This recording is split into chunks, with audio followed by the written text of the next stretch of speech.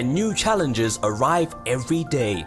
Challenges that weren't there yesterday, but the solutions are needed today. We do have a problem of unemployment in South Africa, of poverty, of inequality, particularly the unemployment that is affecting our young people and women. And this school, we are hoping, can assist us with properly researched information on how best as government can we deal with these issues.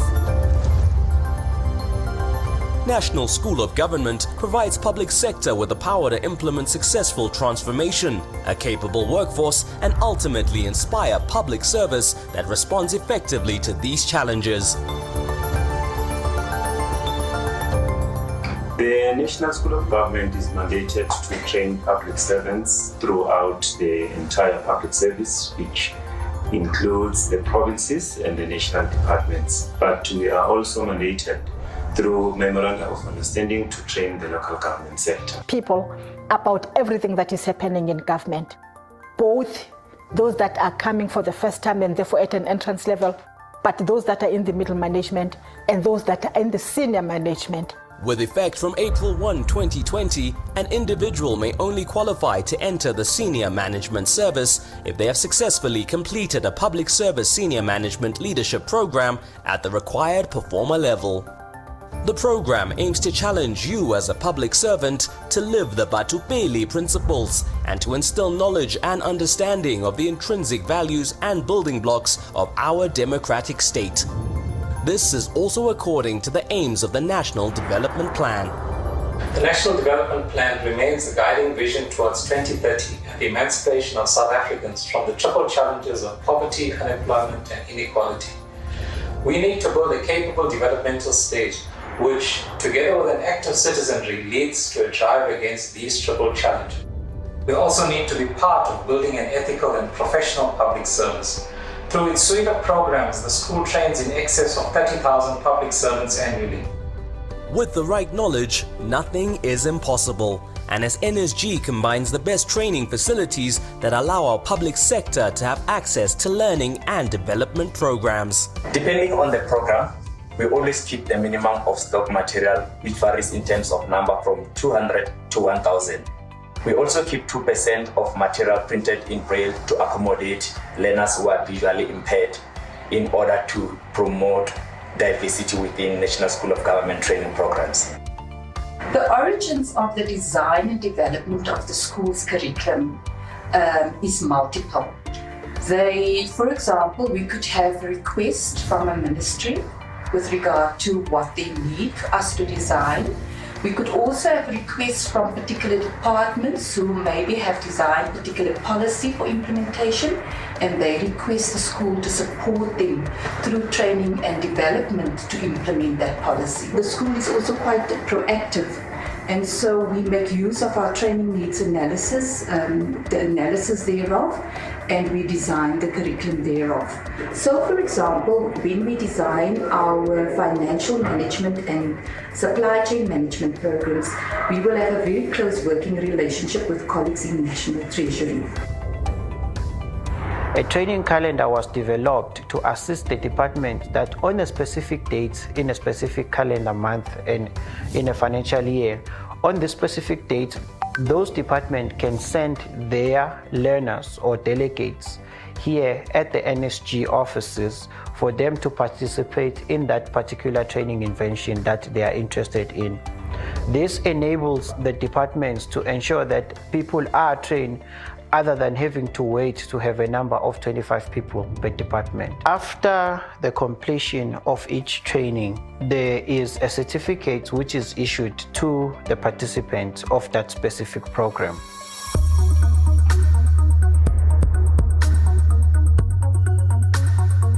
In the era of the fourth industrial revolution, where technology impacts almost everything we do, we have to work together to use its opportunities in ways that benefit all public servants and public service in general. Using technology also enables the school to deliver learning in the workplace at much lower costs. Furthermore, departments don't incur extra costs associated with traditional learning and development, for example, traveling to a training venue, accommodation, catering, S&T. We use e-learning to make learning opportunities available to large numbers of public servants. When public servants enroll for an e-learning course, they take personal responsibility for their learning and development. They can learn at any time, and they can learn at a pace that feels comfortable for them. These are just some of the advantages of e-learning. To benefit, departments must create an enabling and supportive environment. At the very least, departments have to make an internet-enabled device available for e-learning purposes. This could be a desktop computer or a laptop, and our courses are also accessible on tablets and smartphones. The office of the principal is the highest executive office in NSG. The principal, as accounting officer of the school, must lead and provide strategic vision and direction. The principal also undertakes strategic communication with key stakeholders. We have to operate based on the cost recovery model. So we calculate what are the costs that are involved in us delivering a program. Then we add them all together when we come up with a tariff. From there, we take it to the National Treasury to do a review of those tariffs. National Treasury allocation gives us about 30% of the total if you include the vote and the trading account together. So the sustainability of the organization rests with the trading account. So we have to work hard to make sure that we sustain ourselves and generate enough money so that the organization can run smoothly. The school also forges strategic international partnerships and mobilizes resources from the donor community and facilitates engagement in the global knowledge exchange network. The international relations and special projects is one of the chief directorates within the NSG, with the role of coordinating the participation of the National School of Government in international forums. One of those forums is the African Union Specialized Technical Committee number 8, which is dealing with capacity building in the public service across the continent. The second one is the African Management Development Institutes Network, which is called AMDIN. The National School of Government is the secretariat for AMDIN.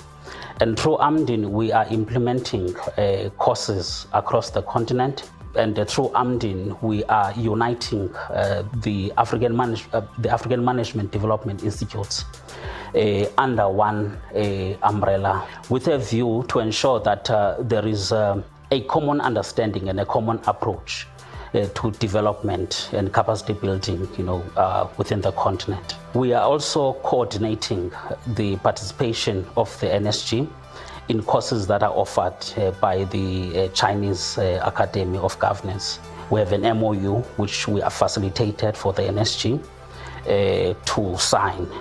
That MOU is between the NSG and KEG. We are coordinating as international relations and special projects the participation of the National School of Government in courses that are provided by several institutions. One example, for instance, is the participation of the NSG in courses offered by the National School of Administration of France. We have sent, since 2009, several public servants from both the NSG and the other government departments. NSG makes space for the public sector to be involved in moving the country forward, knowing that they are part of a bigger team. We contribute to the mandate of government by professionalizing our public servants so that they can go out and give the whole of South Africa a better service, a better quality of service, so that we can all live and be happy in South Africa.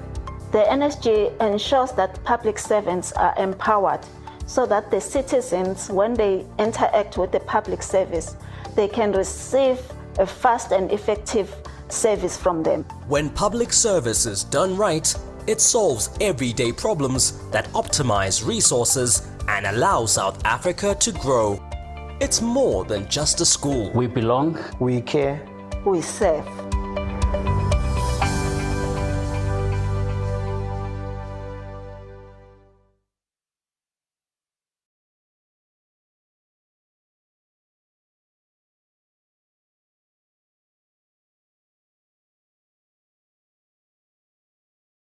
South Africa is growing and new challenges arrive every day. Challenges that weren't there yesterday, but the solutions are needed today. We do have a problem of unemployment in South Africa, of poverty, of inequality, particularly the unemployment that is affecting our young people and women. And this school, we are hoping, can assist us with properly researched information on how best as government can we deal with these issues. National School of Government provides public sector with the power to implement successful transformation, a capable workforce, and ultimately inspire public service that responds effectively to these challenges.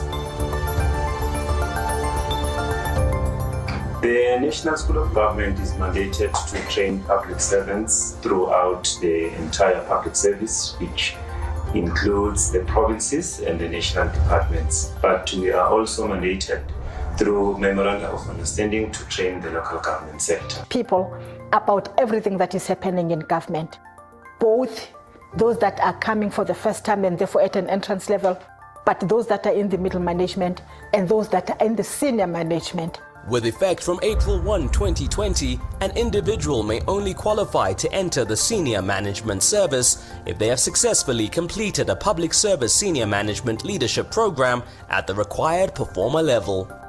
The program aims to challenge you as a public servant to live the Batupeli principles and to instill knowledge and understanding of the intrinsic values and building blocks of our democratic state. This is also according to the aims of the National Development Plan. The National Development Plan remains a guiding vision towards 2030 and the emancipation of South Africans from the triple challenges of poverty, unemployment, and inequality. We need to build a capable developmental state which, together with an active citizenry, leads to a drive against these triple challenges.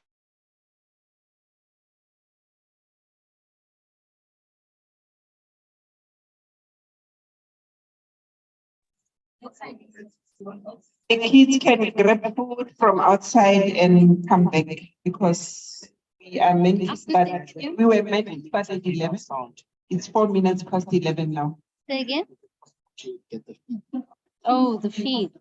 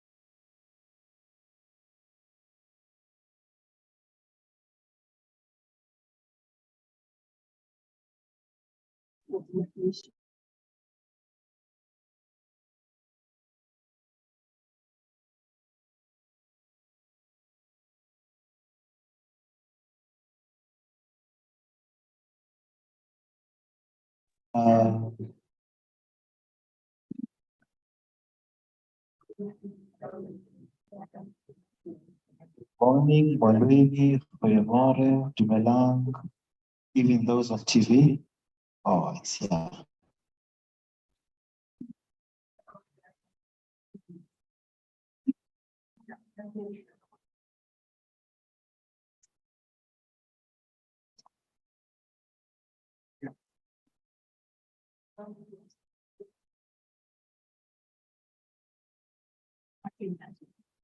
Thank you so much. Thank you. Are we all seated? Can I ask a big favor? I see adults are sitting on one side of the tables and the learners are on the far side. Can we please pick some of the seats where the learners are so we can have them everywhere in the room? They are not here as the UN observers. They are part of us and they're going to be participating like us. So maybe Bridget, some of you guys, could you kindly move to that side? Learners,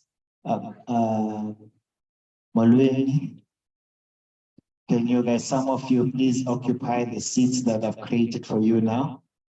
Otherwise, Mhlonishwa will assist us there.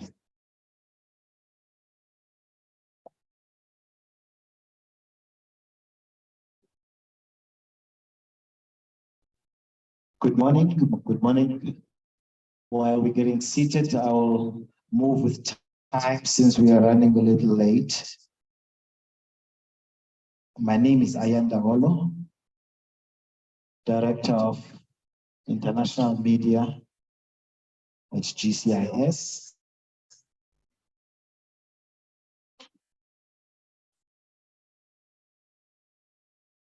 Yes, now we are working together, young and old.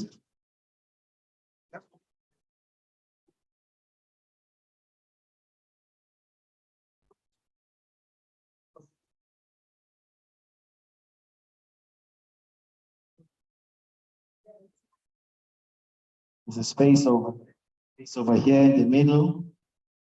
Some of you.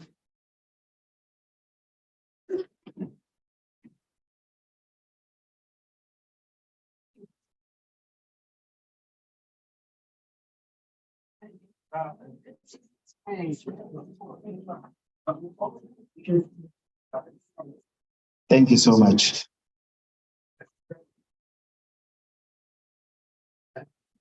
We're going to split things up and I'm going to count to 15 seconds and close the doors. Kindly be seated.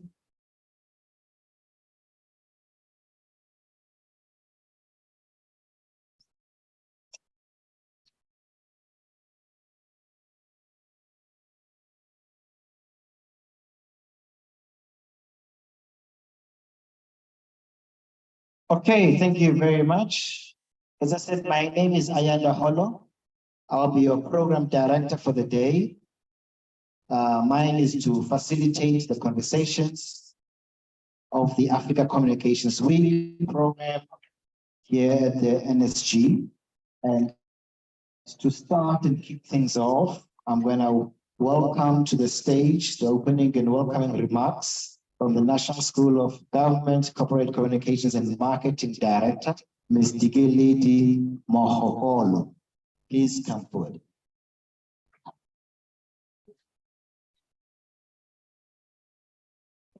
Good morning and welcome to everyone. It's such an honor to come be part of this momentous event. And it's very important because I take it every one of us. And when I say every one of us, I'm including even our learners from Hammanskraal, that we are here to save the Africa that we want to see in 2063. I would like to welcome you as the National School of Government and just the line about us, a government department that is mandated to train public sector and develop their skills. You can go to city and have your diploma, degree, or master. There's education and training development that we offer as the National School of Government, but you will see that as we proceed. For now, I can only say we are delighted to host you with the government communications and be free and feel at home. We urge participation because we are here to shape the Africa we want to see. Thank you.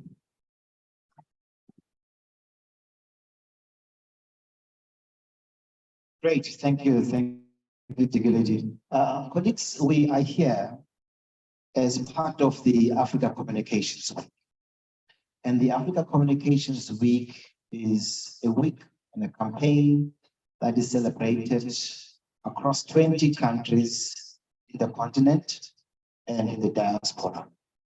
The main aim is to really shape the skills of communicators in Africa who lead their own narratives, develop, and to get their fair share of voice, global affairs, continental affairs, domestic affairs.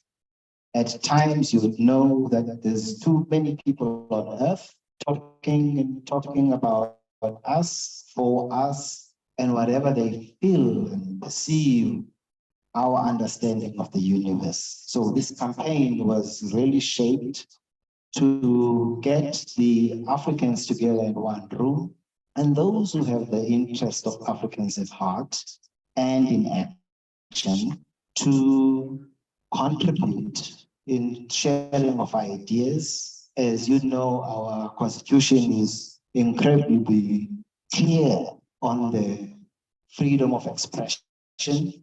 One of the cornerstones of any respectable democracy is about people imparting knowledge, building knowledge, and sharing that knowledge.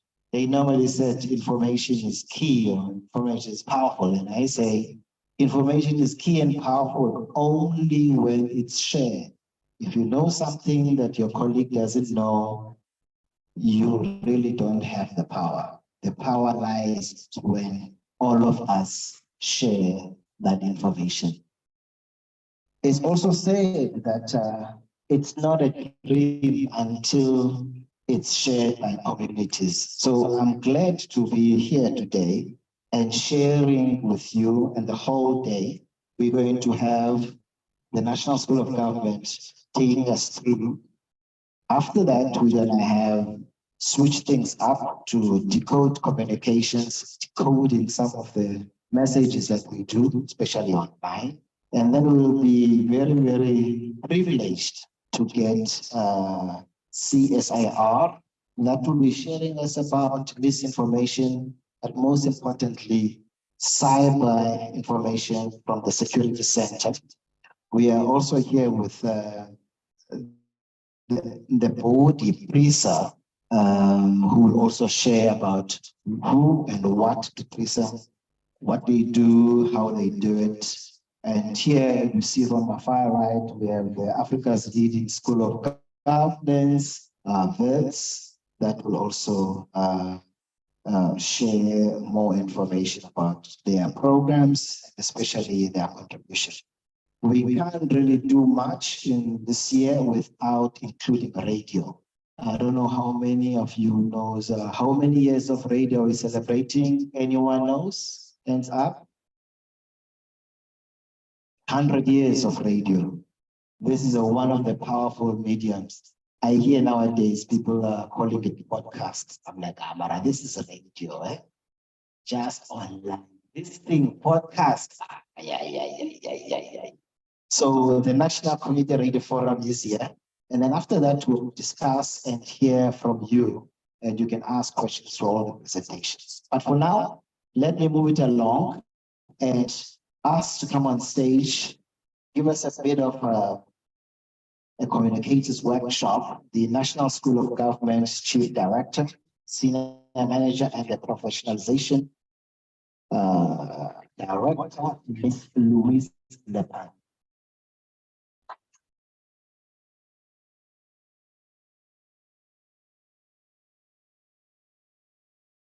Give it up for Louise. Let's rock it for Louise. One more time.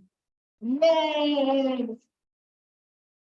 Good morning, everybody, and thank you very much for joining us at the National School of Government. My session name is Rahadi, so please call me Rahadi and be comfortable to call me Rahadi. That's my name in the organization. So will you mind to stand and help me?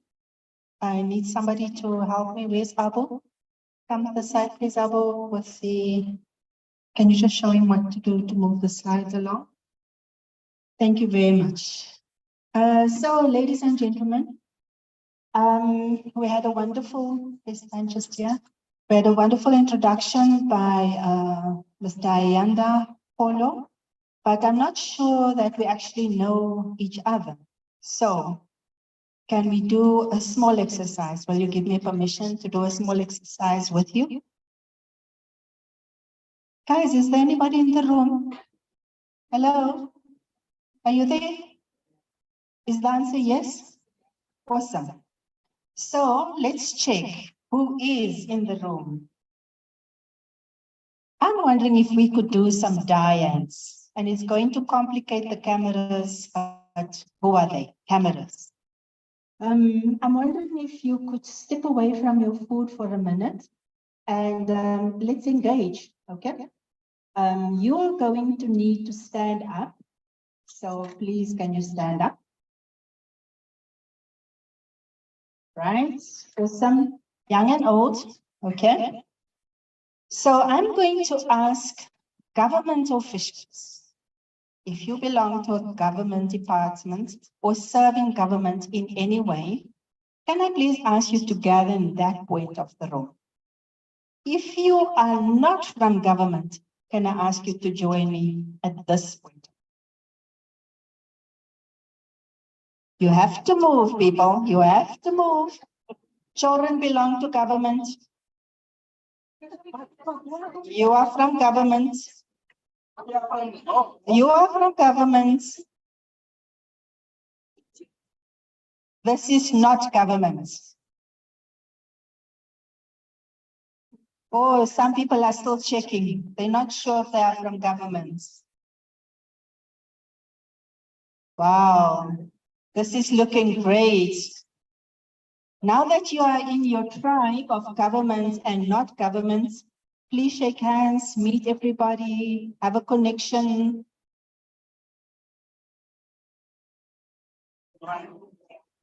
Can those adults please shake hands with the children?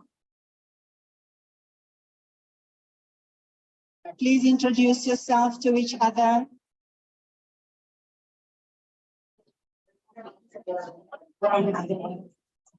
Very nice.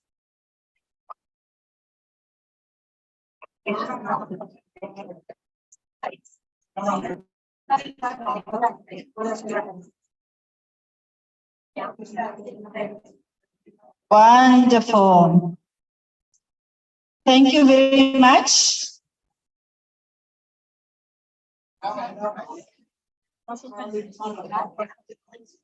Thank you very much.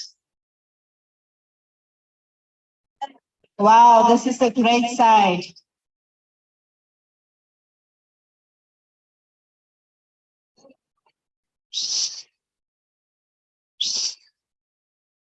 Ready?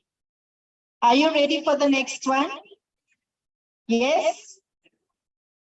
Are you ready?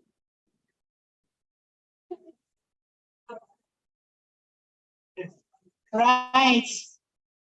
Please work with me. It's a big group of people and I only have one voice. So please work with me. Wonderful.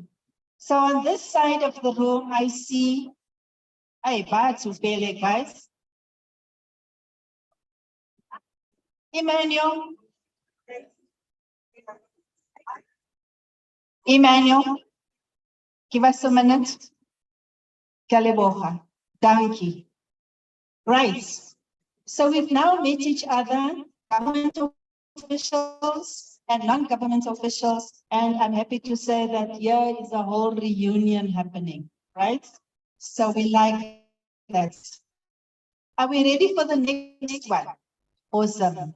I would like to check youth under 35, that side, and over 35, senior youth, this side, please. Under 35, youth, that side. No,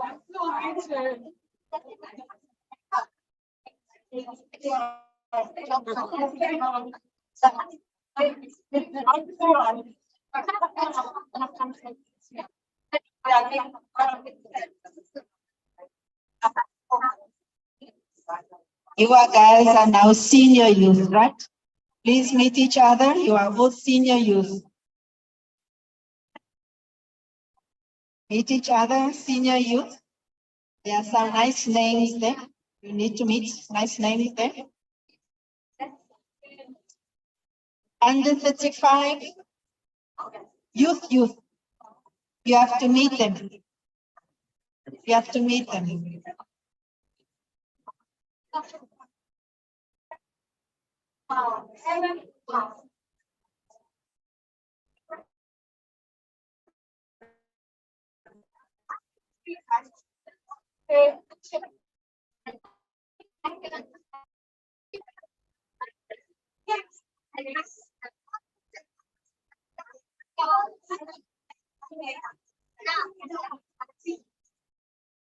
Right.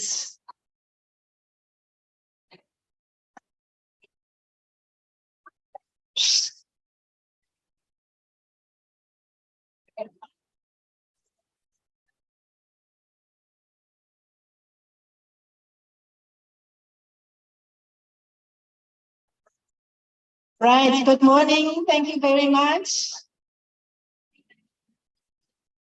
Are you there? You know, the senior youth have got a lot to say. My senior youth.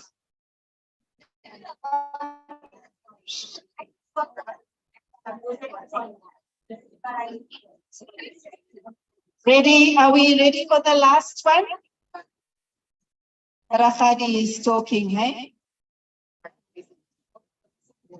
Yes, Mr. Ayanda wants to migrate to the youth. My senior youth, can you work with me, guys? Bayadanki, Kaliboka. All right. So this one, the last one. Work with me, guys, senior youth. They don't know. When you say Tula, they don't know. They don't understand. Right. This one is a full mix, okay? If you had to choose, which one would you choose, right? If you had to choose, which one would you choose? So I would like all the birds to come on this side and all the ants to go that side. If you had to choose, would you be a bird or would you be an ant?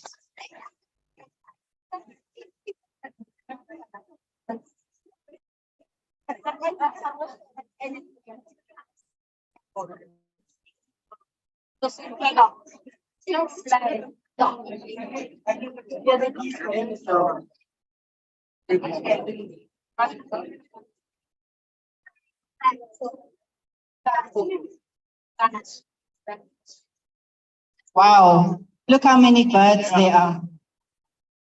Look around, guys, look around. So check on which bird you are. Are you a little mossy?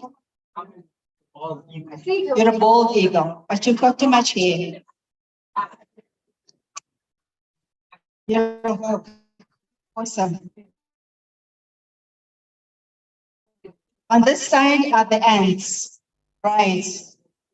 So let's just look at the exercise that we've done. We've had an opportunity to meet government and so government officials to connect with each other and other officials to connect with themselves. We had an opportunity as youth under 35 on one side and senior youth on the other side. So 35 may one day over time migrate to senior youth, isn't it?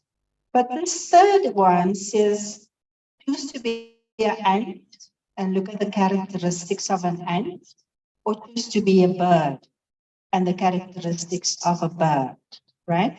Now you know why you've chosen it. But for government, it's all about the ants, isn't it? For government, it's all about the ants, working together as a team, making sure that the work gets done, making sure that you do what you're supposed to do when you are supposed to do it. Yes? Nothing wrong with being an ant. But if we are all birds, we fly away when the trouble starts. You know those people. They fly away when the trouble starts. Yeah? Ducks are also birds. So they paddle all along while looking calm on the surface. Yeah? And when the trouble starts, they're paddling, calm on the surface. But birds also allow us to think broadly, to think widely, to have a greater vision. Okay? We can't do government without ants, and we can't do government without birds. Yes? So please give yourself a hand, be warmly welcome, and participate in the rest of the workshop.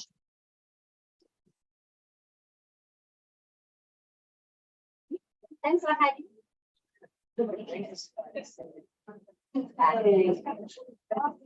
yeah.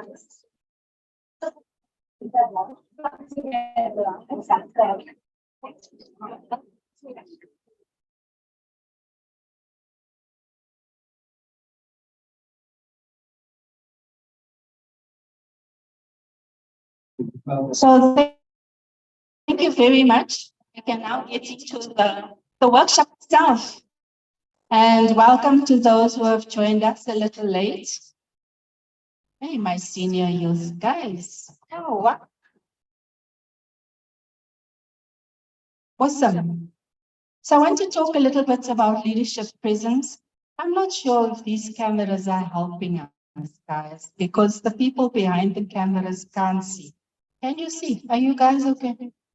I want to talk about capacity for trust around influence, about the constitutional values and principles, and then, of course, navigating the future and some predictions. Now, where is my right-hand man, Abu? Abu, you need to be moving the slides for me, if you don't mind. So, we're going to look at leadership, and I spoke about ants, and I was quite clear, we need ants and we need birds. I'm inviting you next to come to bring your unique contribution and go, please, being unconditionally curious. And the last point, to go for growth. So you're going to use this workshop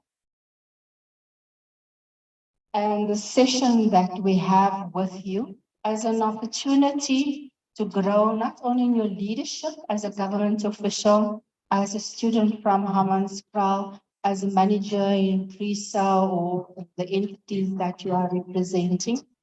You are going to be driving the leadership conversation through the pen, through the social media, through the internet platforms. But it's all going to be about conversation with you.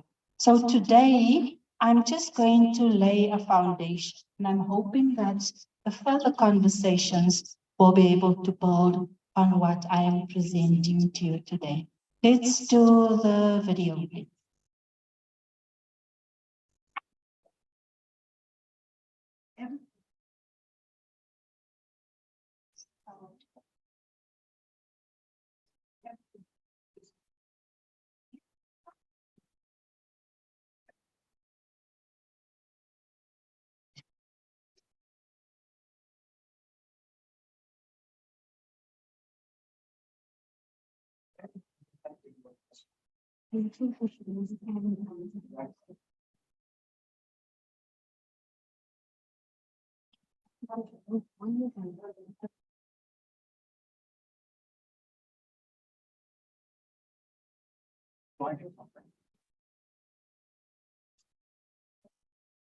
So luckily I was born before technology, right? Can the IT people please assist, or are they going to stand there at the back? And give us good sound. Everything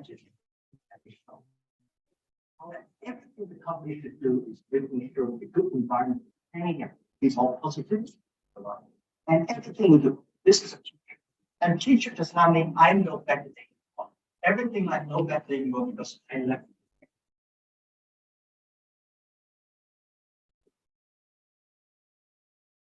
Okay.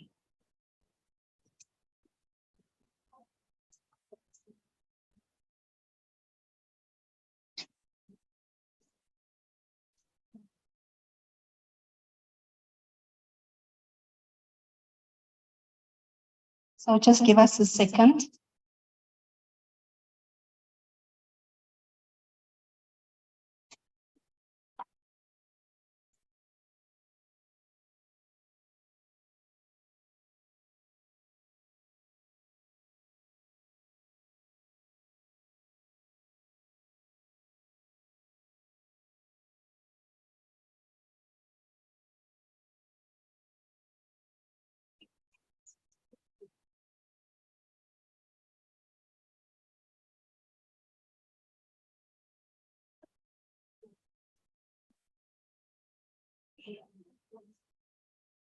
So I'm not sure what do you do now when the videos crash. Let's move on. Can you move on to the next slide, guys?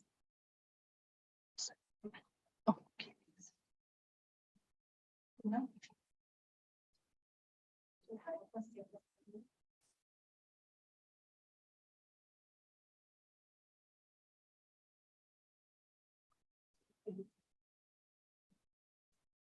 So when you have a great warm, hot start and you crash because of technology.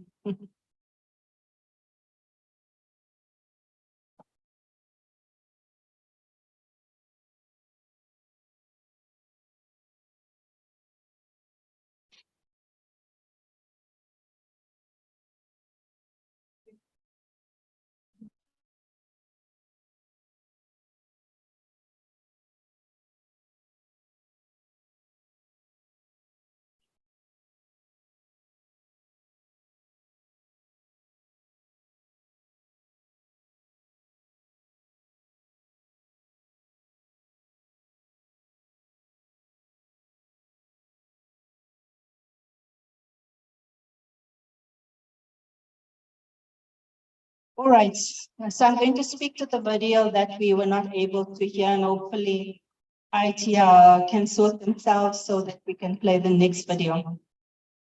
Basically what Jack Ma says is our education and training is in for a high jump.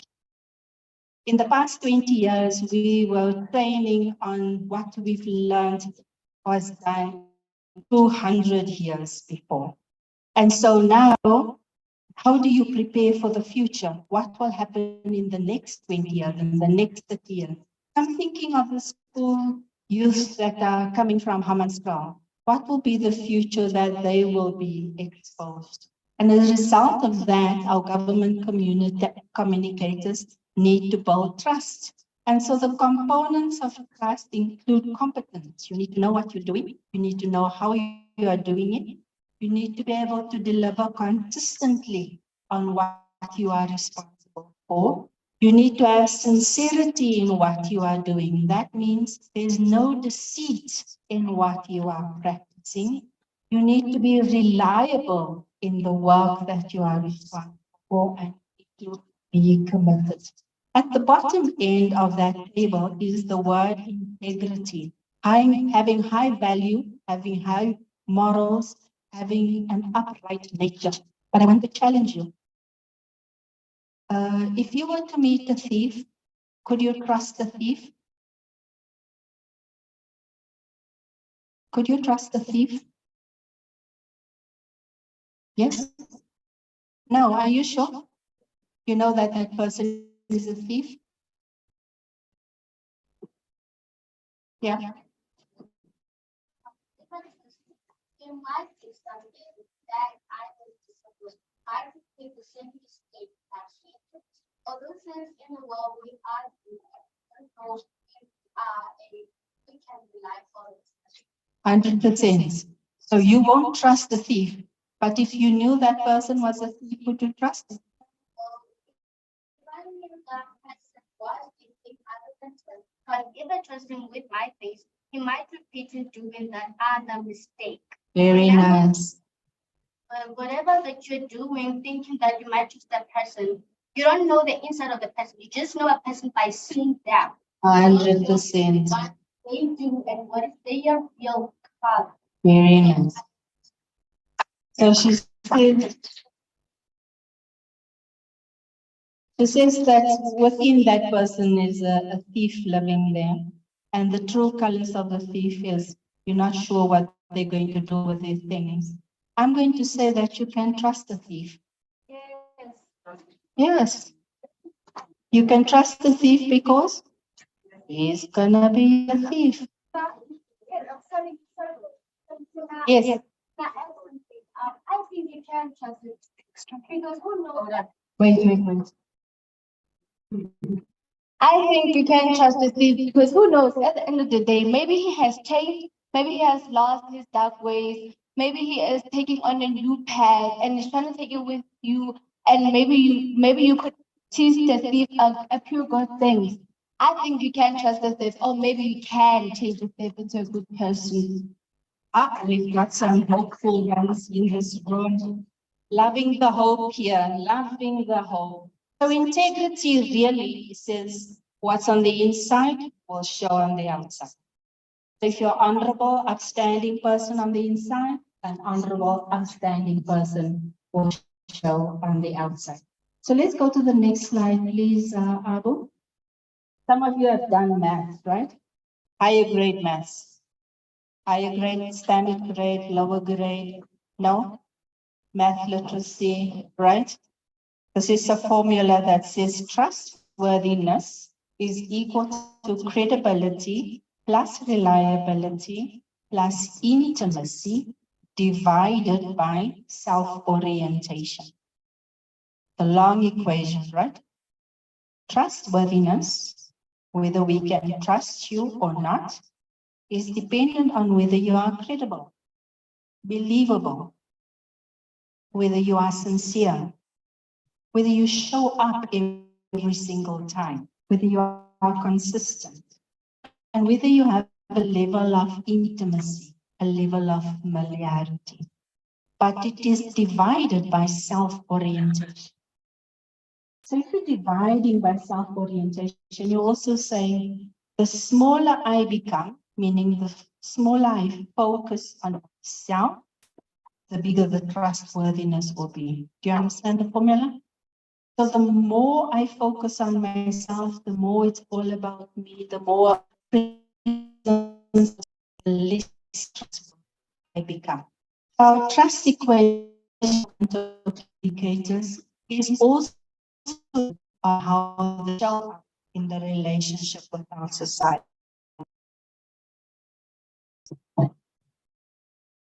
Abu, can we go to the next slide?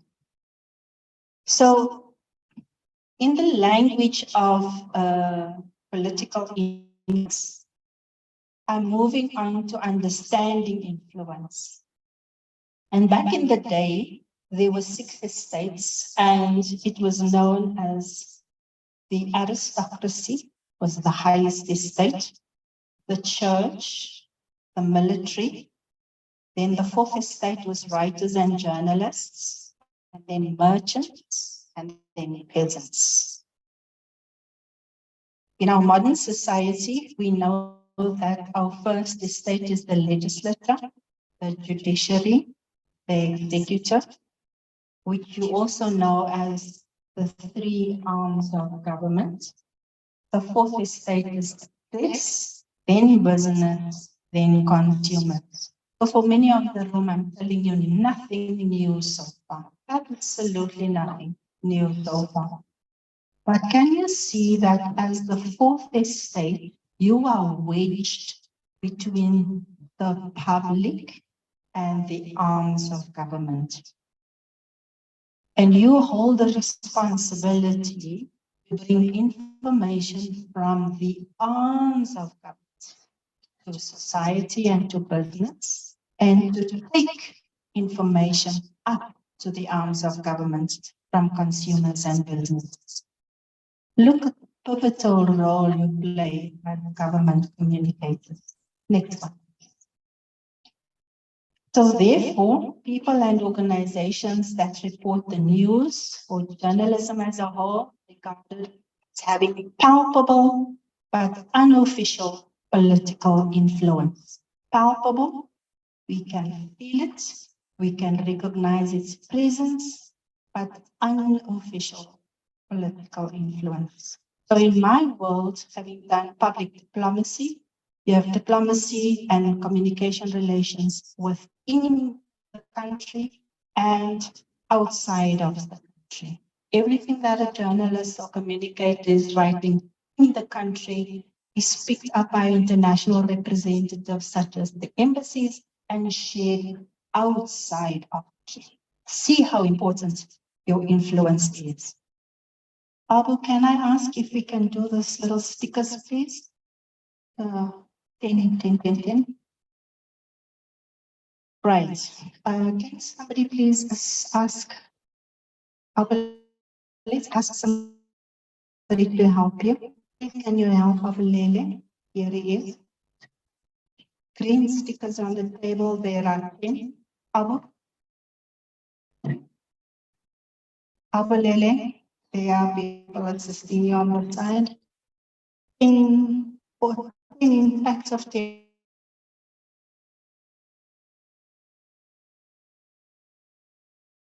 People assisting you on the side. In 14 packs green, just one pack of waiting for the green to come around. I would like you to have a look on the list that's on the screen. The exercise is choose 5 values that resonate with you. Choose 5 values that resonate with you, write it on the green card. Abu, do we have any on the side? Everybody should have their own card, please. They should be in a pack. Not red, one on each table that's red. No. Everybody should have a green card and there should be one red card on the table.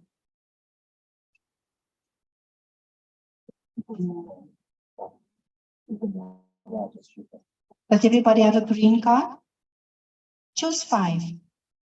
The people in the hot seats this side don't have green cards, Abu. The people.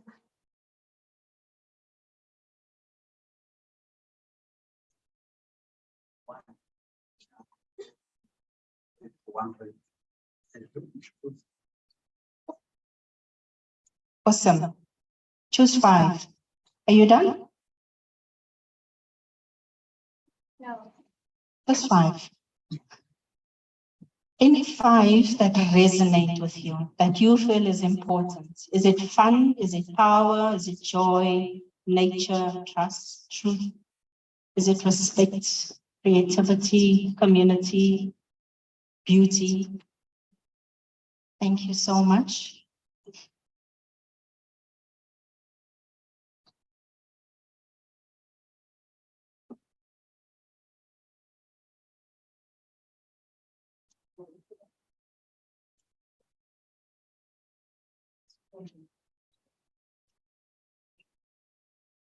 You've chosen 5?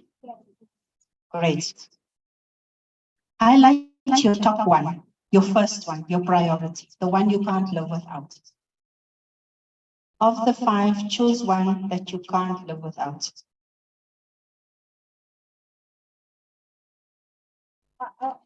On the 5, I've chosen self-care. 100%. Give me a second, I'll explain. Just give me a second. Just give me a second.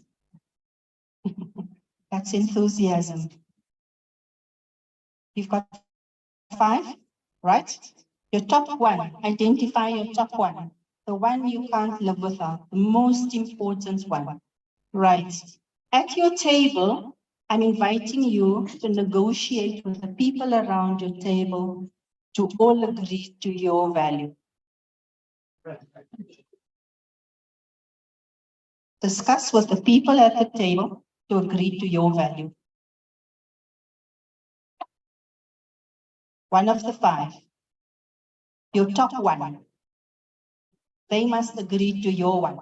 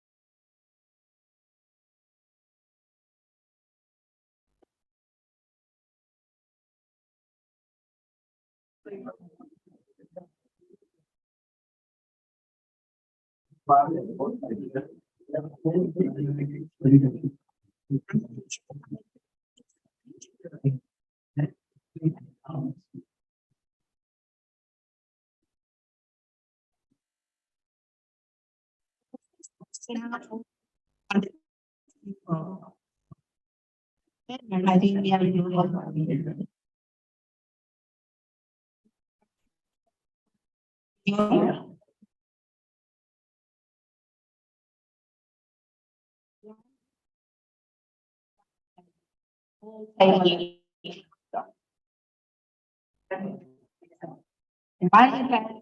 the whole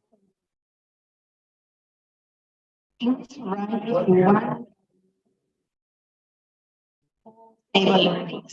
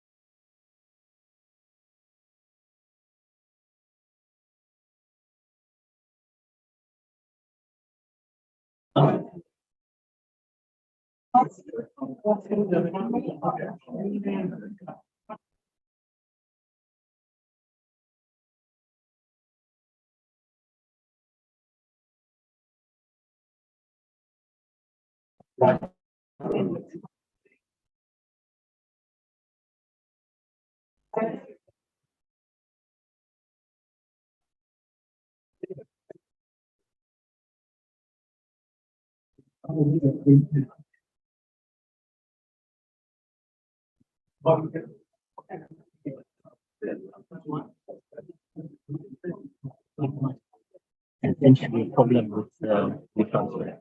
It completes, but then it says it didn't send. We have a personal email address.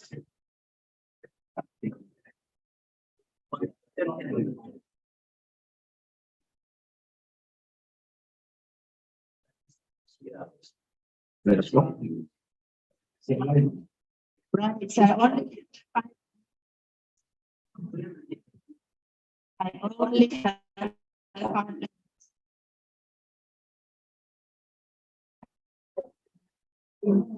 Let's hear from the tables. What is the value? Let's start on this side.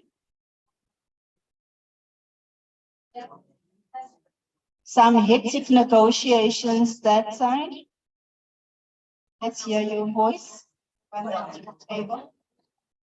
All right, let's get some feedback.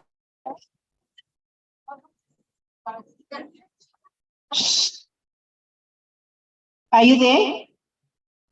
Let's get some feedback from Nontakosa.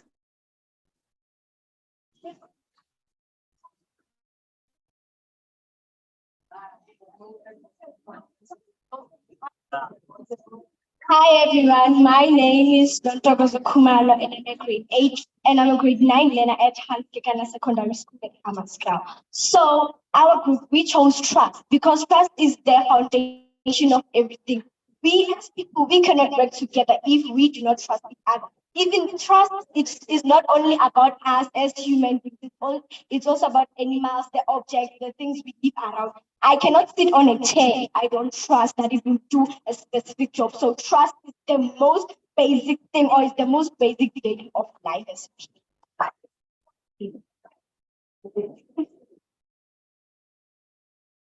Hi everyone, I am Idemo Malege, a student at Hanskekana Secondary School. So what we chose as a group, we chose self-care. I mean, put yourself first. You have to take care of yourself emotionally, physically, and health-wise. You need to make sure you put your morals in check before you can go on and put your trust out there. Thank you. My name is table on the side, please, someone. Absolutely. So we chose trust after a wrestle between leadership. And on the other side, emotional health flanked with loyalty. So we felt the motherboard of all these characteristics is trust. So yeah, that's our group, that's our table.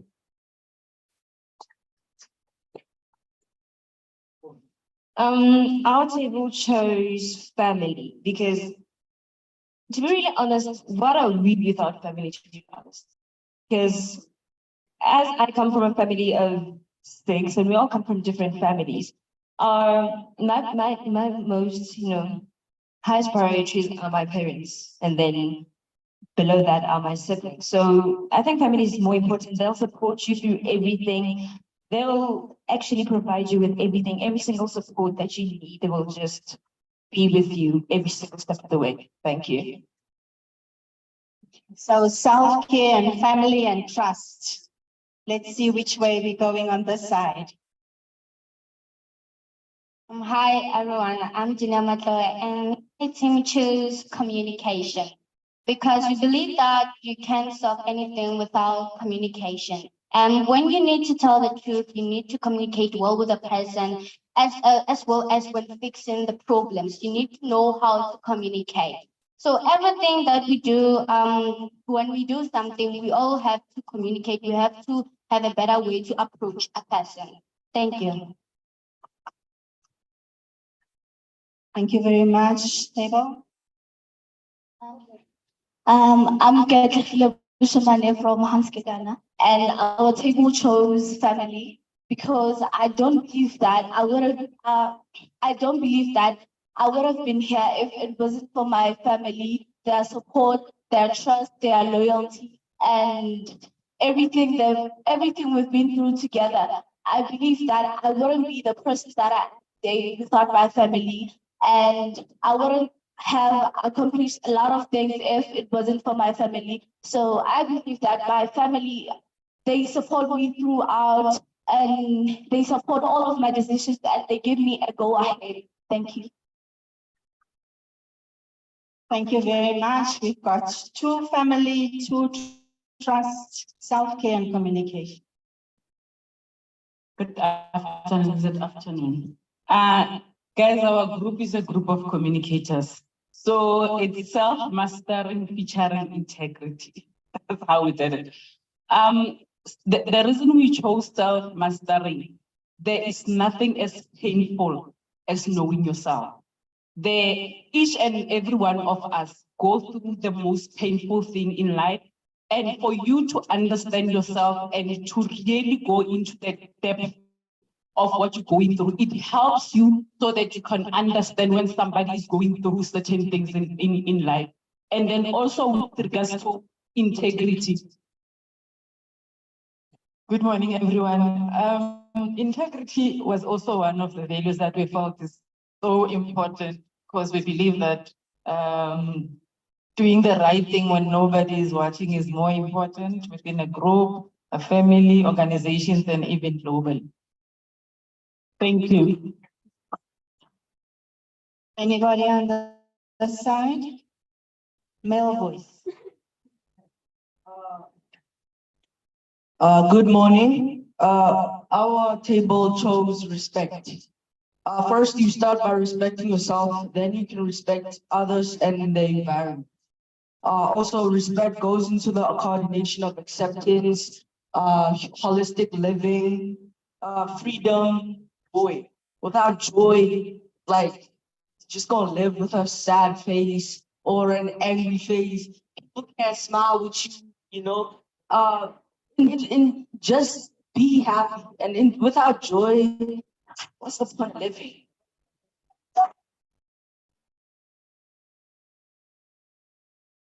Yes, we are in the hands of the youth. Anybody here?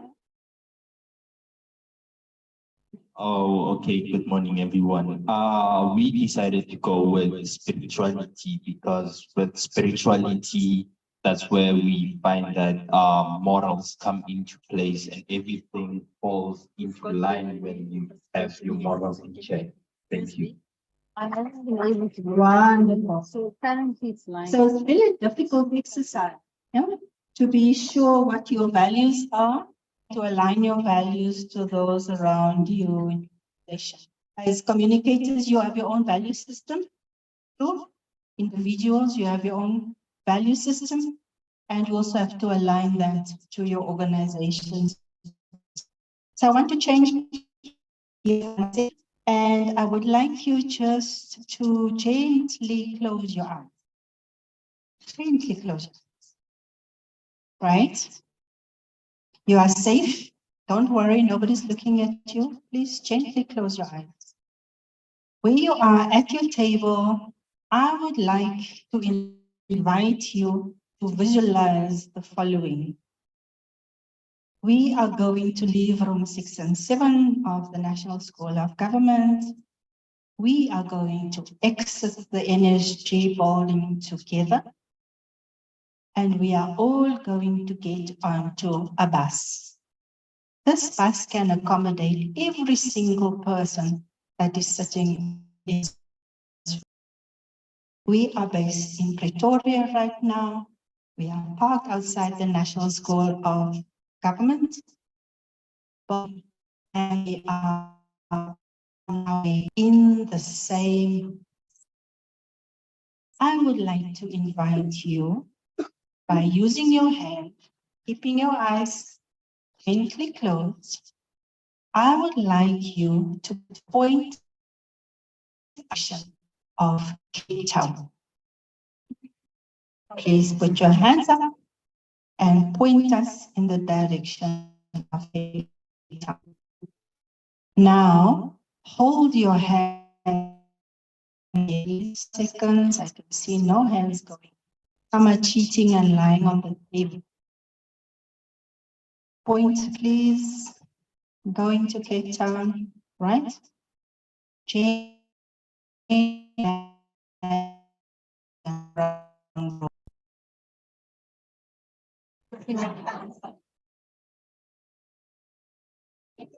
Change. Rise. So what is that very simple exercise saying? We are not on the same bus. We are not traveling on the same bus, right? So thank you very much. I want us to appreciate the value of values. Values give us direction. Values give us unity. So getting onto the same bus means that we will have the same values and we will be traveling in the same direction. And to do that as a country, my next slide, please, we have the constitutional values and principles, section 195, chapter 10. These constitutional values are the equivalent of the bus and equivalent to the direction. Now, I am totally running out of time, and this is the most important exercise. You'll see the 10 values and constitutional values and principles on the sheet that is with you. It says, what does it mean for me? And what does it mean for my department? So whether you're from PRISA, whether you are from BIRS, what does it mean for you as an official from BIRS? What does it mean for you as a member of staff of BIRS? So exercise quickly, and then I need to just move on. Do I have a few more minutes? Just a few more minutes. All right.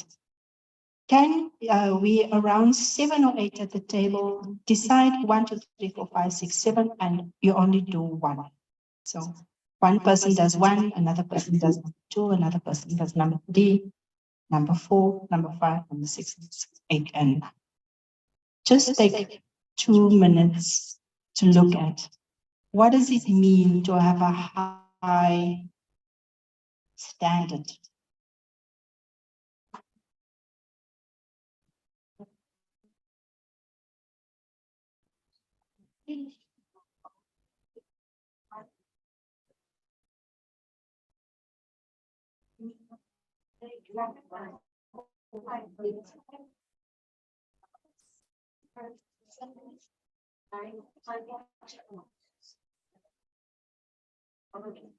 Right, if we do the exercise, you are going to say a high standard of professional ethics must be promoted and maintained. What does it mean for me? What does it mean for my department? If you're coming from Mozambique or Swaziland or Lesotho, you would probably have the same exercise for your own country constitution. Let's just do one.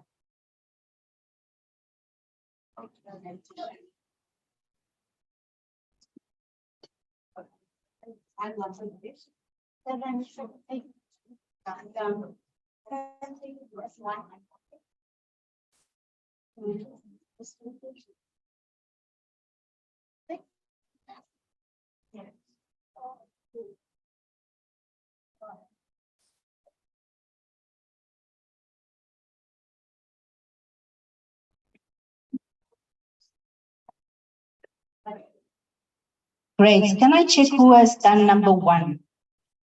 Please volunteer. Who has looked at number 1? A high standard of professional ethics must be promoted and maintained. A volunteer. Thank you so much. What does it mean for you? And just speak to what does it mean for your department. Intro yourself. Good afternoon. My name is Manivika and I come from the Ministry of Governance. So basically with number 1, the focus on the principles is setting a high standard of professional ethics must be promoted and maintained. So for me, what it means is that I need to do my work professionally, I need to do my job honestly, and I need to have integrity. What does this mean for my department? It means that we should have a high standard of work output, we should be efficient, and most importantly, we should do things by the book and be accountable for all the choices that we make to ensure that our customers receive the best service that we can possibly offer. Thank you. Let's give her a hand, please. Well done. Can I take a volunteer for number 2? Efficient, economic, and effective use of resources must be promoted. Government officials, you know this, right? The UIF. You know the UIF. Irregular, fruitless, and unauthorized. Where am I? Thank you very much. Number 2, please. Angelica van Dor from the University of Pretoria. When speaking to efficient, economic, and effective use of resources and the promotion of using resources effectively, personally, for me, that means, firstly, when it comes to executing my duties, I must be working at a time when I'm most efficient. If I work best in the morning or after lunch, I can focus and zone in on that.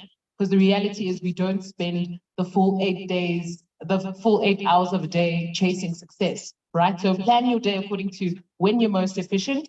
When it comes to economic efficiency, we're living in a time of scarcity.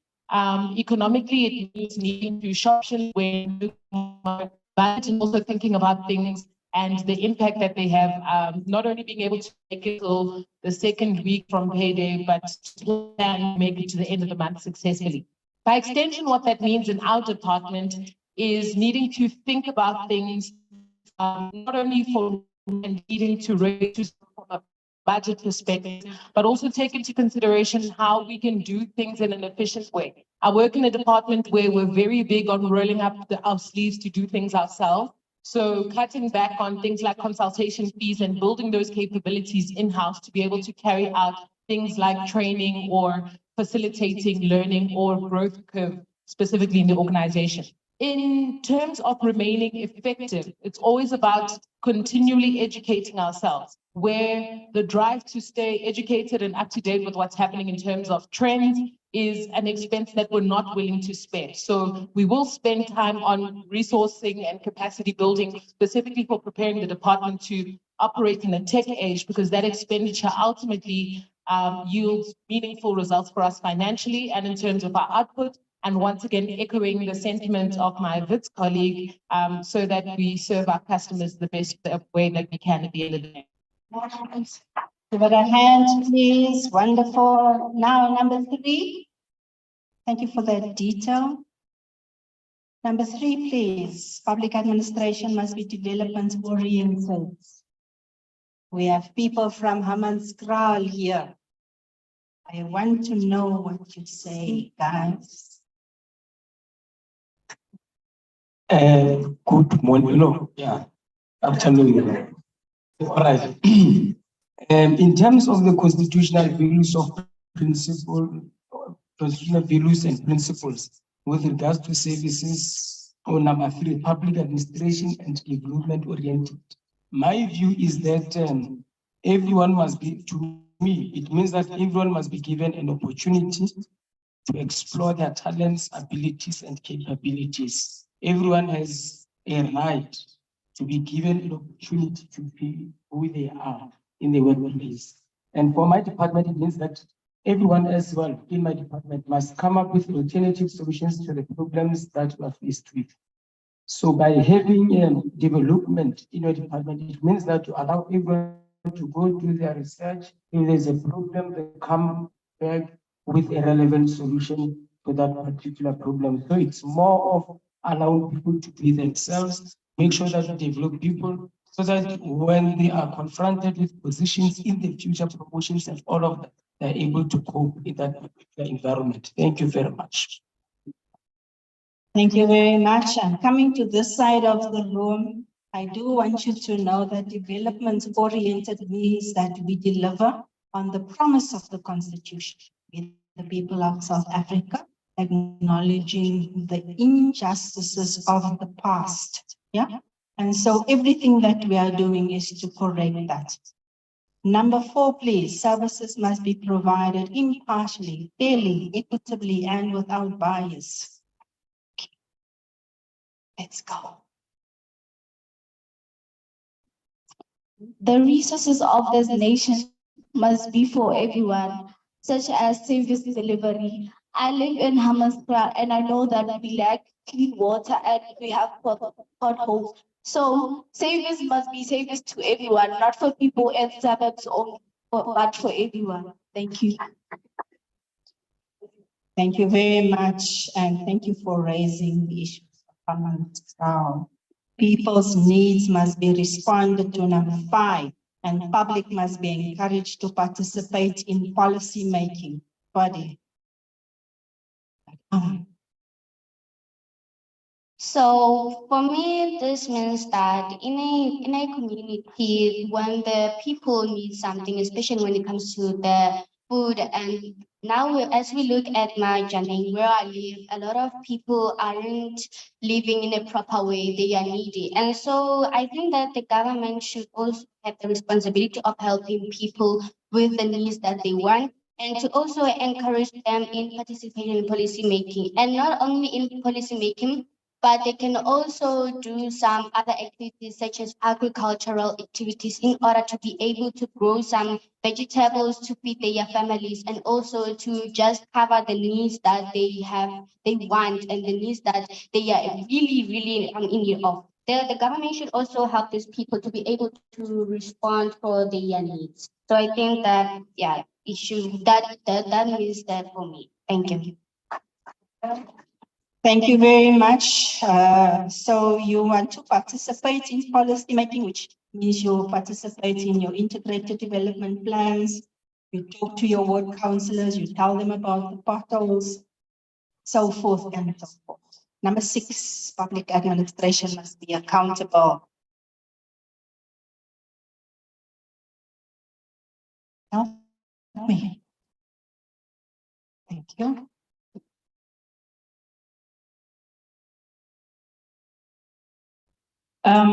Public administration must be accountable. For me, what it means as a public servant is that I should serve with integrity, loyalty, efficiency, and be accountable to the people. For my department, it means they must pay people 350. I work for SASA. A lot of people, they are going through the most. We know what happened after the pandemic. And I'm also responsible for social media. Guys, it's a mess. A lot of people haven't been paid since donkey months ago. So those are some of the things that I go through on a daily basis, and it is emotional. So government must take accountability. We need to live by the Batupuli principle that we preach to the people, and yet we are not following them. Thank you.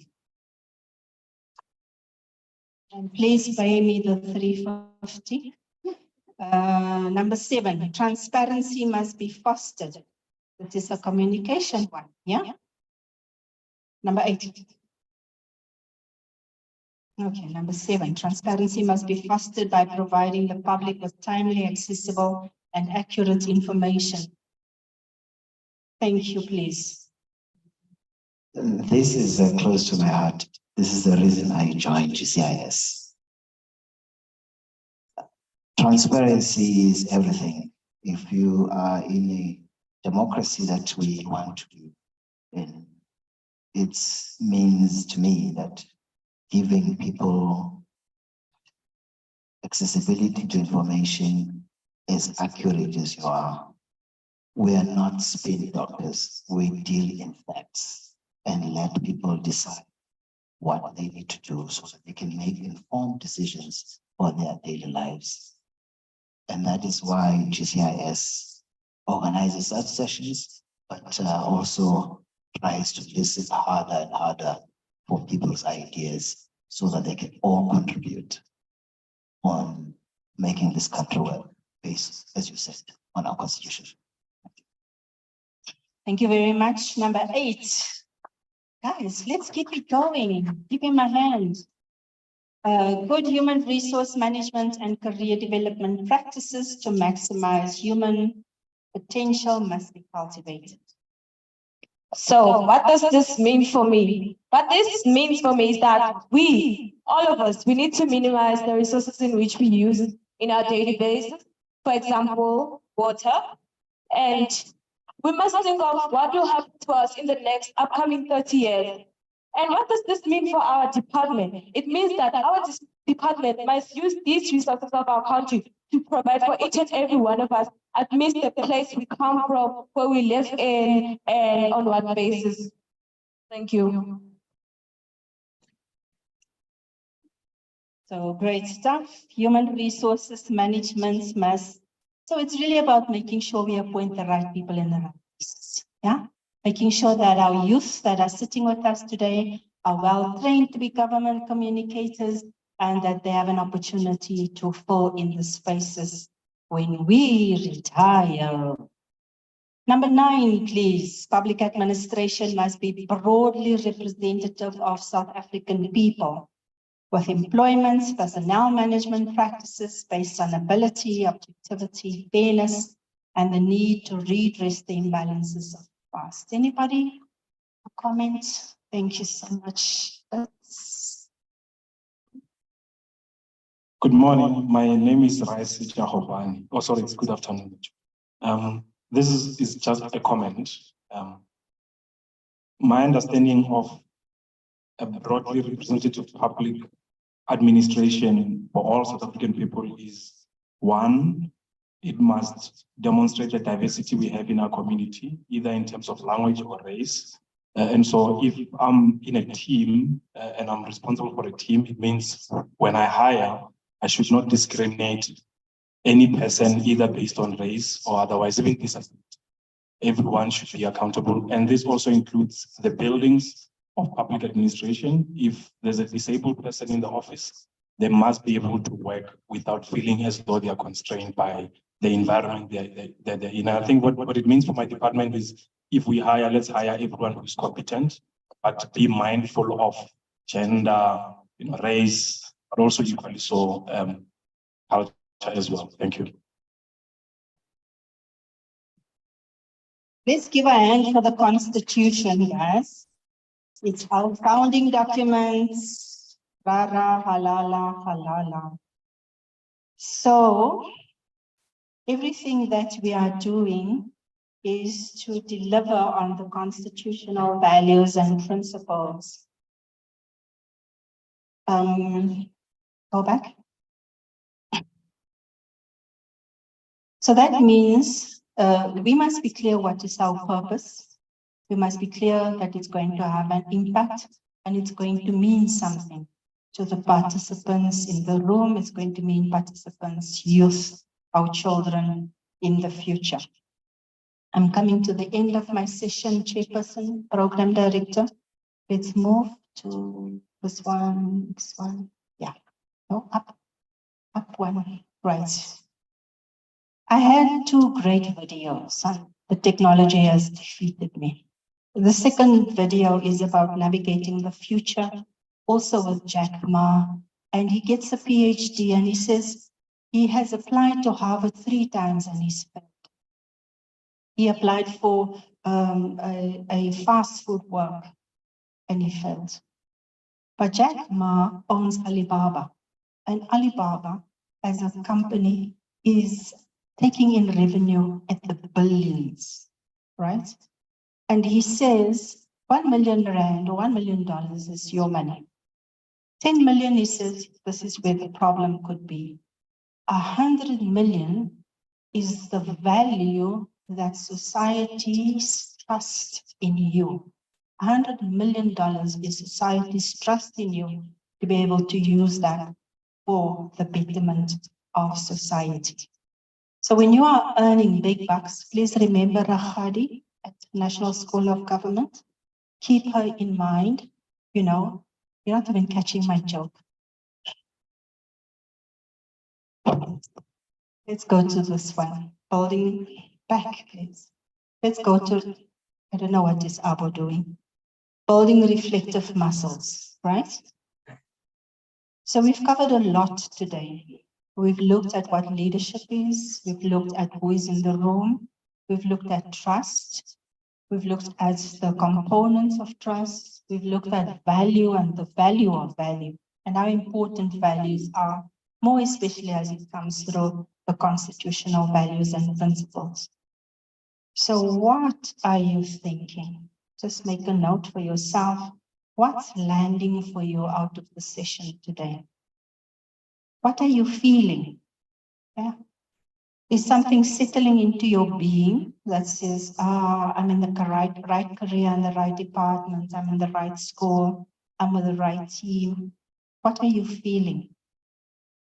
And then what will you be doing about what you have learned today? So as you move forward in the program, I just want you to recognize it can't just be training in a lovely environment as the National School of Government with flowers on the table and tablecloths. What we learned today is what we are going to apply and share with the people outside of this room. And that is going to make the difference. So I want to leave you on the thank you slide, please.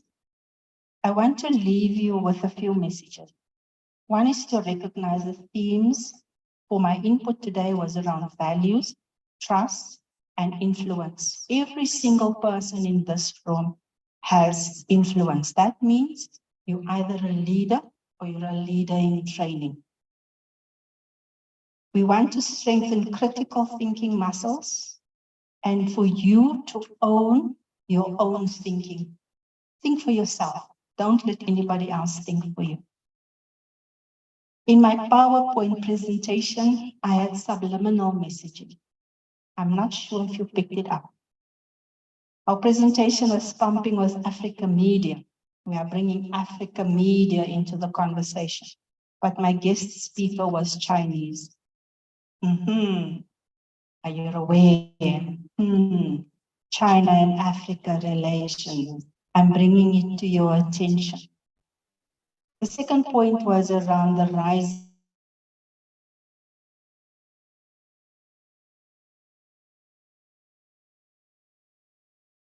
The second point was around we can do the copy edit. So technology will therefore mean we lose our heart if we compete with machines. I can only invite you not to lose your humanity. And then lastly is to understand how powerful your values are. Values in your community, in your family, in your society are the bus that we get on and traveling in the same direction. Values bind us. Values keep us connected to each other. Values give us the strength to continue when everything else is falling down. Program Director, Rahadi Kaleboha, dankie. Thank you, Rafadi. Engosi kakhulu kakhulu kakhulu. Next, we're gonna get a specialist, a scientist that is gonna tell us more about decode communications. And that's not a set-top box decoder, but he will tell you more. This is Mr. Lorando Chenkeng, which I spelled it correctly the last time. I apologize again in public. He will be telling us about the reputation management and crisis communication. So, Mr. Lorando, please come forward.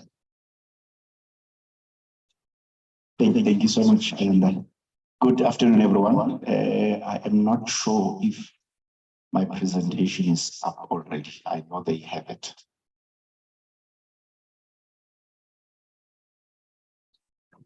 It's here. Where's the IT mastermind? No. Oh, there.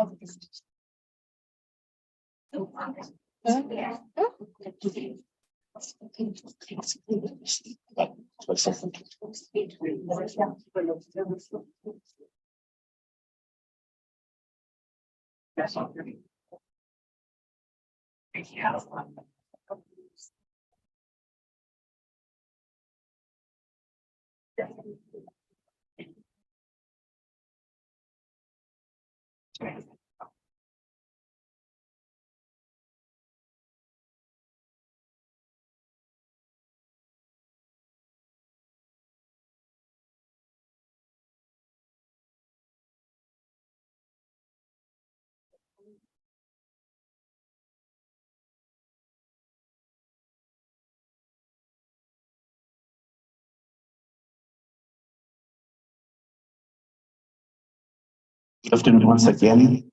My name is Laura Dotsinkeng. I'm a young man from a small village in the northwest called Taum. I'm a husband of a very beautiful and intelligent public servant, Dotsinkeng, who's a mother of three. Who is 21, is at university. I know I look 23, yes. And I have two girls as well. I have had the opportunity of working in the public service, although it may not necessarily have been through,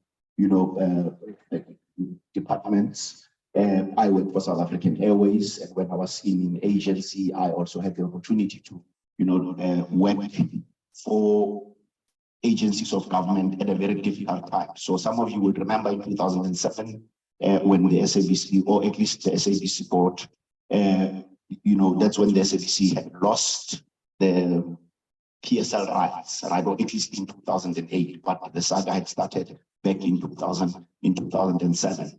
So I've had the opportunity to work through crises and very difficult times, helping clients, and also working with some other very, interesting clients. Allow me to start here. And when I approached, I thought, that I can do this in one of two ways. One, approach it the typical way of saying, this is what crisis is, this is what reputation management is. But I thought of the room, right? And I'm glad that I did not know that there were going to be students in the room. It means that, Nali Mudimu, we are communicating. So he did send me a signal that I must be considerate of young people. And I thought that I should start here. I'm hoping that it will play along, because this video Rakhavi must play. New generations. You can see there's a bit of confusion to what is millennial travelers all about. So here's a message to you that may help. And we should start by saying, we're sorry. Sorry for being unable to sit still in an office.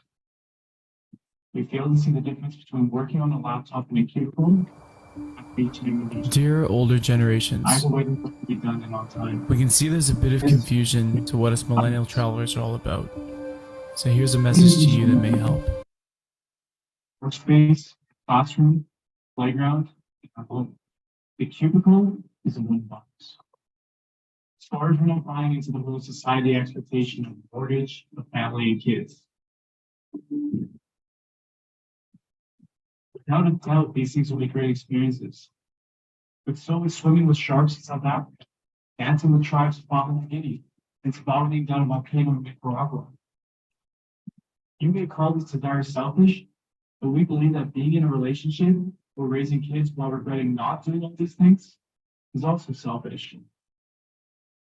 Why surround people we love with our own pain and grief?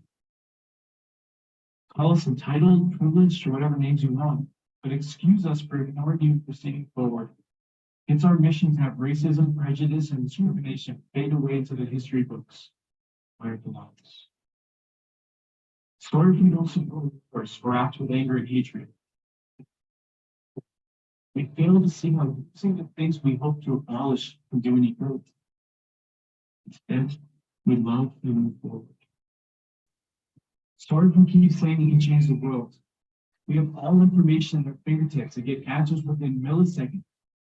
3.4 billion people are online and only an email, tweet, or Facebook message away. It's hard to pass on this opportunity. We know you can also see the opportunity.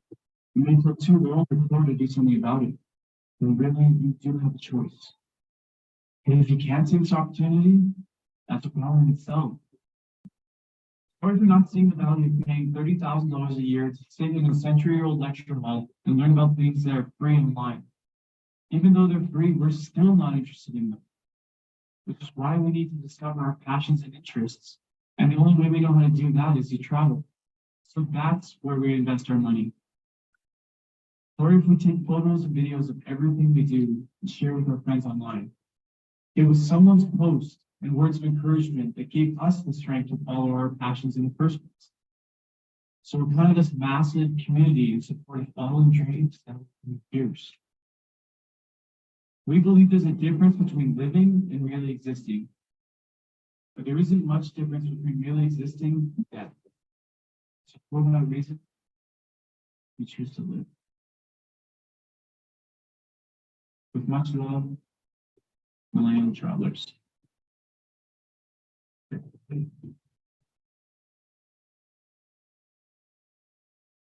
By a show of hands, how many of you the video resonates, whether it's the taking many pictures, whether you're eating?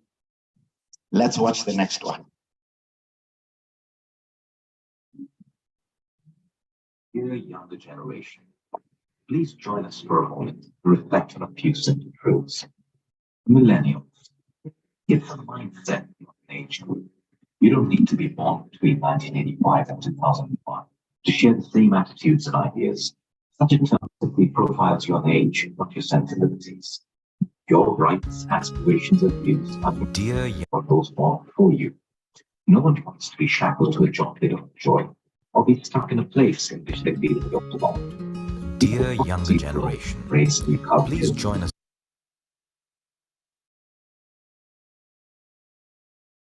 Read Kafka, Kerouac, and Hemingway. You will discover that these are the fathers of millennial mindsets. Older generations, they are no different than you. I'm sorry you think you're hard done by and you regard your parents as slaves to the man. They only wanted the best for you. Please don't judge unless you've walked the lines in their shoes. Sure, the cubicle is teaching. Let's step away from it and take a moment to be gracious towards those who got us on our paths, whether friends or family. Someone nudged our views into shape and gave us a sense of self-belief. Power of you. I'm sorry that you think raising a family is to be substituted from your personal views. I'm sorry if some older generations smirk at those Instagram artistic tattoos, superfood salads, and artisanal coffee shops and handcrafted sunglasses. We know there's more to you. I'm sorry to tell you that the older generation is equally concerned about the planet, politics, war, poverty, climate change, and all the other issues that riddle our generation. We don't like to burst your bubble, but your millennial sentiments are actually millennia old. Since mankind came into existence, it is in pursuit of new experiences. This romance, these dreams, and aspirations for a life well lived are not just yours. Each person on this planet is a millennial, some with the latest iPhone, some with no clean water. These dreams of yours are the same as that destitute child living on the streets, or that Syrian orphan living in a refugee camp in Jordan. I say, go and travel, but don't be a spectator, starring in your own show. Be a change maker, not just a millennial.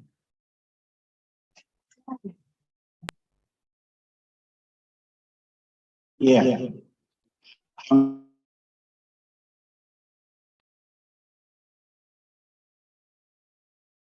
They've committed, I can say. So, and I start with this too because one of the biggest challenges communicators have is connecting with our audiences, right? Importantly, always staying engaged. But sadly, a number of things keep us almost stagnated, right? If you see the example of this picture as an example, you know, a lot of millennials walk into the workspaces and they tell you about the newest gadget. They talk about ChatGPT. They talk about all of these things that could make their workspaces efficient and right. And of course, you may be this boss there who says that, please don't waste my time because I've been doing this way for the longest time. You're trying to kill, you know, an enemy with a sword where you could be using a rifle that could discharge a number of rounds at a time and destroy. But importantly, and the reason I started where I started again, it's important around the mindset, because even with comms, that is the biggest thing. A friend of mine, Seppo Matseba, who runs a PR agency, often says, if content is key, which is a phrase a lot of you have heard many times, context is God, right?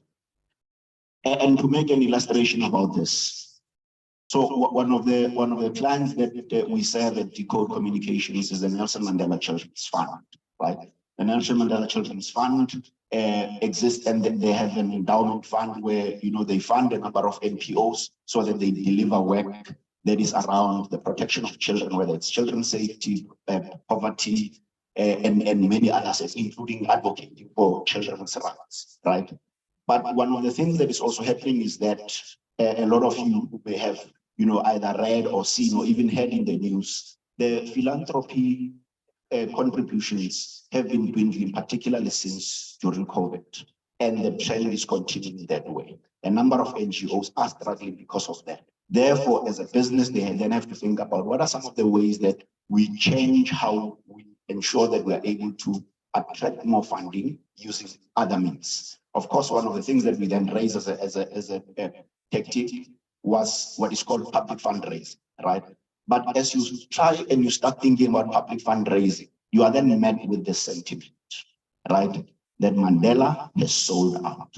So when you are a communicator, right, here you are, you have a grand strategy, you sit in there and you know that everything that is in your piece of paper has been put together such that it's able to connect with the audience. But you're going to be met with this kind of sentiment that is also fueled by politicians who, for their own means, continue to feel this. But also the older generation that is not even using the opportunities to make people understand why or had to be a very difficult, or at least before 1994, whether, why it had to be a very difficult decision in terms of ensuring that the negotiation negotiated what it did and agreed on what they agreed on, right?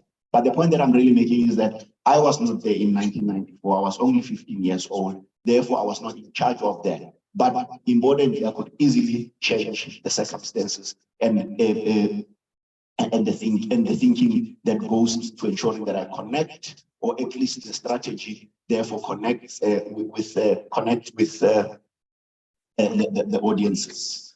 Younger people in the room and young like me and a few others know that these are lyrics, except the children part. Women lie and men lie, but numbers don't lie. Check the scoreboard. That's Jay-Z.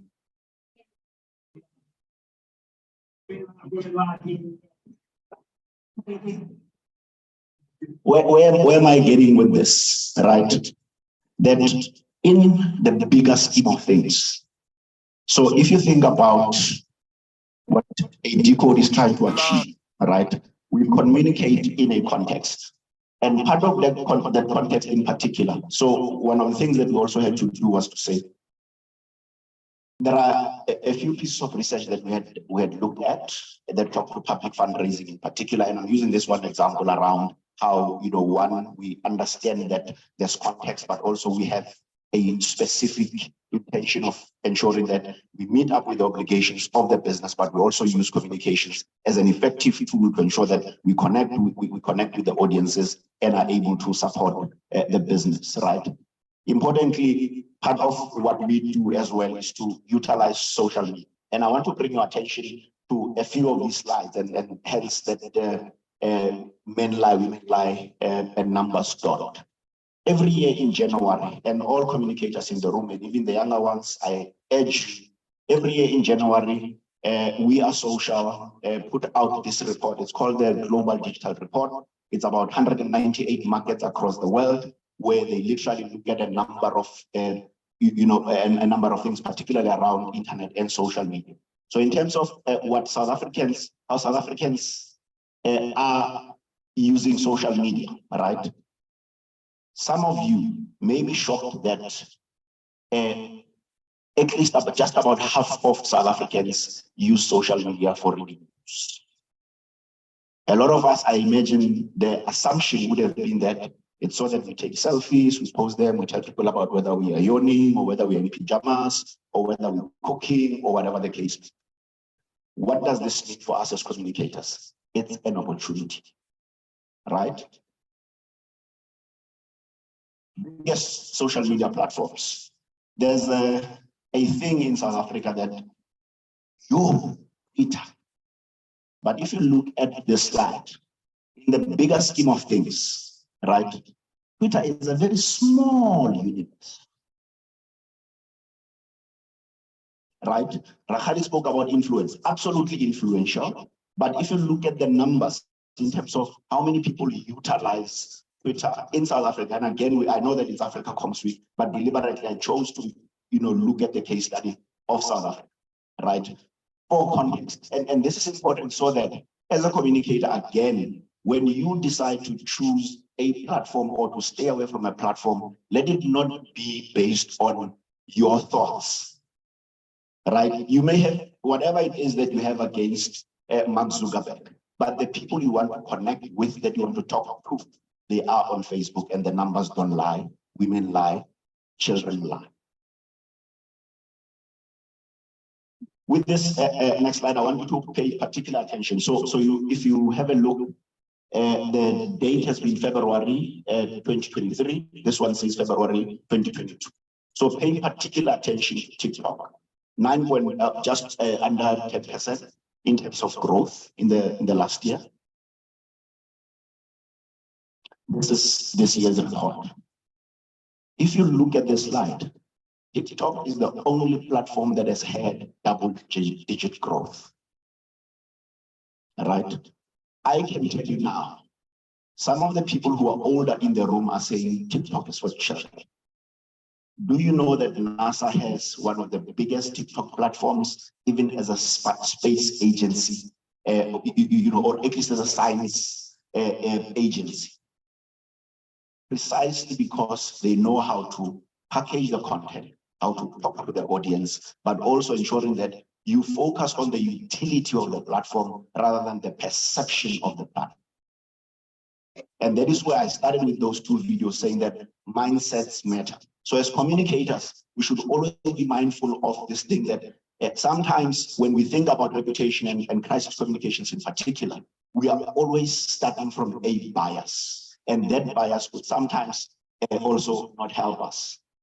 But also, right, while numbers don't lie, we know that South Africans, they're always chasing the next big thing.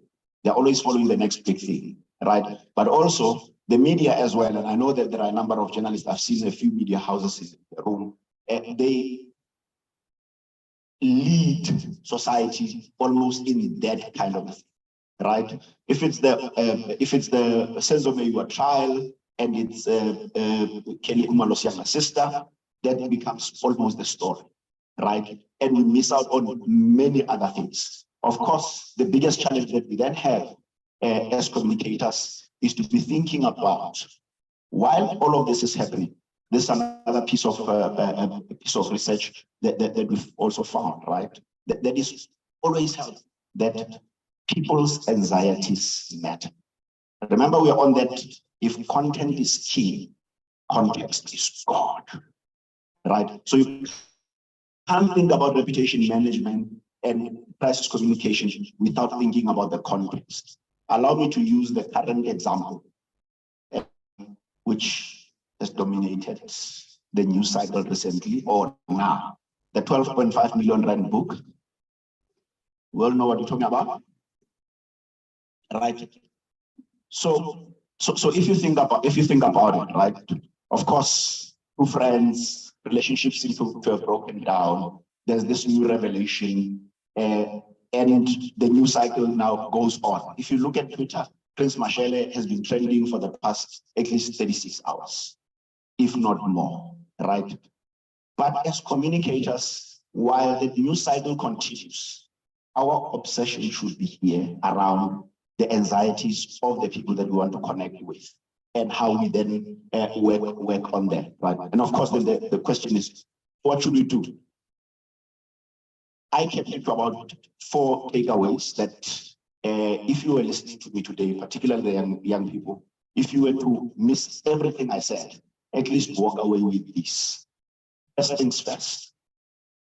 I don't think a lot of us spend time on knowing the media and particularly their narratives. How many of you in the room, by a show of hands, think that if you go to Power to Truth on ENCA, on JJ's show, you are going to the slaughterhouse? Show of hands.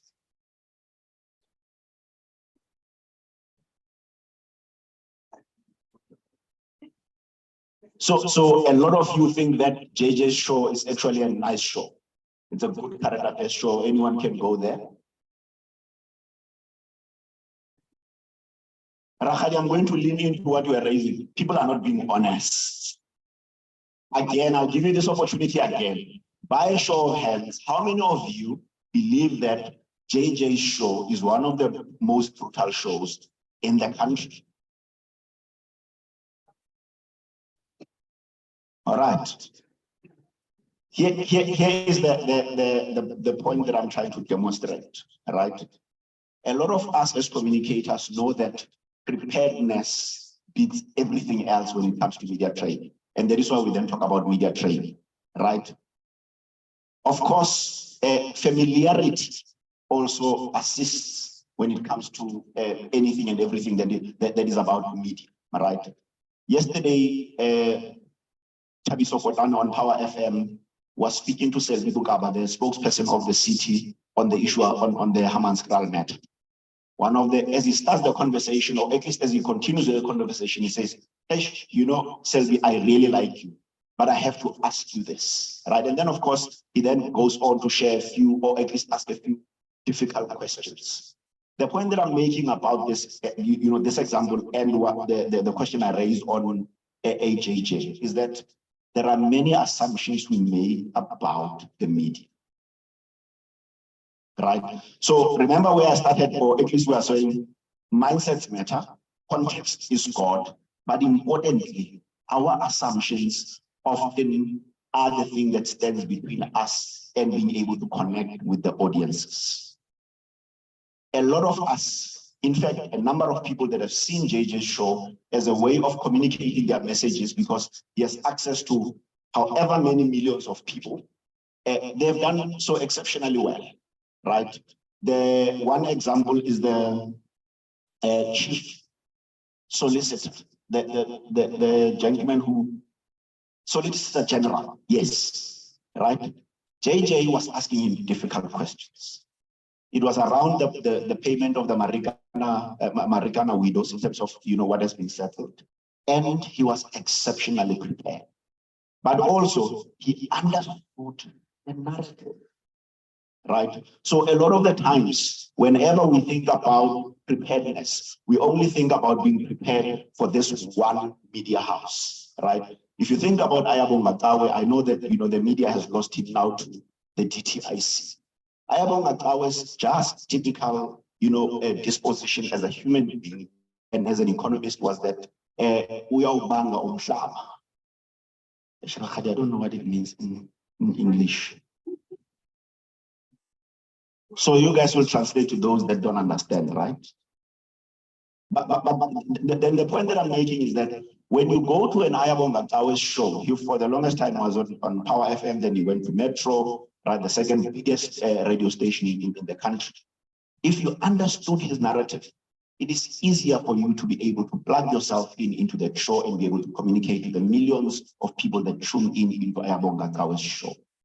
If you understand that Bruce Whitfield on any given day, he is for business, you will also do the same.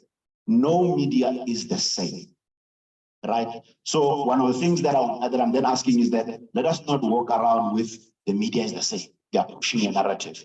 Make it your job to understand. And it is important as well to say, sadly, senior managers who are not communicators, they are also the trouble, right? Because as communicators, we often go to yourselves and say, you are the specialist. We need you to be the chief communicator on an issue, right? But because of your own bias, it then creates a problem because now you're worried about JJ, right? You're worried about Tabiso Kotana. You're worried about this presenter, but you're not thinking about your audience. And that is absolutely critical.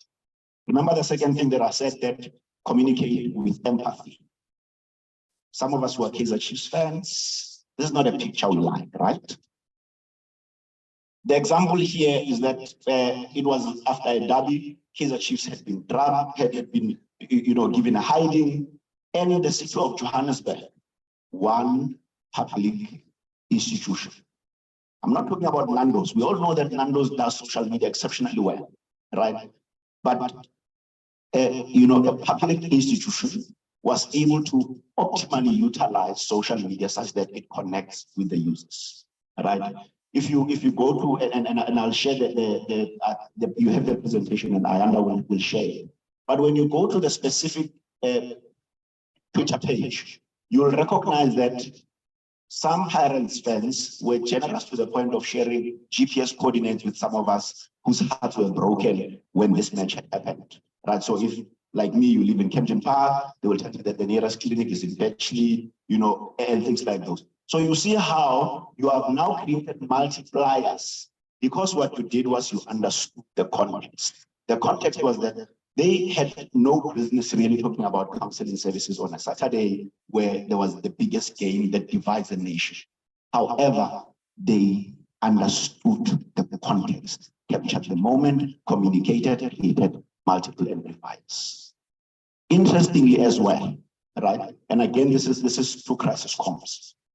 It was around this time that Joburg was dealing with the biggest billing crisis in the country, right? So you don't do this thing of when it's difficult, we hide our head in the sand. When it's difficult, you must communicate. You have an obligation and a responsibility to communicate. And thank you, Arkhadi, for the last exercise, which talks to, you know, an honest and open, accessible public administration. That really is the thing, and that's an obligation. The second example on talking to empathy. Some of you who follow or who know of Nomza Mumbata, one of our biggest, you know, cultural exports.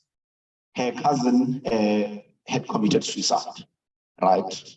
We did some work with the Department of Health, and you know, sometimes it's very difficult to try and connect. If you just try and put up a message or go to the Department of Health's Twitter timeline or any social media platform, look where they promote any message that has to do with SADAG or whatever the case may be. Look at the engagement, exceptionally low, right? By the way, she was not an influencer for the Department of Health. She was not paid for this post. But here is somebody whom we know that she has a history of mental health in her family. And she's spoken about it openly, rightly on the socials. Here's a department that has an obligation and a message that it wants to communicate to the public. But importantly, they want the public to engage with it. And then there's an accomplishment. She graduates from UCT. All that we do is that we connect the two and they engage. The numbers don't lie at the bottom.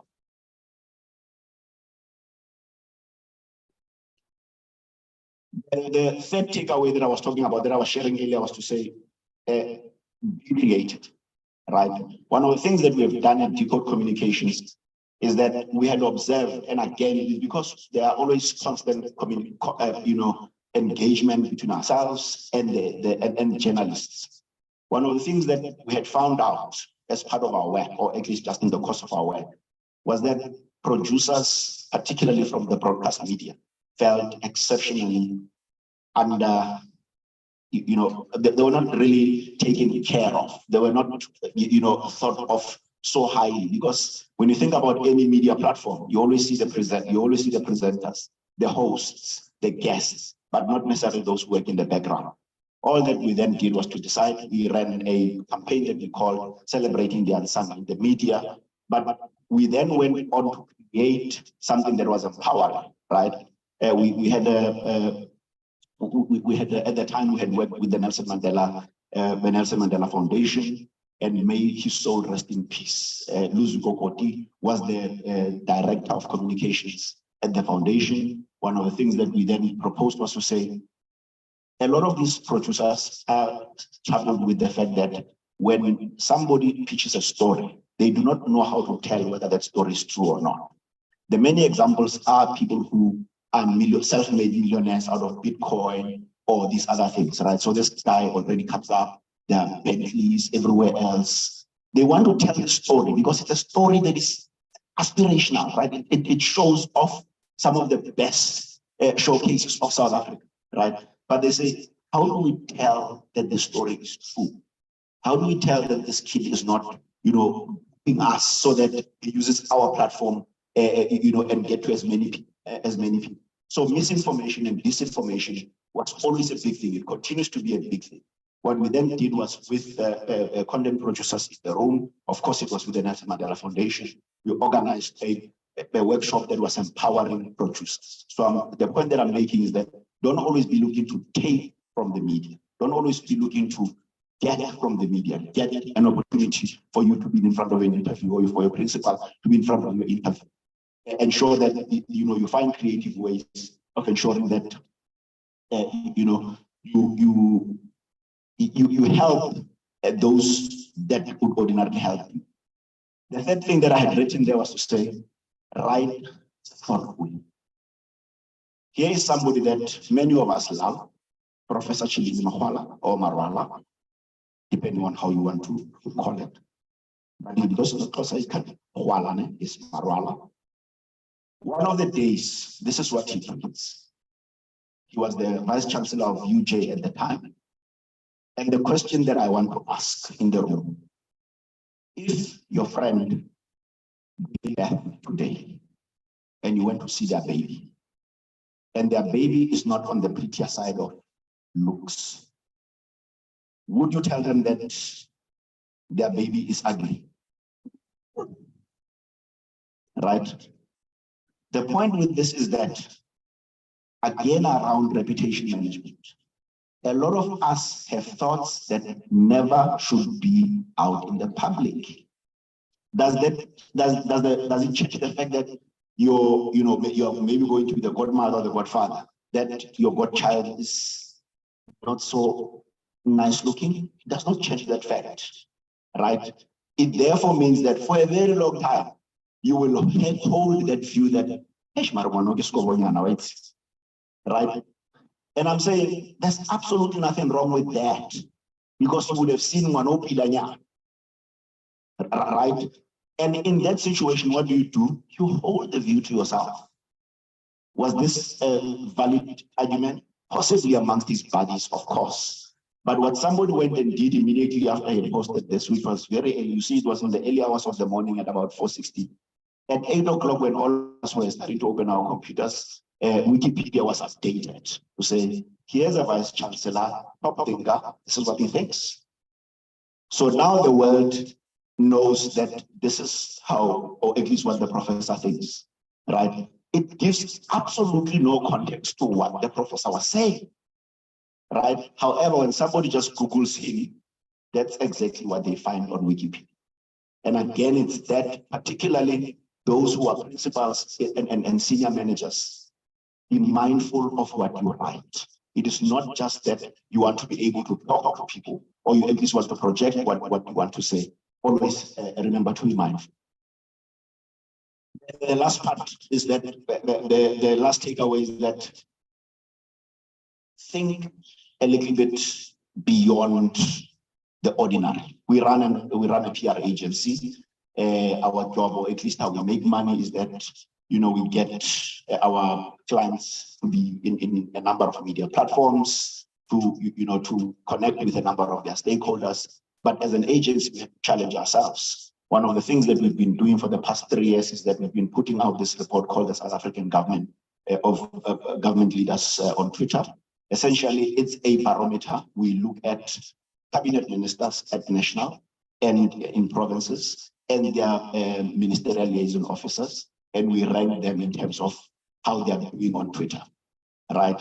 Of course, when we look at this one and the one that's going to come up next, you'll see a very big difference in that this one, for instance, has Minister Fikile, or former Minister Fikile Mbalula, who was the most followed Twitter personality, the most engaging, the most vulgar, and the most everything that you can imagine. Maschaba Kumalo as well, in the Department of Sports, Arts and Culture as well. She was the most followed spokesperson in the country, and she is not. So what we're able to do with this, and I'm giving an example of when you create things that you are not even thinking about, or at least watching what the media is doing, but it's more about the connecting with the audience, right? So we create this product.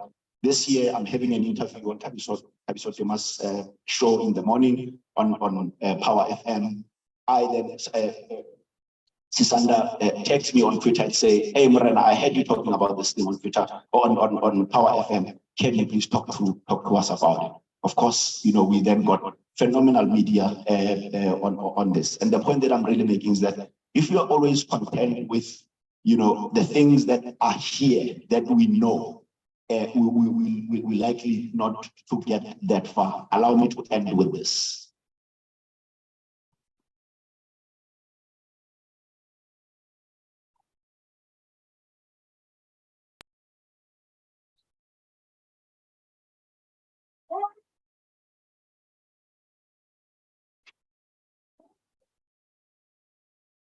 A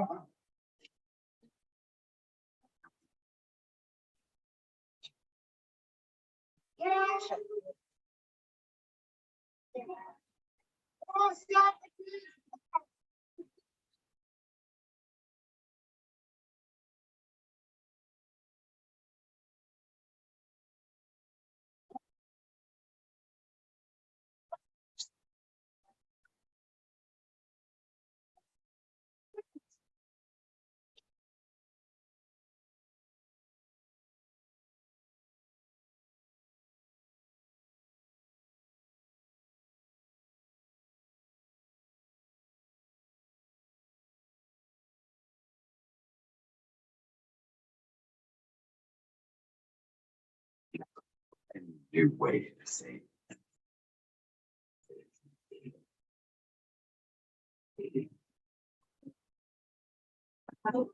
this year. Expect a little more from us.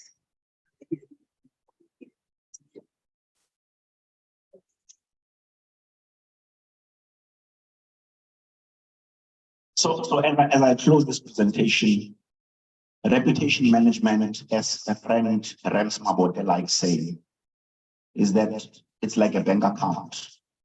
You deposit so that on the day when you require to withdraw, even if the withdrawal is through, means somebody would have used or would have scammed you, you would have enough left in the bank account.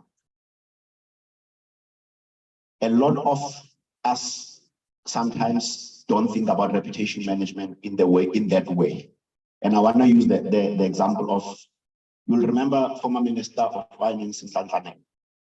He goes to the Zondo Commission. He claims that he had not been to the Gupta compound. The EFF calls his bluff, and he then has to apologize that he had been to the Gupta compound. He quickly apologizes, and South Africans forgave him, right?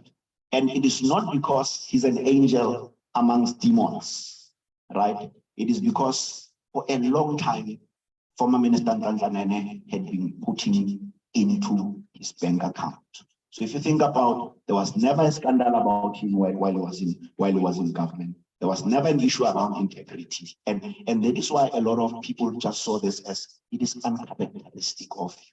And as communicators in the room, journalists in the room, allow me to then say to you that let us not be like that old man who has the ability of Rakhadi, myself, and many other people who are going to be sharing their insights here, and you still walk away and you say, with the phone in your hand and still screaming. Thank you so much.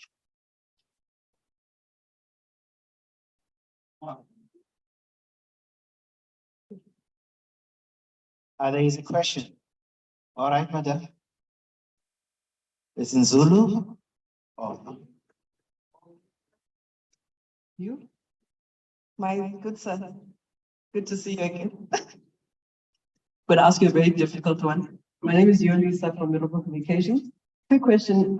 You spoke about empathy. You spoke about context. How do you frame that when you are a government entity such as ESCOM? You only have to look, anyone, pull out your phone right now, look at the last tweet from ESCOM when they say use what you can, and look at the response. It is a difficult one. I thought I understood the questions will be at the end, not at this end. Importantly, one of the things that sometimes we fail to think about is the implications of what we communicate, right? One, we feel compelled to respond, or at least to put out a piece of information, because we have an obligation to communicate with the public. And in this case, this was one of those unnecessary communiques, right? And ESCOM has done that on a number of occasions where they have put out communication that was unnecessary. And sometimes it is better to really keep quiet, not keep quiet like Minister Pravin Gordhan. So there's that, right? So there's that extreme end of you literally shut up because you don't want that to be accountable. But then there's be mindful of, if you put out a piece of communication, it will call it to yourself. But importantly, you are going to look like you do not care. And it does not matter how many times you say, we actually care. So I guess it's tactically just thinking about hold back. All right, okay. One more question, and then I think I'm going to jump to the professor because I want to know, at Vets, how do they prepare that communicator? So you say something about holding back, right? Where I'm from Hammanskraal, by the way. My name is Kosana from Hammanskraal Secondary School. Well, in Hammanskraal, on social media, I saw already Twitter, right? You say you were talking about Twitter. Well, in Hammanskraal, we don't have Twitter. It's just TikTok and Facebook and Instagram. That's it. But what's happening the most is, right now we have a serious issue, which is load shedding. We're expecting Eskom to talk to us about what's going to happen next. Since Eskom isn't saying anything, what are we doing? We are burning it on social media. We're dragging the Eskom name, the mud, as children. Now they are sharers on Facebook. They call themselves sharers, where they share bad posts about things. So if Eskom decided to hold back, then we as teenagers, we are going to burn Telkom and drag it through the mud on social media. That's why we don't have Twitter, because we as teenagers, we think that Twitter is for all people. You heard it directly from the sheriff. So all communicators in the room, they know that we don't use one way to communicate everything, right? So Eskom, they have provincial spokespeople. They have an army of community, people who do community engagements, right? You always don't get the best form of communication when you're dealing with a crisis, when you try and use Twitter. So Twitter should be a support mechanism. We utilize those platforms where we're able to get to your parents who are influencers in your space, and the likelihood is that they are likely to have better conversations because they would have had some kind of engagement. And that is one of the things that is absolutely missing in how we communicate now. We think that you replace the one with the other, and it should be and. So the conjunction should always be and. GCIS, for instance, has a newsletter called Focus at Zell. It should be and Twitter and social media, and so utilize all the platforms. Okay, we are going to have a full session of questions. I know they are burning, but if they burn so hard, there's a piece of paper, write it down, and we'll definitely deal with it today. So I'm going to move along quickly because I know we really need to bring you Professor and Director Executive of Education, Mr. Hopane. I want to know what are they doing at this university to prepare for such questions?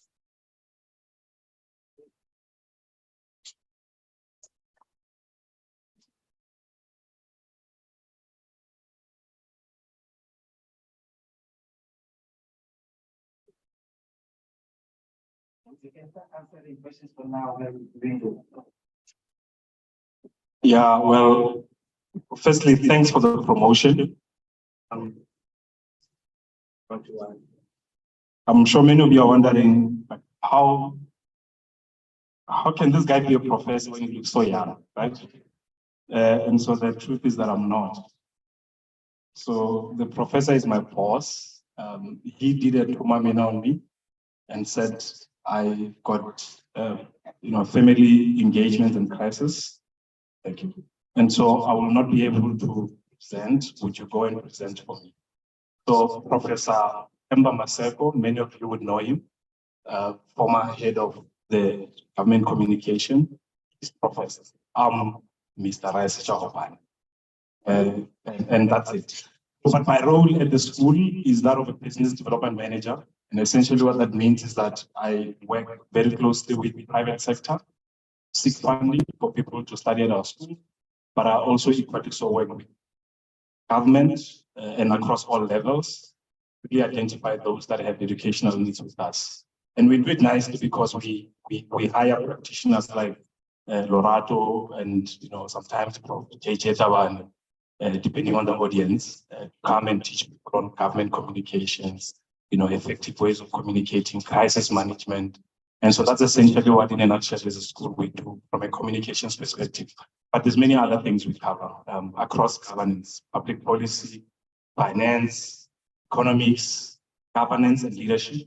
And leadership, I think the important word to underscore there is ethics. So that's essentially what we do. But thanks for the opportunity, Program Director. I wanted to do things slightly different, even though I had a thought process in how I want to do my presentation coming here. But when I saw the learners from Hans, Kekana Secondary School, I liked their confidence. I wanted to involve them in my presentation delivery. And so I want to now invite Kimutsepile Eibabi,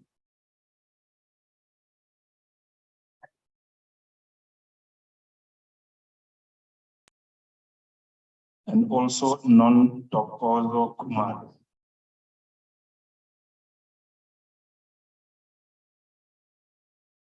So the last one who will come later is Mr. Just Live Happy. Be yourself, just enjoy life. And that's Sevati Teho. He's going to come later to give us closing remarks from my presentation. So before we start, I just wanted to acknowledge and recognize that today is a day after the birthday of our program director, Ayanda Holo. And so I had an agreement with Non-Togozo that she will sing a happy birthday for Ayanda.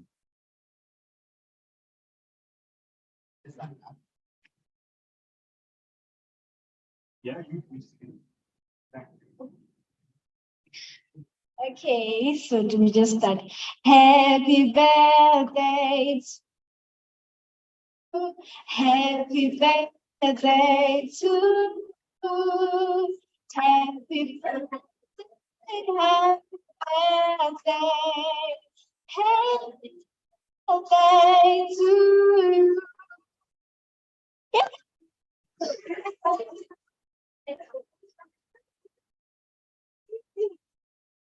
I'm here to discuss the agenda. Changing the environment. Changing the environment is like changing our scenery in governmental and other ways. It's like changing the way I see the government. And I really don't like ESCOM for it. Because load shedding is not it, people. Shedding is not it. And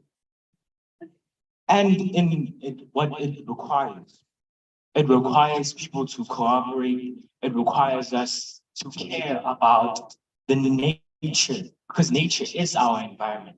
Nature in what we see people, nature in how we live with people, nature in how we build our industries, our marketing, and in financial improvement. The continuous capacity building with WSG. What is WSG? That's School of Government. It's cute. It's good. The Vet School of Government. The Vet School of Government. Vet Government. Oh, yeah. I get it.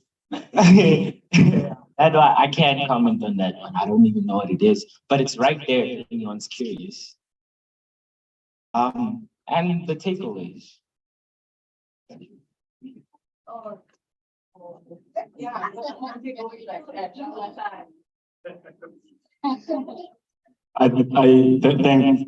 Thanks Non-Togozo and Kimutsepile. Well done. I went to the school in the rural village of Limpopo, and when I was in grade 9, I absolutely didn't have the confidence that they showed. This is absolutely commendable. And so I wanted to just acknowledge the teachers that they came with here today, but most importantly, their teachers at school, even including those that came from primary, for the work that you've done with them. It's absolutely outstanding. Well done.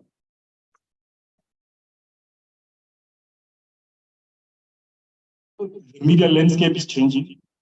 our society is changing, and I think Kiwitsepile is right. He doesn't trust ESCOM, and I think you mentioned it, to say communicate in a way that people can trust you, or that at least you show that you care more than anything else. We know there's problems, there will always be problems, but acknowledge people's emotions and feelings and show that you care. If anything, just communicate in a way that shows that you're dealing with the problem. And you think we shared notes, right? So one of the points in there talks about the discontent that the society have around the work that government does, but I'll get to that. The first is, there is a concept called the triple bottom challenge that South Africa is dealing with seemingly perpetually, so it never ends.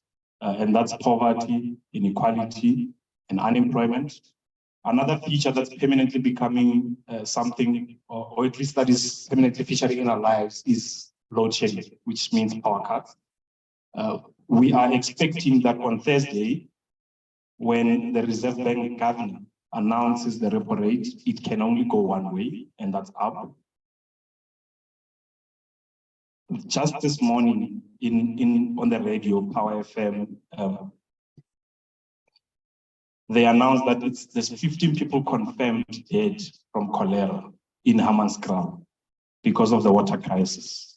But the water crisis didn't start yesterday. For those that know, they say it's been going on for almost 2 decades. It's only in 2019 that the Human Rights Commission says this water is not good for human consumption. But that crisis has been there. And the government had been there. And their job was simply to ensure that people get what they deserve, or more than anything else, they just get access to clean water. That is their sole duty. Now, when you fail to deal with issues of that nature, or in fact, one more example, where I come from, rural village, there's a tar road that was started in 2018, but this day is not complete. It's half done, and it's okay. It's not a problem. We accept and we move on. It's our government, right? But the problem is that when you start to do this type of things, we as the citizens start to lose trust. And more than anything else, trust in your capacity and ability to deliver, right? And I say government because the state will never change. What can change is government. So we've got elections, we can change the government, but the state will stay the same, and the state has the responsibility to deliver on the constitutional rights of everyone. But if you are in government, your job is to ensure that you give us what we expect, which is service delivery. But if you don't do that, the trust between me and you as government starts to widen. And the more it widens, it becomes an issue. You're going to have exactly what happened yesterday, where the mayor of Tshwane goes to Hammanskraal and he's chased away, right? And earlier we spoke about trust, we spoke about respect. Do they still trust that he can deliver on clean water? As it has previously promised that, no, we'll deliver on clean water as a new government or as the government. And of course, you can come with many excuses. No, it's political grandstanding. It's not us, it's them.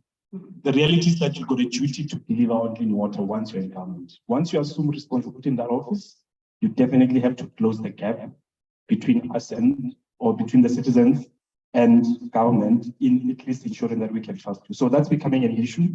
Now, it's not because that there's nothing good being done by government. No. But the very same small strides that we see are now being overshadowed by the general discontent by the citizens. And Kiwitsepile is right. I don't trust ESCOM. I don't believe them. But it's not that ESCOM is not doing a good job. No, ESCOM actually are trying, because before 1998, I didn't have electricity at all. And now I have electricity. Okay, for half a day, that's okay. But I didn't have it before. And that's a good thing that government has done, right? But in Free State, for example, the unemployment numbers as of 2022 quarter 3, year-on-year comparison, they reduced from 38.1 to about 33. So it's a 5% reduction of unemployment. But that's just a small stride. But unfortunately, you've got a lot of problems to deal with, and your communication is not up to par. Those small strides are going to just be overshadowed by the lack of service delivery. And essentially what that does, though, is that it tends to challenge the authority of government. And sadly, it also diminishes our trust and belief in the state and democracy. So we start to doubt as to whether democracy can deliver for us the services that we expect from government, or at least from the state. And that's all because of those that are currently in government that have got the duty to deliver. And for those that are delivering, they've got the duty to communicate and tell us what is happening. Because when you do that, you get a sense that you care. You get a sense that you understand where we are and that you are telling us what you're doing to get us somewhere. That will make us feel much more comfortable than not telling us anything. In fact, as I got into this room, I remember 2020 March. I had just finished running the marathon, and I was expecting to go around 2 oceans. And then President Cyril Ramaphosa said, got a family meeting. Right? So many of us remember this term family meeting. It grew, in stature as the time went. But in that period, I felt a sense of safety as a citizen. I felt that my government is in control. I'm dealing with something I don't know what it is, where it comes from, and how it can affect me, but they're educating me daily using all different communication platforms on Twitter. They were on TV, they were on radio, but they made us feel a little bit more safer. We were less anxious about the disease than we could have been if no one had communicated anything. And in that period, that was government communication machinery in full swing. So because it was in full swing, they're entitled to say we're enhancing the capacity of government communicators. We're not building it, it's there, but we need to enhance it as a school. We've got the responsibility. Right? So that government communication machinery somehow is all gone. And so we're all asking ourselves questions to say, what is the issue? Are they not having the right skills? Are they not having budget to invest in the project that should be at least, giving us the employment numbers that we want? Or are they struggling from exactly what I have, the budgetary trade-offs, right? So at a micro level, at a department level, then the debate is between, no, we should be investing in service delivery, not in communication. The reality is that communication is a strategic function, and so you should invest in it. That's why there's GCIS. There is no Department of Corporate Services, but there is a GCIS which is standing alone to ensure that it helps government to communicate and connect with its people. So if you don't invest in communications, you will forever think that when you don't have the skills, you shouldn't be investing in the skills shortage, particularly in communication. And it's very unfortunate because what you'll then have is that you'll have a high turnover of communicators. And once you don't have communicators in your space, man, the disconnect between you and your citizens grows wider and wider. And that becomes problematic. But so the question is then, what is required, or what do we think is required as a school? Our view is that government needs to be predictive. In certain instances, there were. I think during COVID, we could see exactly how government can be predictive. But we want that to be a constant feature across all services, whether it's health, whether it's education, they need to be predictive. But the most important is that they also need to be agile. There's a lot of emerging media platforms that government needs to embrace, and by embracing, that can also be political parties, that can be political representatives, it can be administrative executives, but they must embrace all media platforms that are there. Because if you don't, there's a huge risk. Your voice as government will not be heard. If it's Twitter, it will not be heard on Twitter. If it's Facebook, your voice will not be heard on Facebook. And the moment your voice is not out there, your very same narrative, Rato was talking about the narrative, will not be heard. And your job as communicators to tell us that, no, we are working on what we promised you to work on, and this is where we are. So if that narrative is not out there, we're in trouble. The second thing we recommend is there must always be a clear, coherent, and concise message that is aligned across all levels of government. We've had it many times before, where a minister and a DG and so on and so forth define messages. That is what will always make us vulnerable as government. And I can tell you now, your voice will bit by bit diminish in those media platforms, and it's going to be more challenging. I once attended a workshop, and one specific communicator said, as you communicate, be in tune with the reality. And I think one of the learners earlier on said, to say, in Hammanskraal, this is what we're struggling with. This is our reality. Does government know that? In them communicate, are they sharing with Hammanskraal the news that they want to hear, in tune with their reality? So the context also becomes very important. Executive members, and here we're referring to political authority, including some of the executive members like your DGs in government.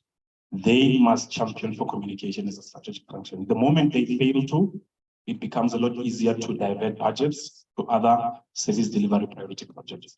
And the moment you start to do that, it becomes even more challenging for you to strengthen your voice in all the different media platforms. We find that effective communication can help citizens. It does bridge the gap of trust between us and you.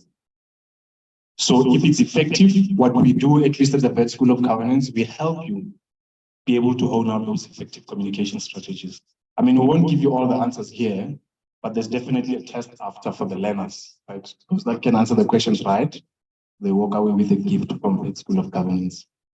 We help you in our teaching or in our facilitations to work on your effective communication strategy. And we go through different ways, including the pillars of what is an effective communication strategy. We don't make these things up. We hire people that are experts that have done it before, that have successfully delivered an effective communication strategy in all spheres of government and including private. But they contextualize it to your department so that you can be in tune with the reality of the people that you serve. So we find that that works well. And it, more than anything else, it just shows us that you care. And that's what we want to hear from you. Because we know there will always be problems, but man, let's be solution oriented. So tell us what's happening, what's going to happen tomorrow. After that, what then happens? The more proactive you are, we feel as though you are in control and we trust you a little bit more. Our view is that political principle must take the lead as key conveyors of government communication or otherwise government messages.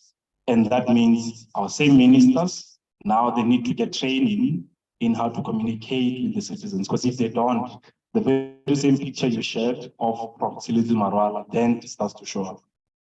Right? Of course, then if you bend what you said, if you build a good reputation with the public, if you apologize once, it's likely to go away. But we don't even want to create room for that. So we come to help you in how you can be the most important key conveyor of a government message as a communicator. This is difficult to achieve, but it's doable. How can communicators insulate themselves from politics? MLOs maybe not, right? Because they are aligned and sometimes their term of office is aligned to the term of the minister's office or sometimes even the premier. Communicators need to be completely impartial. Because if they are not impartial, they are always, especially as we go towards the transition period with the elections, they are always going to be seen to be aligning with a certain political party. And that is not what the citizens want to know. Even though we're in election mode, government needs to still deliver on its services. So again, we teach you how to insulate yourself from the politics and continue to deliver as a communicator. You mentioned, Elrato, and I think your presentation is though you know what I'm going to talk about. So you mentioned that you can't go to JJ Tawane, Professor JJ Tawane unprepared. Well, now people are scared to go to Professor JJ Tawane's show. But the reality is that Professor JJ Tawane's show has so much influence and carries a lot of weight and covers so much media broadly. Why would you not go there? These people are your partners. Build relationships with them. And the moment you know that I'm going to communicate with my partner, it becomes a lot much easier and less anxious for you. Right? But also your partners need to know what you're doing. Why would you even be anxious? So it's important that you build relationships with the media. They are there to help you. And I think the earlier slide from Rahadi spoke about how communicators are the bridge between the citizens and government. That's essentially what it is. If you don't build the relationships with the media is going to be after you because the media wants answers. And it's going to look like it's a narrative when it's not. It's just you failing to be accountable or running away from taking accountability. Take accountability, but come to us, let us help you. Embracing new media platforms, I spoke about that, so that can be Twitter, which I find the numbers very surprising. I thought actually Twitter is one of the most visited sites, but now I understand Facebook is still, and WhatsApp. So I suppose from a marketing perspective, we should look at things slightly different. Money is one of our marketing managers at the school. She's the one who developed this nice corporate identity presentation for us. So credit to you, Mani. It's important that communicators must know that if they don't continue to enhance their skills, or they're definitely going to be left behind. And once they're left behind, it's even more difficult.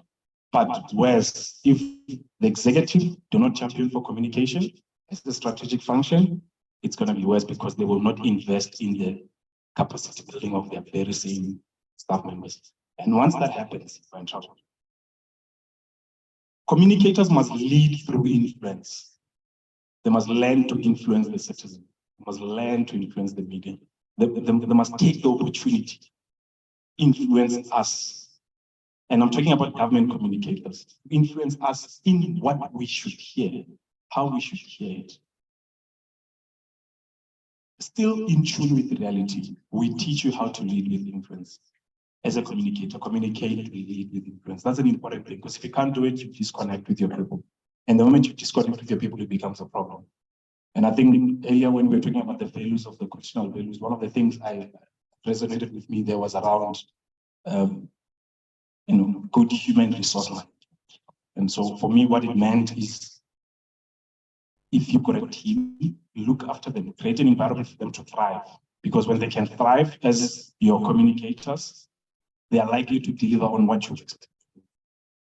Creating that environment includes actually investing in their capacity building skills. Because if you don't, then they are likely to run away, and hence the high turnover in communication.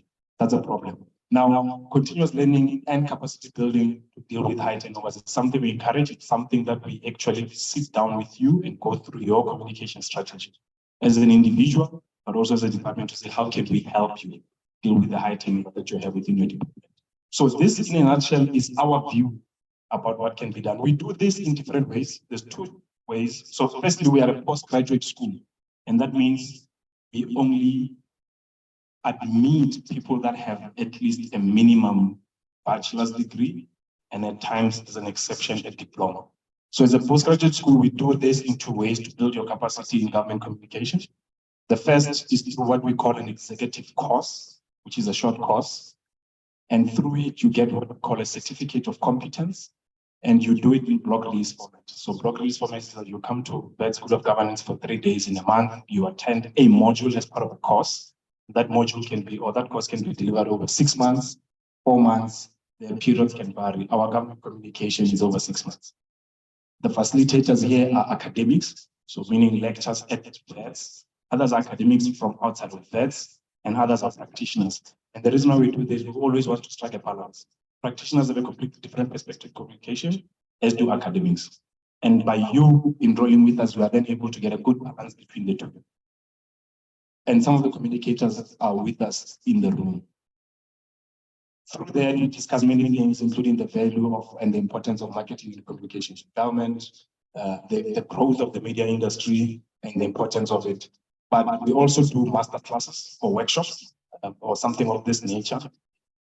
At your department, we work on the details, which is the technical details, including crafting your communication strategy, right? And so I've included some details in there, but with a master class, what you then get from us is a certificate of attendance.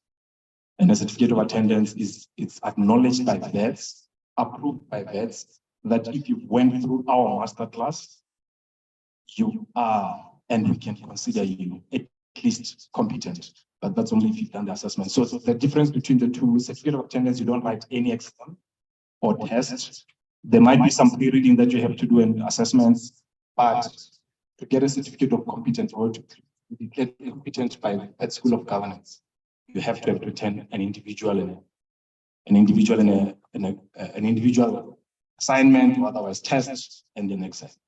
Then we declare you competent. It's important to do executive courses because, again, postgraduate school focused on only people that have the degrees. You don't need another degree to just be competent in a very important practical aspect of your work. What you need is a short course that can just help you enhance that. And so we, as the School of Governance, have this course, and we are very big in enhancing the state capacity because we can see that it's lacking in many instances. And we are here to help you to deliver that. And so with that, I'm done with my presentation. I want to invite the hall to just come and summarize the takeaways for us. Just be and like relax. Got this. Yeah? can look at the presentation if you want and just read through it, however way.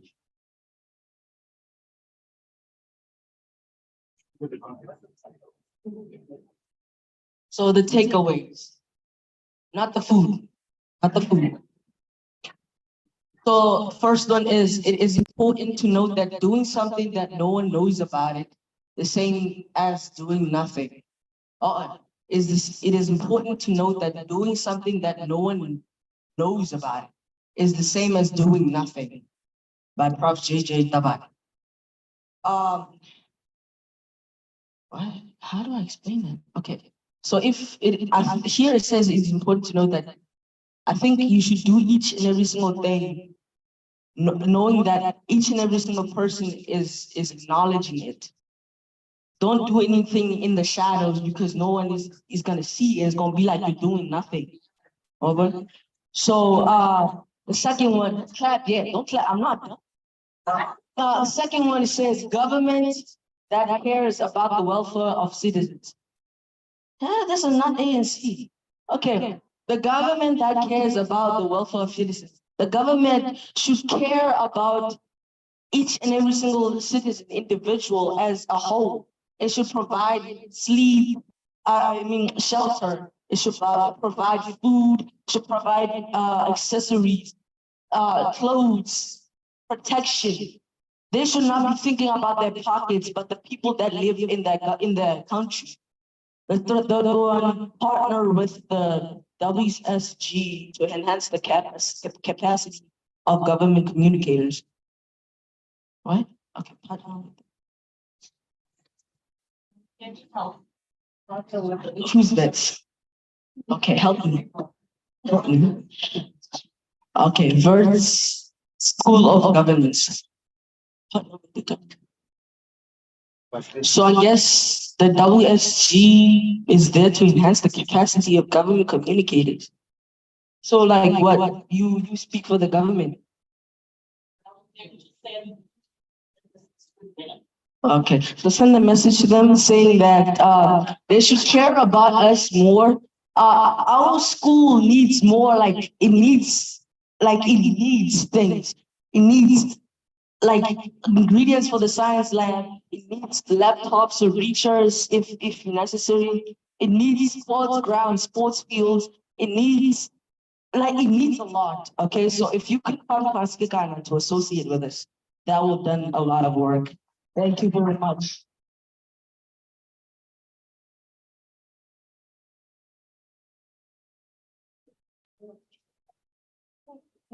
Okay, I would like to add on to that. Well, let's just say I'm going to summarize. So, takeaway. It is important to know that doing something that no one knows about it is the same as doing nothing. But you know what? I believe in the concept of doing your things in silence. And then share later. Not everyone's going to be excited about your success, your progress, and all that. But if it involves the country, we have the right to get information about our governance, just as much as we have the right to give information through the media to the government, if you all understand what I'm saying. Well, when the freedom of speech right was given to everyone in the United Declaration of Human Rights laws, it was said that everyone has the right to pass on information through the media to the government without any retaliation, censorship, or fear of section. Okay, government that cares about the welfare of citizens. So I'm gonna talk about the right to basic needs.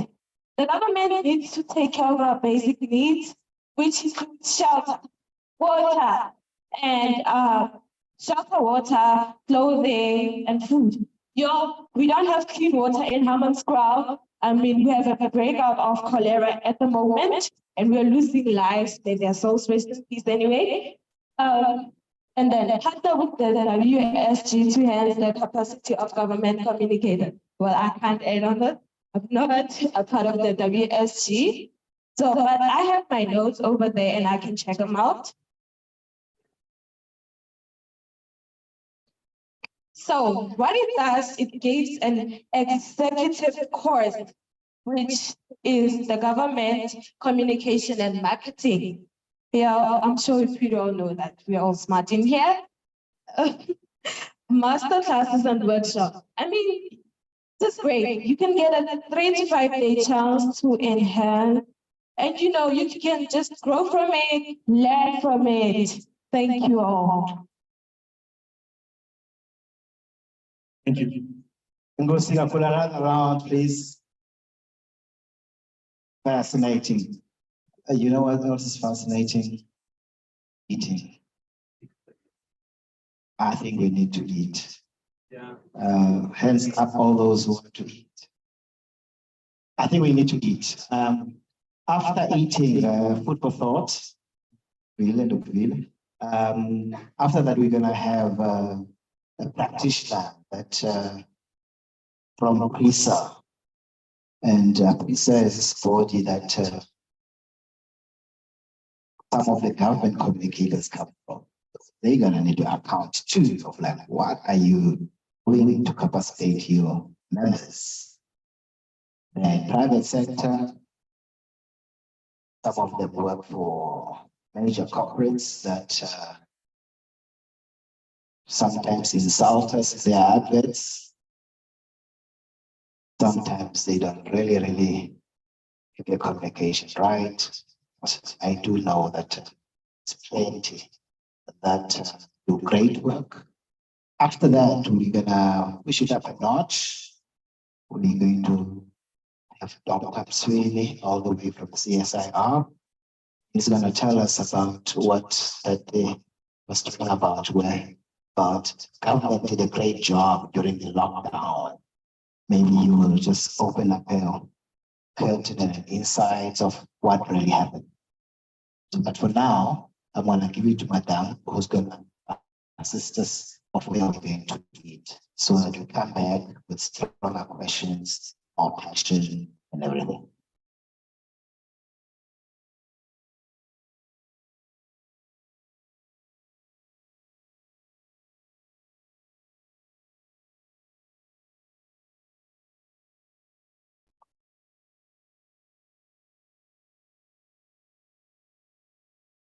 Did you guys catch that?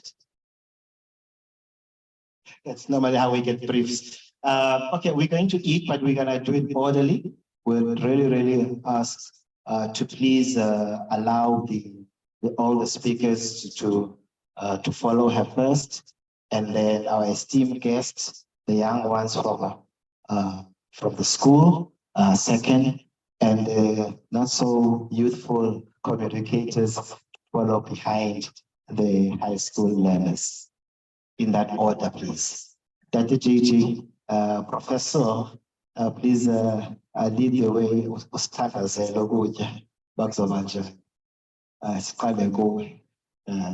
I think I've said everything you wanted.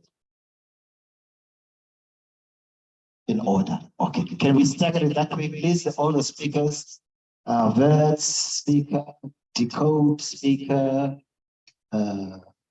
all the speakers, including the not so vocal speaker, the principal.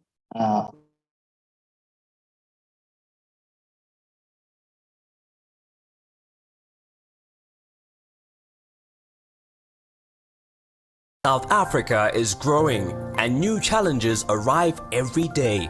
Challenges that weren't there yesterday, but the solutions are needed today. We do have a problem of unemployment in South Africa, of poverty, of inequality, particularly the unemployment that is affecting our young people and women. And this school, we are hoping, can assist us with properly researched information on how best as government can we deal with these issues. National School of Government provides public sector with the power to implement successful transformation, a capable workforce, and ultimately inspire public service that responds effectively to these challenges. The National School of Government is mandated to train public servants throughout the entire public service, which includes the provinces and the national departments. But we are also mandated through memoranda of understanding to train the local government sector. People about everything that is happening in government, both those that are coming for the first time and therefore at an entrance level, but those that are in the middle management and those that are in the senior management. With effect from April 1, 2020, an individual may only qualify to enter the senior management service if they have successfully completed a public service senior management leadership program at the required performer level. The program aims to challenge you as a public servant to live the Batupeli principles and to instill knowledge and understanding of the intrinsic values and building blocks of our democratic state. This is also according to the aims of the National Development Plan. The National Development Plan remains a guiding vision towards 2030 and the emancipation of South Africans from the triple challenges of poverty, unemployment and inequality. We need to build a capable developmental state which, together with an active citizenry, leads to a drive against these triple challenges. We also need to be part of building an ethical and professional public service. Through its suite of programs, the school trains in excess of 30,000 public servants annually. With the right knowledge, nothing is impossible. And as NSG combines the best training facilities that allow our public sector to have access to learning and development programs. Depending on the program, we always keep the minimum of stock material, which varies in terms of number from 200 to 1,000. We also keep 2% of material printed in Braille to accommodate learners who are visually impaired in order to promote diversity within National School of Government training programs. The origins of the design and development of the school's curriculum is multiple.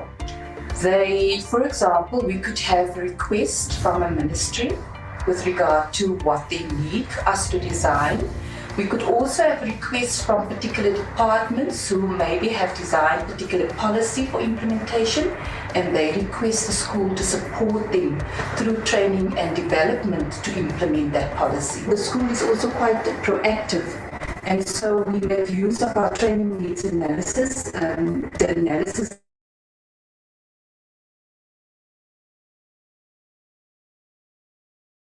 and we designed it in their supply chain management programs.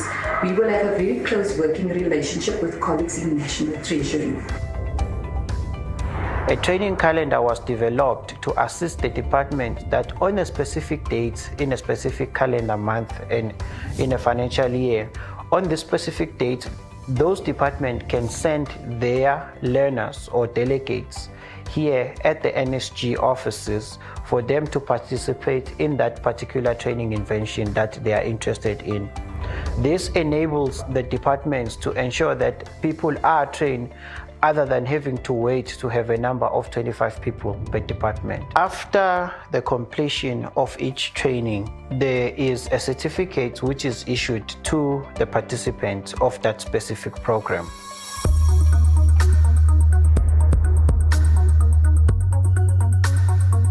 In the era of the fourth industrial revolution, where technology impacts almost everything we do, we have to work together to use its opportunities in ways that benefit all public servants and public service in general. Using technology also enables the school to deliver learning in the workplace at much lower costs. Furthermore, departments don't incur extra costs associated with traditional learning and development, for example, traveling to a training venue, accommodation, catering, S&T. We use e-learning to make learning opportunities available to large numbers of public servants. When public servants enroll for an e-learning course, they take personal responsibility for their learning and development. They can learn at any time, and they can learn at a pace that feels comfortable for them. These are just some of the advantages of e-learning. To benefit, departments must create an enabling and supportive environment. At the very least, departments have to make an internet-enabled device available for e-learning purposes. This could be a desktop computer or a laptop, and our courses are also accessible on tablets and smartphones. The office of the principal is the highest executive office in NSG. The principal, as accounting officer of the school, must lead and provide strategic vision and direction. The principal also undertakes strategic communication with key stakeholders. We have to operate based on the cost recovery model. So we calculate what are the costs that are involved in us delivering a program. Then we add them all together when we come up with a tariff. From there, we take it to the National Treasury to do a review of those tariffs. National Treasury allocation gives us about 30% of the total if you include the vote and the trading account together. So the sustainability of the organization rests with the trading account. So we have to work hard to make sure that we sustain ourselves and generate enough money so that the organization can run smoothly. The school also forges strategic international partnerships and mobilizes resources from the donor community and facilitates engagement in the global knowledge exchange network.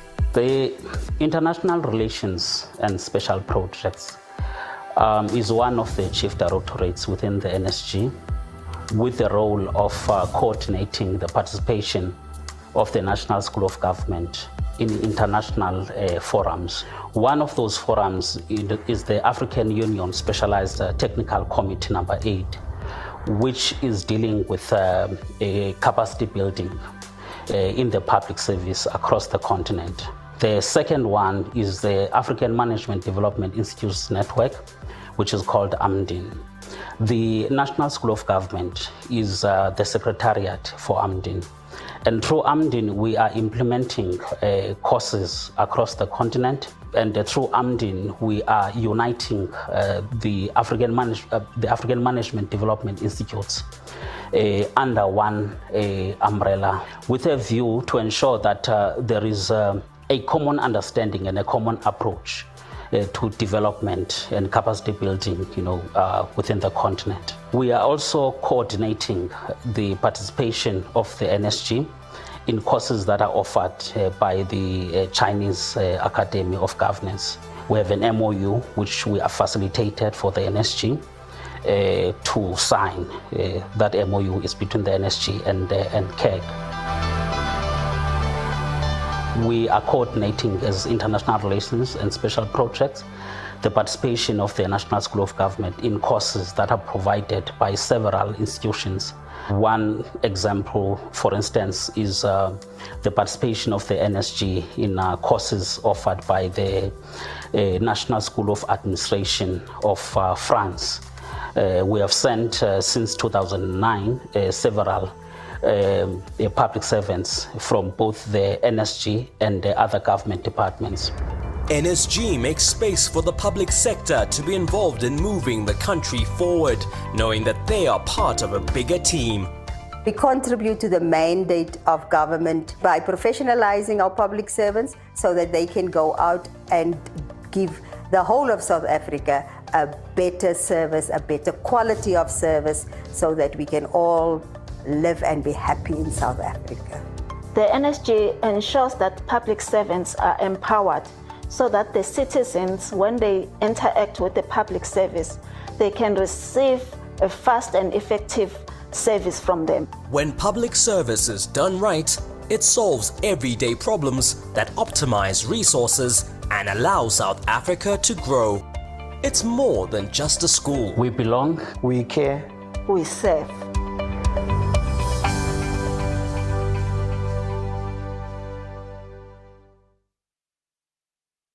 South Africa is growing and new challenges arrive every day. Challenges that weren't there yesterday, but the solutions are needed today. We do have a problem of unemployment in South Africa, of poverty, of inequality, particularly the unemployment that is affecting our young people and women. And this school, we are hoping, can assist us with properly researched information on how best as government can we deal with these issues.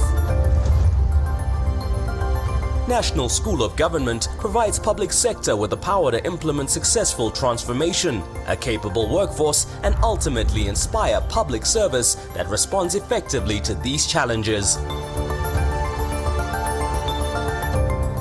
The National School of Government is mandated to train public servants throughout the entire public service, which includes the provinces and the national departments. But we are also mandated through Memoranda of Understanding to train the local government sector. People about everything that is happening in government, both those that are coming for the first time and therefore at an entrance level, but those that are in the middle management and those that are in the senior management. With effect from April 1, 2020, an individual may only qualify to enter the senior management service if they have successfully completed a public service senior management leadership program at the required performer level.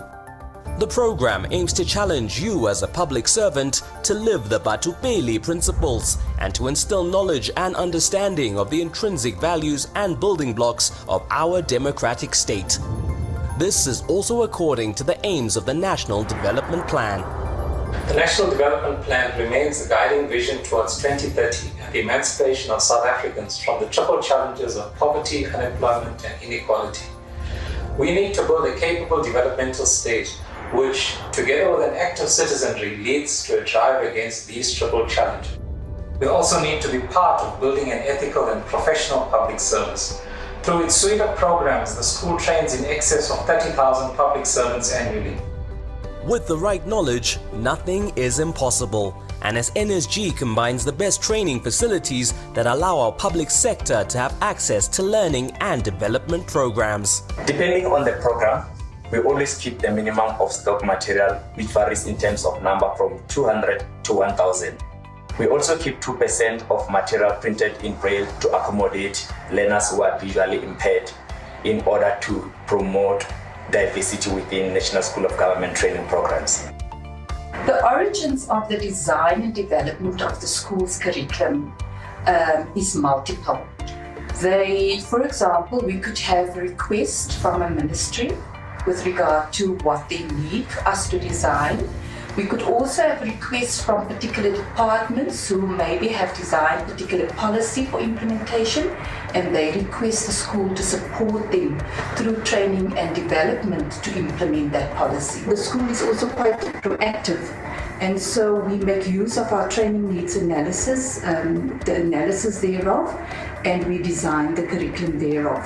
So for example, when we design our financial management and supply chain management programs, we will have a very close working relationship with colleagues in National Treasury.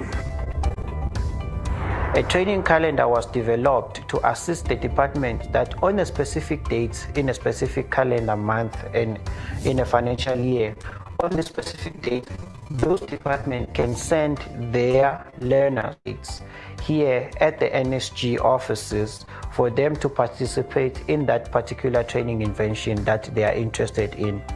This enables the departments to ensure that people are trained other than having to wait to have a number of 25 people per department. After the completion of each training, there is a certificate which is issued to the participants of that specific program.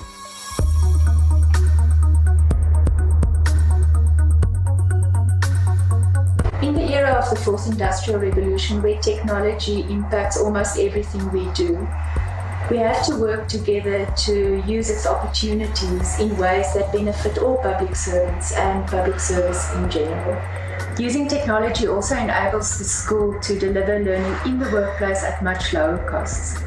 Furthermore, departments don't incur extra costs associated with traditional learning and development, for example, traveling to a training venue, accommodation, catering, S&T. We use e-learning to make learning opportunities available to large numbers of public servants. When public servants enroll for an e-learning course, they take personal responsibility for their learning and development. They can learn at any time, and they can learn at a pace that feels comfortable for them. These are just some of the advantages of e-learning. To benefit, departments must create an enabling and supportive environment. At the very least, departments have to make an internet-enabled device available for e-learning purposes. This could be a desktop computer or a laptop, and our courses are also accessible on tablets and smartphones. The office of the principal is the highest executive office in NSG. The principal, as accounting officer of the school, must lead and provide strategic vision and direction. The principal also undertakes strategic communication with key stakeholders. We have to operate based on the cost recovery model. So we calculate what are the costs that are involved in us delivering a program. Then we add them all together when we come up with a tariff. From there, we take it to the National Treasury to do a review of those tariffs. National Treasury allocation gives us about 30% of the total if you include the vote and the trading account together. So the sustainability of the organization rests with the trading account. So we have to work hard to make sure that we sustain ourselves and generate enough money so that the organization can run smoothly. The school also forges strategic international partnerships and mobilizes resources from the donor community and facilitates engagement in the global knowledge exchange network. The international relations and special projects is one of the chief directorates within the NSG, with the role of coordinating the participation of the National School of Government in international forums. One of those forums is the African Union Specialized Technical Committee number 8, which is dealing with capacity building in the public service across the continent. The second one is the African Management Development Institutes Network, which is called AMDIN. The National School of Government is the secretariat for AMDIN. And through AMDIN, we are implementing courses across the continent. And through AMDIN, we are uniting the African Management Development Institutes under one umbrella, with a view to ensure that there is a common understanding and a common approach to development and capacity building, within the continent. We are also coordinating the participation of the NSG in courses that are offered by the Chinese Academy of Governance. We have an MOU which we have facilitated for the NSG to sign. That MOU is between the NSG and KEG. We are coordinating as international relations and special projects the participation of the National School of Government in courses that are provided by several institutions. One example, for instance, is the participation of the NSG in courses offered by the National School of Administration of France. We have sent since 2009 several public servants from both the NSG and the other government departments. NSG makes space for the public sector to be involved in moving the country forward, knowing that they are part of a bigger team. We contribute to the mandate of government by professionalizing our public servants so that they can go out and give the whole of South Africa a better service, a better quality of service, so that we can all live and be happy in South Africa. The NSG ensures that public servants are empowered so that the citizens, when they interact with the public service, they can receive a fast and effective service from them. When public service is done right, it solves everyday problems that optimize resources and allow South Africa to grow. It's more than just a school. We belong, we care, we serve.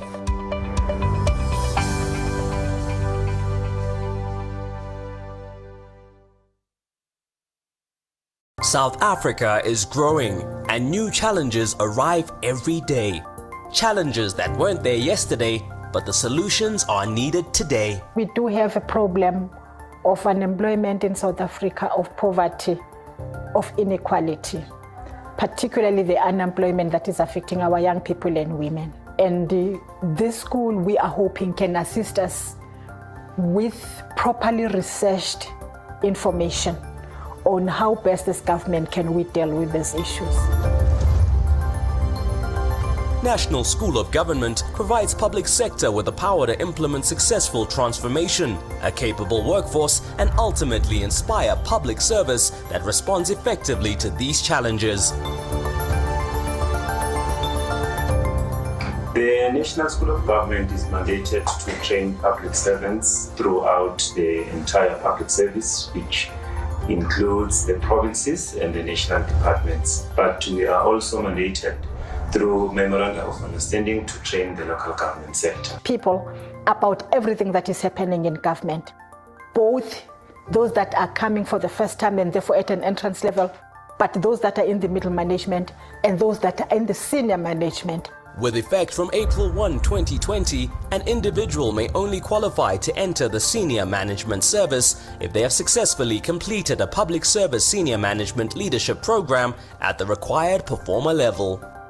The program aims to challenge you as a public servant to live the Batupeli principles and to instill knowledge and understanding of the intrinsic values and building blocks of our democratic state. This is also according to the aims of the National Development Plan. The National Development Plan remains a guiding vision towards 2030 and the emancipation of South Africans from the triple challenges of poverty, unemployment and inequality. We need to build a capable developmental state which, together with an active citizenry, leads to a drive against these triple challenges. We also need to be part of building an ethical and professional public service. Through its suite of programs, the school trains in excess of 30,000 public servants annually. With the right knowledge, nothing is impossible. And as NSG combines the best training facilities that allow our public sector to have access to learning and development programs. Depending on the program, we always keep the minimum of stock material, which varies in terms of number from 200 to 1,000. We also keep 2% of material printed in Braille to accommodate learners who are visually impaired in order to promote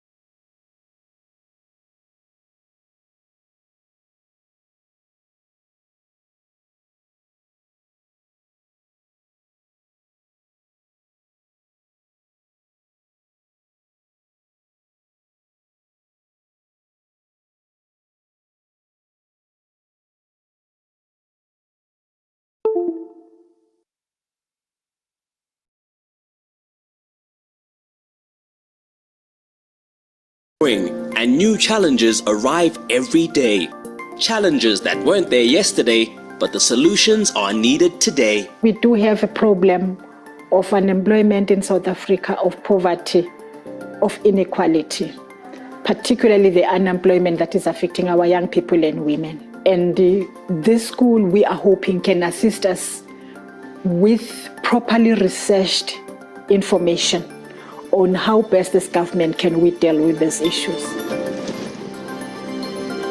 National School of Government provides public sector with the power to implement successful transformation, a capable workforce, and ultimately inspire public service that responds effectively to these challenges.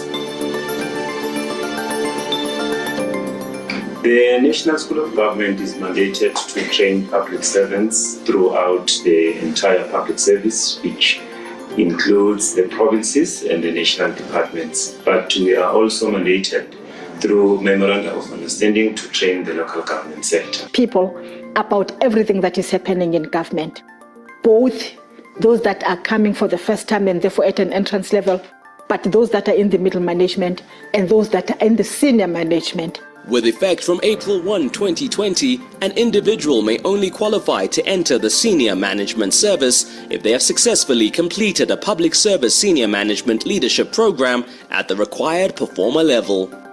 The program aims to challenge you as a public servant to live the Batupeli principles and to instill knowledge and understanding of the intrinsic values and building blocks of our democratic state.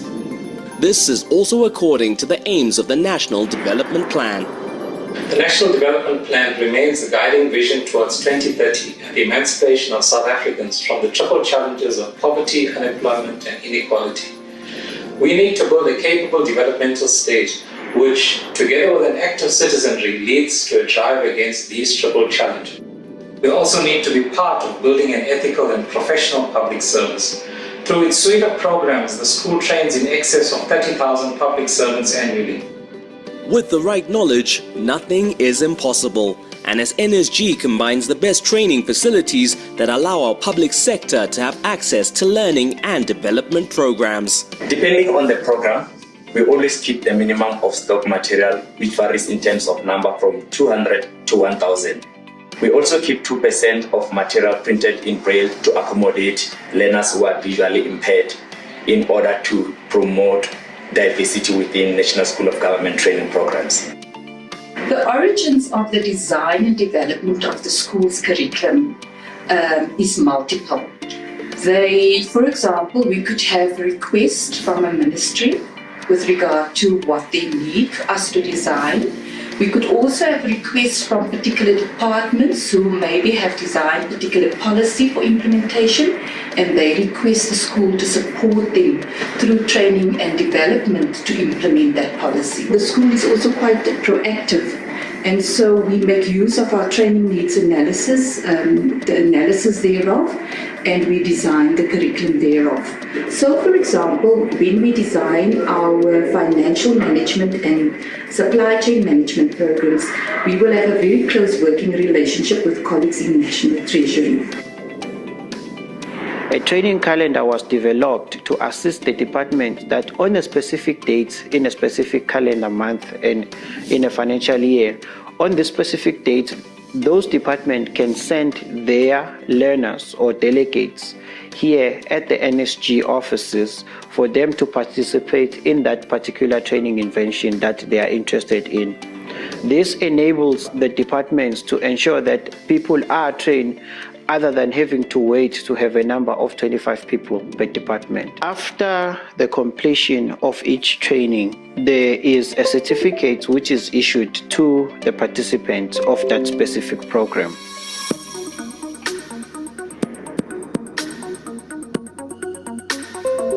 In the era of the fourth industrial revolution, where technology impacts almost everything we do, we have to work together to use its opportunities in ways that benefit all public servants and public service in general. Using technology also enables the school to deliver learning in the workplace at much lower costs. Furthermore, departments don't incur extra costs associated with traditional learning and development, for example, traveling to a training venue, accommodation, catering, S&T. We use e-learning to make learning opportunities available to large numbers of public servants. When public servants enroll for an e-learning course, they take personal responsibility for their learning and development. They can learn at any time, and they can learn at a pace that feels comfortable for them. These are just some of the advantages of e-learning. To benefit, departments must create an enabling and supportive environment. At the very least, departments have to make an internet-enabled device available for e-learning purposes. This could be a desktop computer or a laptop, and our courses are also accessible on tablets and smartphones. The office of the principal is the highest executive office in NSG. The principal, as accounting officer of the school, must lead and provide strategic vision and direction. The principal also undertakes strategic communication with key stakeholders. We have to operate based on the cost recovery model. So we calculate what are the costs that are involved in us delivering a program. Then we add them all together when we come up with a tariff. From there, we take it to the National Treasury to do a review of those tariffs. National Treasury allocation gives us about 30% of the total if you include the vote and the trading account together. So the sustainability of the organization rests with the trading account. So we have to work hard to make sure that we sustain ourselves and generate enough money so that the organization can run smoothly. The school also forges strategic international partnerships and mobilizes resources from the donor community and facilitates engagement in the global knowledge exchange network. The international relations and special projects is one of the chief directorates within the NSG, with the role of coordinating the participation of the National School of Government in international forums. One of those forums is the African Union Specialized Technical Committee number 8, which is dealing with capacity building in the public service across the continent. The second one is the African Management Development Institutes Network, which is called AMDIN. The National School of Government is the secretariat for AMDIN. And through AMDIN, we are implementing courses across the continent. And through AMDIN, we are uniting the African Management Development Institutes under one umbrella, with a view to ensure that there is a common understanding and a common approach to development and capacity building, within the continent. We are also coordinating the participation of the NSG in courses that are offered by the Chinese Academy of Governance. We have an MOU which we have facilitated for the NSG to sign. That MOU is between the NSG and CAG. We are coordinating as international relations and special projects the participation of the National School of Government in courses that are provided by several institutions. One example, for instance, is the participation of the NSG in courses offered by the National School of Administration of France. We have sent, since 2009, several public servants from both the NSG and the other government departments. NSG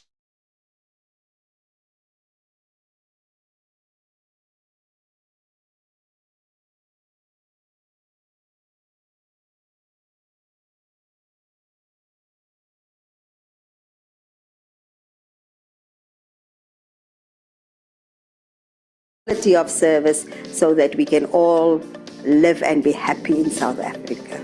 The NSG ensures that public servants are empowered so that the citizens, when they interact with the public service, they can receive a fast and effective service from them. When public service is done right, it solves everyday problems that optimize resources and allow South Africa to grow.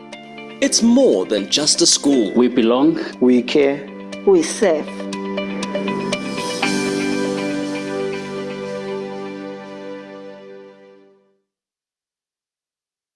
South Africa is growing and new challenges arrive every day.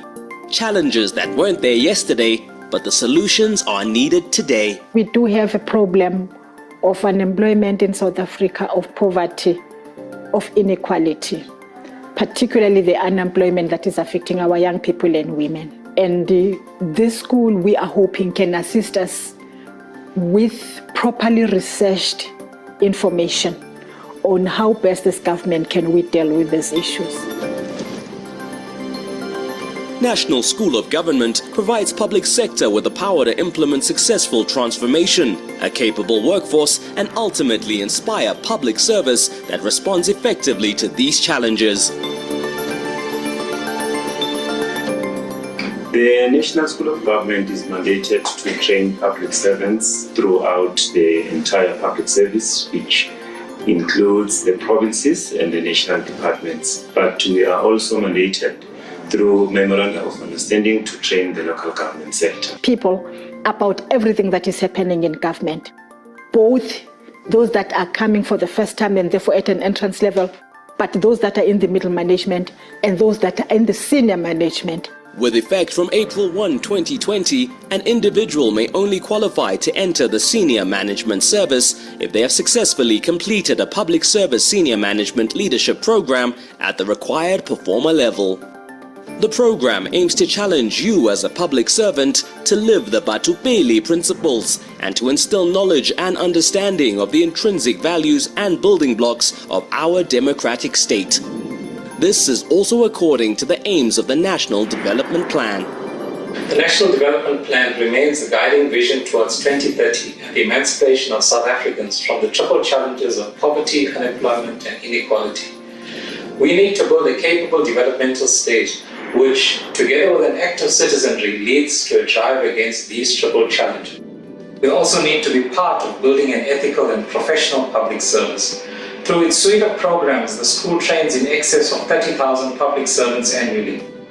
With the right knowledge, nothing is impossible. And as NSG combines the best training facilities that allow our public sector to have access to learning and development programs. Depending on the program, we always keep the minimum of stock material, which varies in terms of number from 200 to 1,000. We also keep 2% of material printed in Braille to accommodate learners who are visually impaired in order to promote diversity within National School of Government training programs.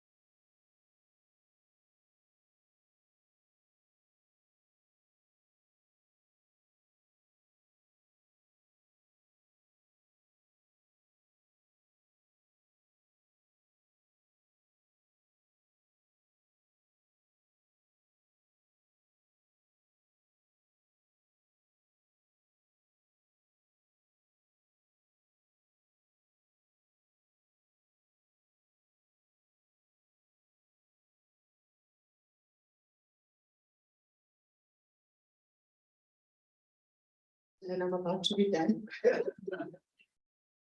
Okay, so we offer our services to qualified professionals at all level, communication agencies, as I've said, private sector, NGOs, NPO. We are the body that you want to affiliate yourself with, because we are able to engage and have all those particular discussions that we would like to have.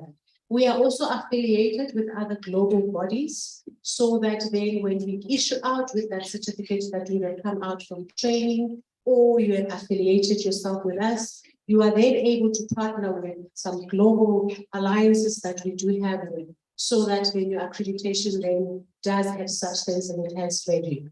And that's who we are as PRISA, and that's what we are able to represent. And we are hoping that coming here and engaging in these particular discussions, which I think going forward, we will be able to do it even more. And we can be able to join you for the whole week and be able to have those discussions and be able to put up something that will then talk to PRISA.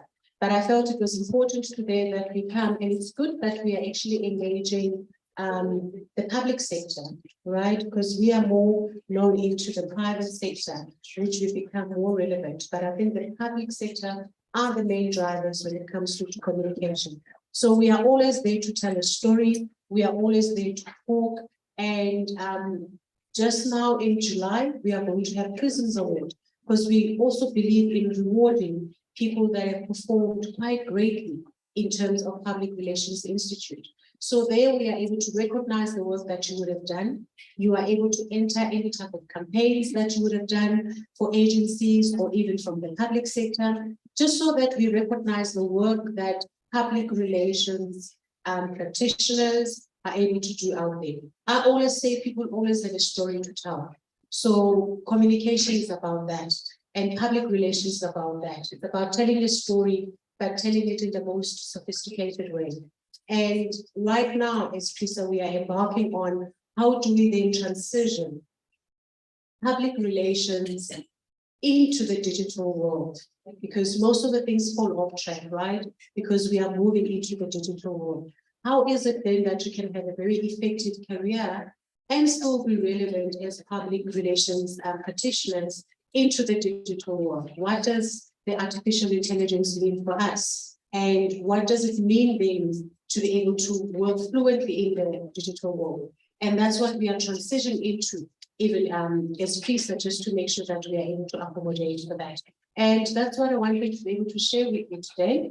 And I hope my speech was short enough to accommodate the graveyard shift, because the babies are quite full. But please be in contact with us. We are available on email. We are also on the website, social media platforms, all of them. We'll be able to leave the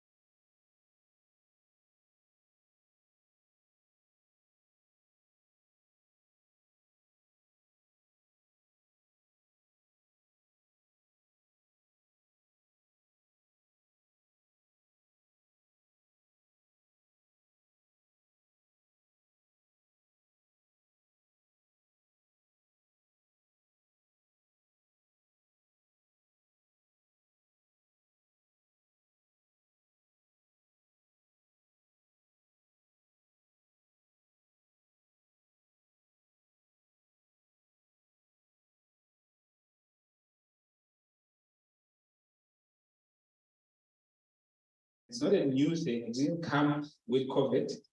It has been there for some time. I don't know how many of you have believed, okay, maybe let me ask you this question, because this thing is always say, is the world flat or round? Okay, yeah, I'm sure you can hear with the silence, right? That there are those who believe it's flat, there are those who believe it's round. Maybe if the student from Hans Kekana will tell us what is the correct answer. Because many people have believed that it is round. Right? We will give you the answer because I can see you're still not sure.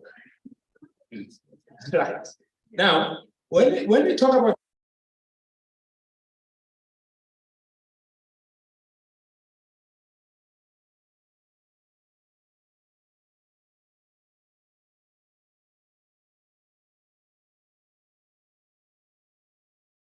there's a point, because if we say it's fake news, then it means we are giving Donald Trump, the leverage to say everything is fake. But in the misinformation space, we have what we call misinformation.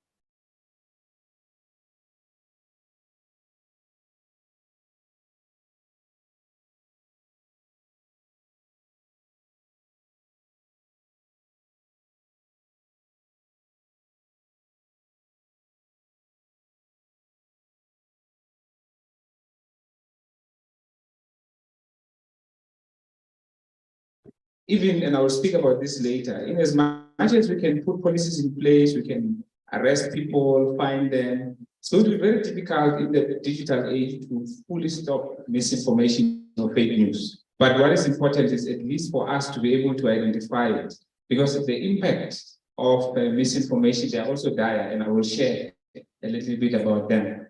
So in simpler terms, misinformation is where people, for example, they give misleading information, sometimes it will be mistaken. And generally, misinformation may also mean no harm, but you have malinformation, and I'm sure we have seen it, right?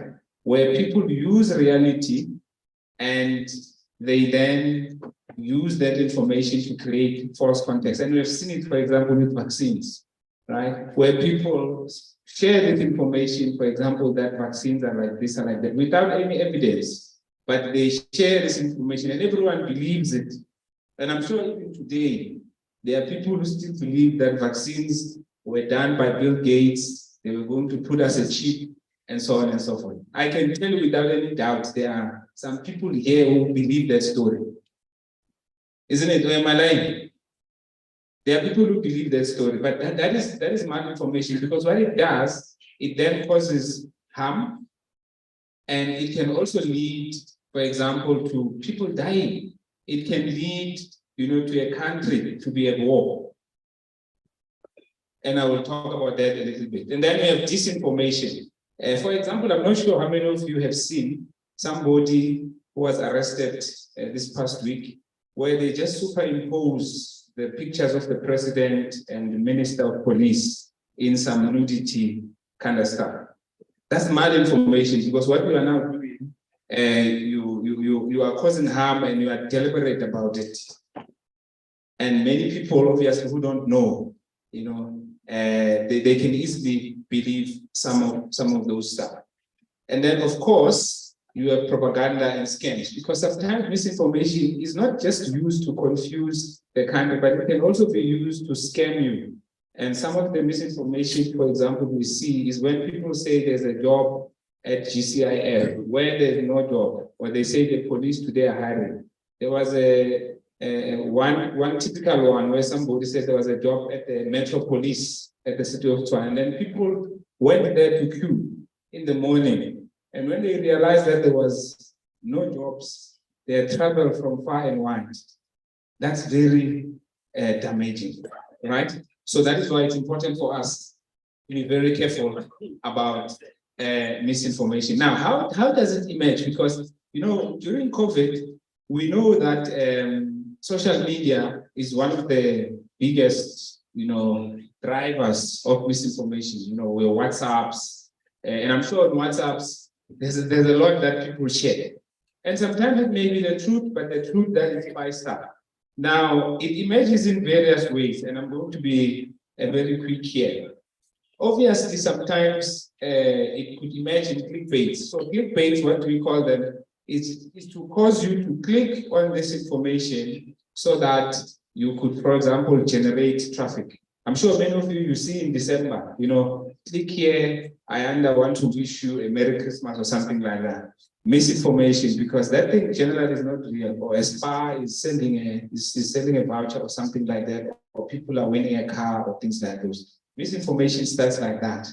And with COVID, we have seen it as well.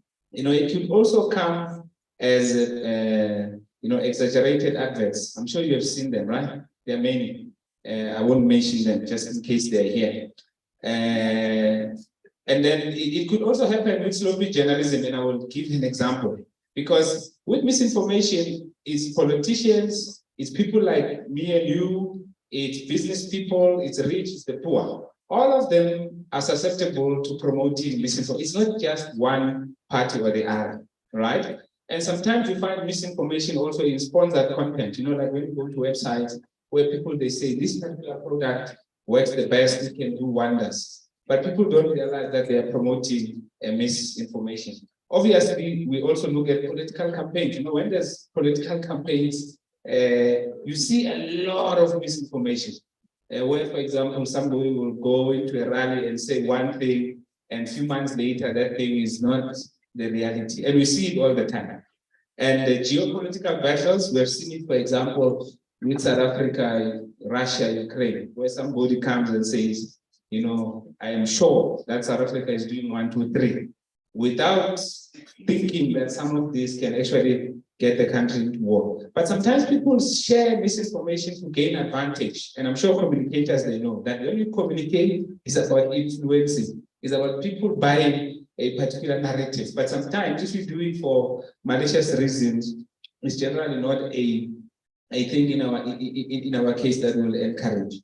Of course, misinformation also happens for stock markets manipulation. I'm sure many of you, Steinhoff, right? You have heard about it. We used to have the show Who Early Reads, and the man called Steinhoff did his own things about misinformation, and he brought many companies down just because of misinformation.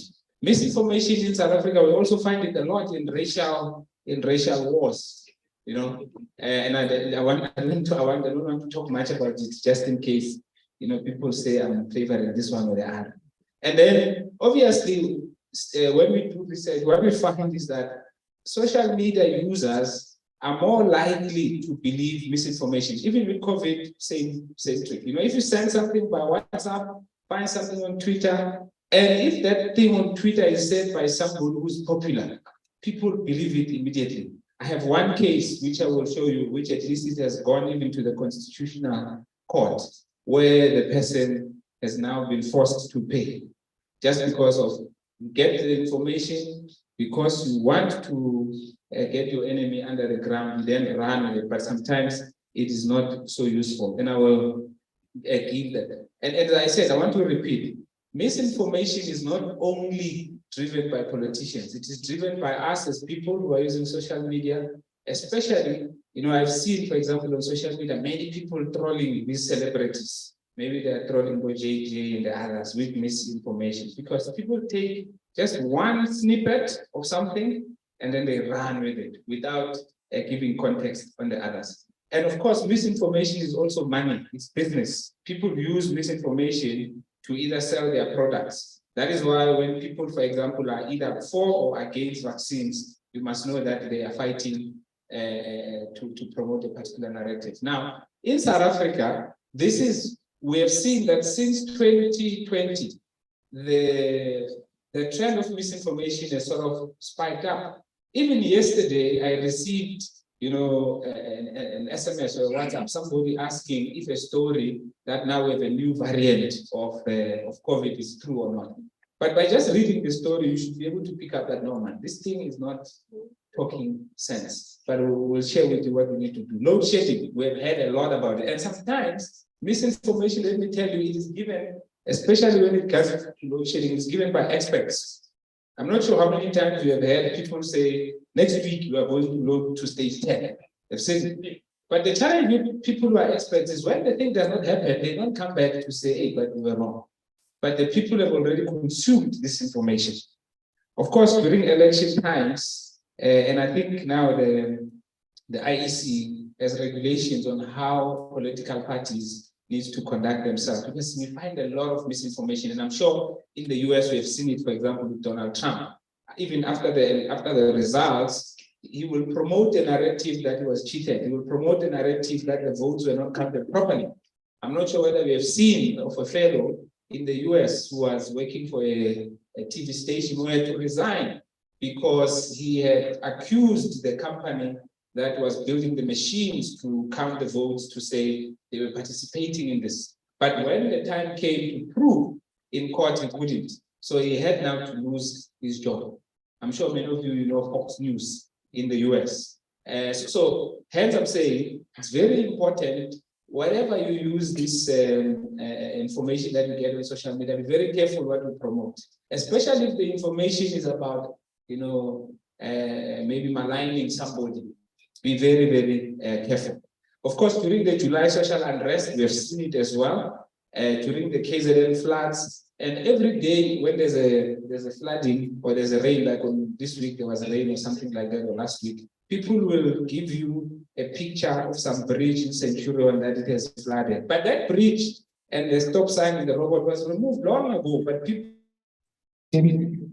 will wonder and call it work and say they are sick or there's flooding because of that bridge. Right? It happens here in South Africa.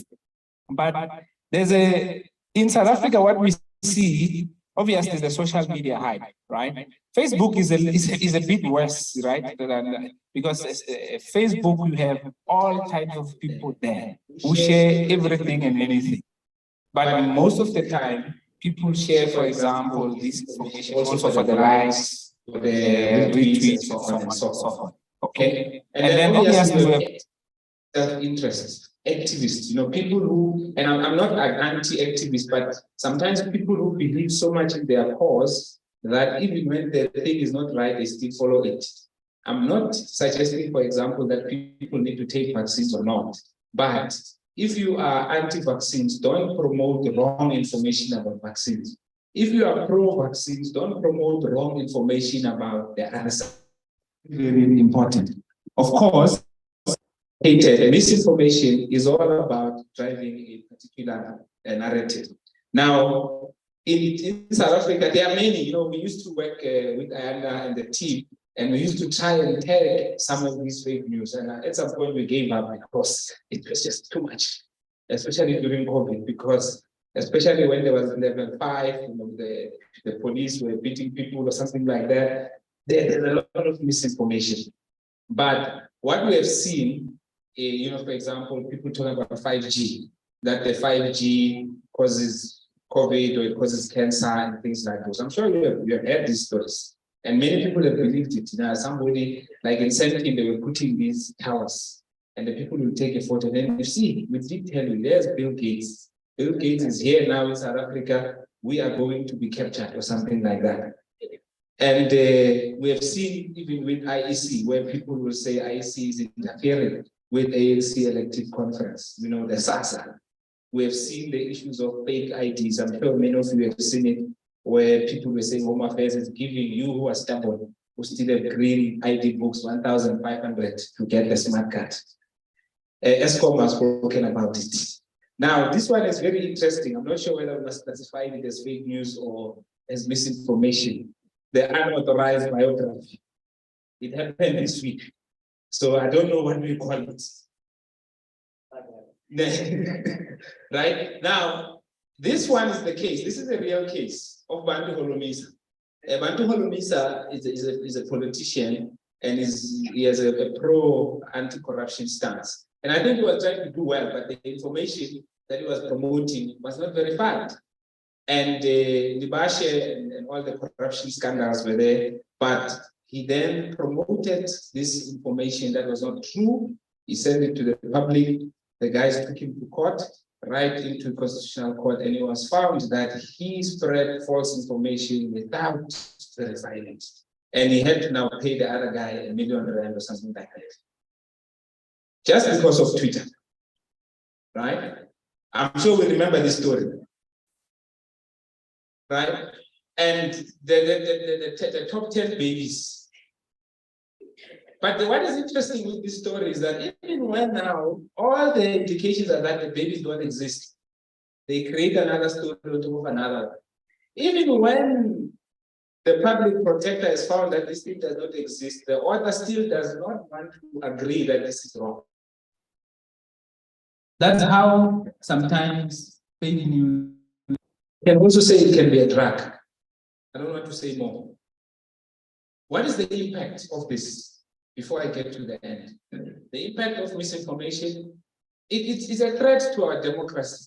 And how is it a threat? Because now, when we have misinformation, governments or governments, some others, they can even have the freedom of speech of people because of people spreading misinformation. In other countries, for example, in India, they even block people from sharing certain information on Twitter or social media. In South Africa, at least we don't have that. But it's because of fake news that are being promoted. But fake news, they also erode social cohesion because they make just people amongst ourselves to fight just because of fake news, right? And they are a threat to safety and security. Because when people promote this fake news, they can lead to, wars. And we've seen it, for example, in Rwanda. Because in Rwanda, what led to the genocide, it was because of misinformation. And people started butchering and killing one another. Over 1 million people in 1994, when we were in our elections, they were killing each other there because of misinformation between the nations, and things like those. But of course, misinformation comes with huge financial losses. I've given you the story of Steinhoff. I've given you the story of Bantu Holomisa. But there are many people who also lose their money because of misinformation and scams. We know the story of Best, because he was also using misinformation to scam people. But misinformation also has reputational damage. Imagine now somebody posts you online and they say you have done 1, 2, 3, 4.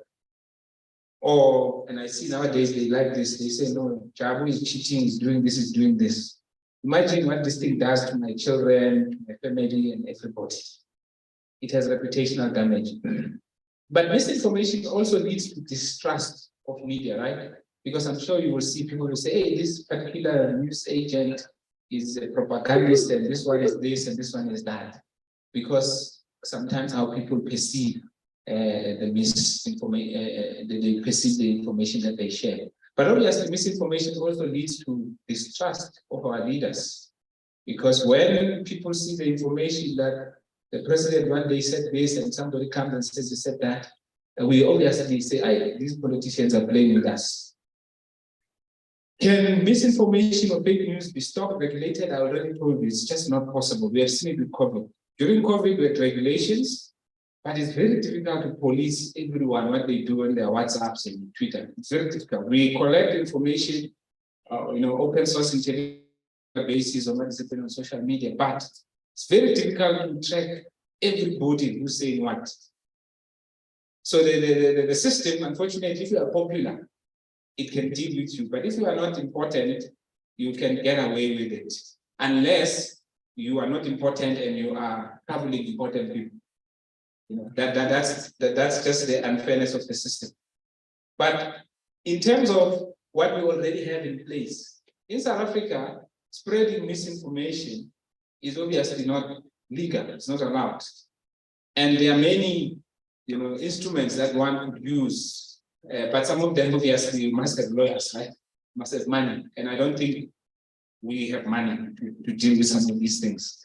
Obviously, there's the Bill of Rights, which obviously protects everyone's privacy, protects your dignity as a human being. We have got the Electronic Communications and Transaction Act that makes some of the offenses criminal, particularly, for example, if you share information about people online and so on and so forth. Films and Publications Act, especially when people are angry with each other, they start sharing, compromising pictures online. It's just not allowed. And then defamation, civil law, protection of personal information is generally dealing with, you are not allowed to take somebody's information and shake them, say, hey, I under works at this office, there is this address, and so on and so forth. Or even if it's a public person, you're not allowed to just spread their information, especially for malicious reason. There's also now a Cyber Crimes Act that if you could be found to be sharing information, sometimes you might not even be the originator of the information. Sometimes you are the, what do you call, the sharer or the person who retweets, you could be found wanting. And there are many cases like that, for example, especially during the social unrest. Now, the last one is, what can we do? Because policies and laws are there, but what can we do? And I think the most important thing is education and awareness. It's important that we don't become people who are so quick to communicate. You know, when they send that Java has passed away, you say, hey, let's share it, but I'm still alive. And many people do that, right? I'm sure you've seen it. Yeah, they've done it. So education and awareness is important at schools. Sessions like this are very important, okay? Because as they say, you know, it takes just one matches, man, to burn the whole field. But you require a lot more seeds to make that particular field. Obviously, media literacy, you know, fact checking. There are various solutions on fact checking. GCIS, for example, have their platform where if people are not sure, you can go to there are various ones. You know, make sure this information real or not. Because every day I can tell you without a doubt, people are spreading misinformation for one reason or the other. And that is why when you find it, it's also important to report it. Okay. And we want to also encourage responsible communication. Because for me, I always say it doesn't matter how angry you are. Once you start lying about other people, your anger is just not justified anymore. But I think collaboration with all stakeholders, for example, tech companies is important. The Facebook, the Twitters and the likes, because they can take down some of the misinformation, but it takes a lot of time. And I think for me, the best solution, which is more free, is when we are all responsible and we are all ethical, so that when we communicate, we must also think that there are other people that are involved. It's not just me posting just for the likes. There are other people who are impacted around this person. And I'm sure if we are all responsible, our journalists are responsible, we will probably have a better path. But in South Africa, I think the trajectory is a little bit different. In other countries, when it comes to misinformation, they are going down. Tina, we are unfortunately going up. And it's acceptable, or not acceptable, understandable, because we are sort of all in the technology space. So that's when we find most of us getting access to Twitter, WhatsApps, and so on and so forth. But be that as it may, I don't think it's a trend that we want to see. We don't want to see us, you know, rising in the wrong direction. We want to see us rising, for example, in employment and stuff like that. Thank you very much. I am finished. Thank you, Doc. I thought after that presentation, I want to ask you a question. I will bring the professor himself to summarize. Ladies and gentlemen, JJ Dawane, Professor JJ Dawane, over to you.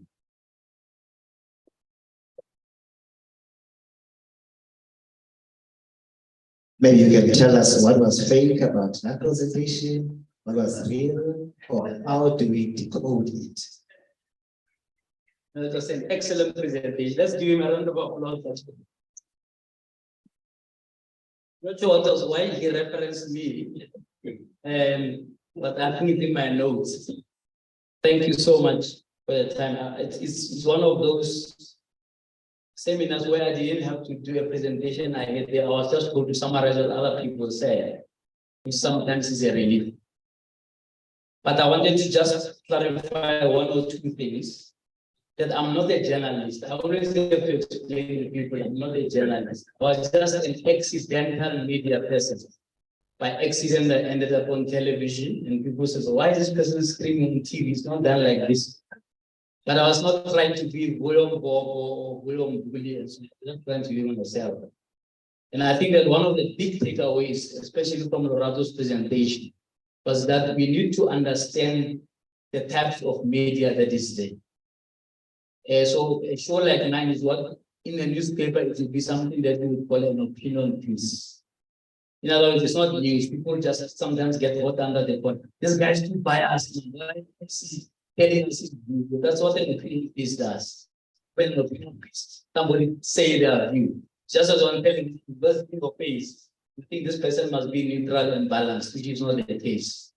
And so it's important that we identify where you can communicate. For example, we open a newspaper, there are people who have columns. People like Lorato has column. They used to have a column in the Pretoria news, but it's closing now, so I'm not sure where he's going to go. But you know, he has a column. So it's a person you can influence. So next time when they write, because usually columnists, especially the ones who are doing papers, sometimes scratch their head and say, what am I going to write about? And if you are top of mind, they can write about you and write a positive thing about you. So there are not people who fall from the sky and start writing. It's just that government communicators in particular, in private sector are better. They don't reach out to those people. In the time that I had a column in the Star newspaper for years, I think I had a column for 3 or 4 years. I had a column in the Business Day, I had a column in the Sunday Times. In that whole time, only one government reached out to me and said, hey man, have you ever thought of writing 1, 2, or 3? One, in 4 years. And the others will just call to say, oh, want to write an article in the Star, do you know the edit? It happened. So it shows you that government communications is in need of revival. That's really what it is, right? And by the way, those of you who are aspiring to be government communicators, this is also relevant to you. When you do become those government communicators, I can see youngsters here who are very enthusiastic. What is the kind of government communicator that we need, right? So a couple of takeaways.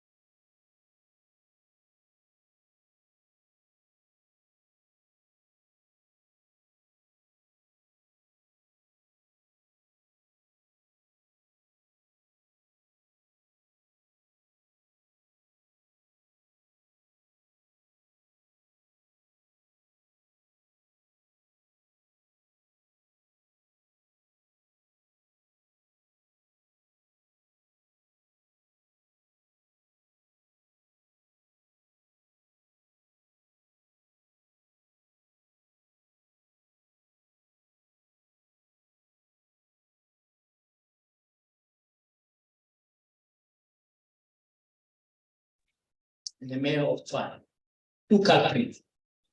You can get together, seriously, we have now made sure that 15 people are dead because of water. I don't know what they're going to say to me. They're going to say, no, you know, there's a plan and there's a team, task team. I'm sure there's a task team.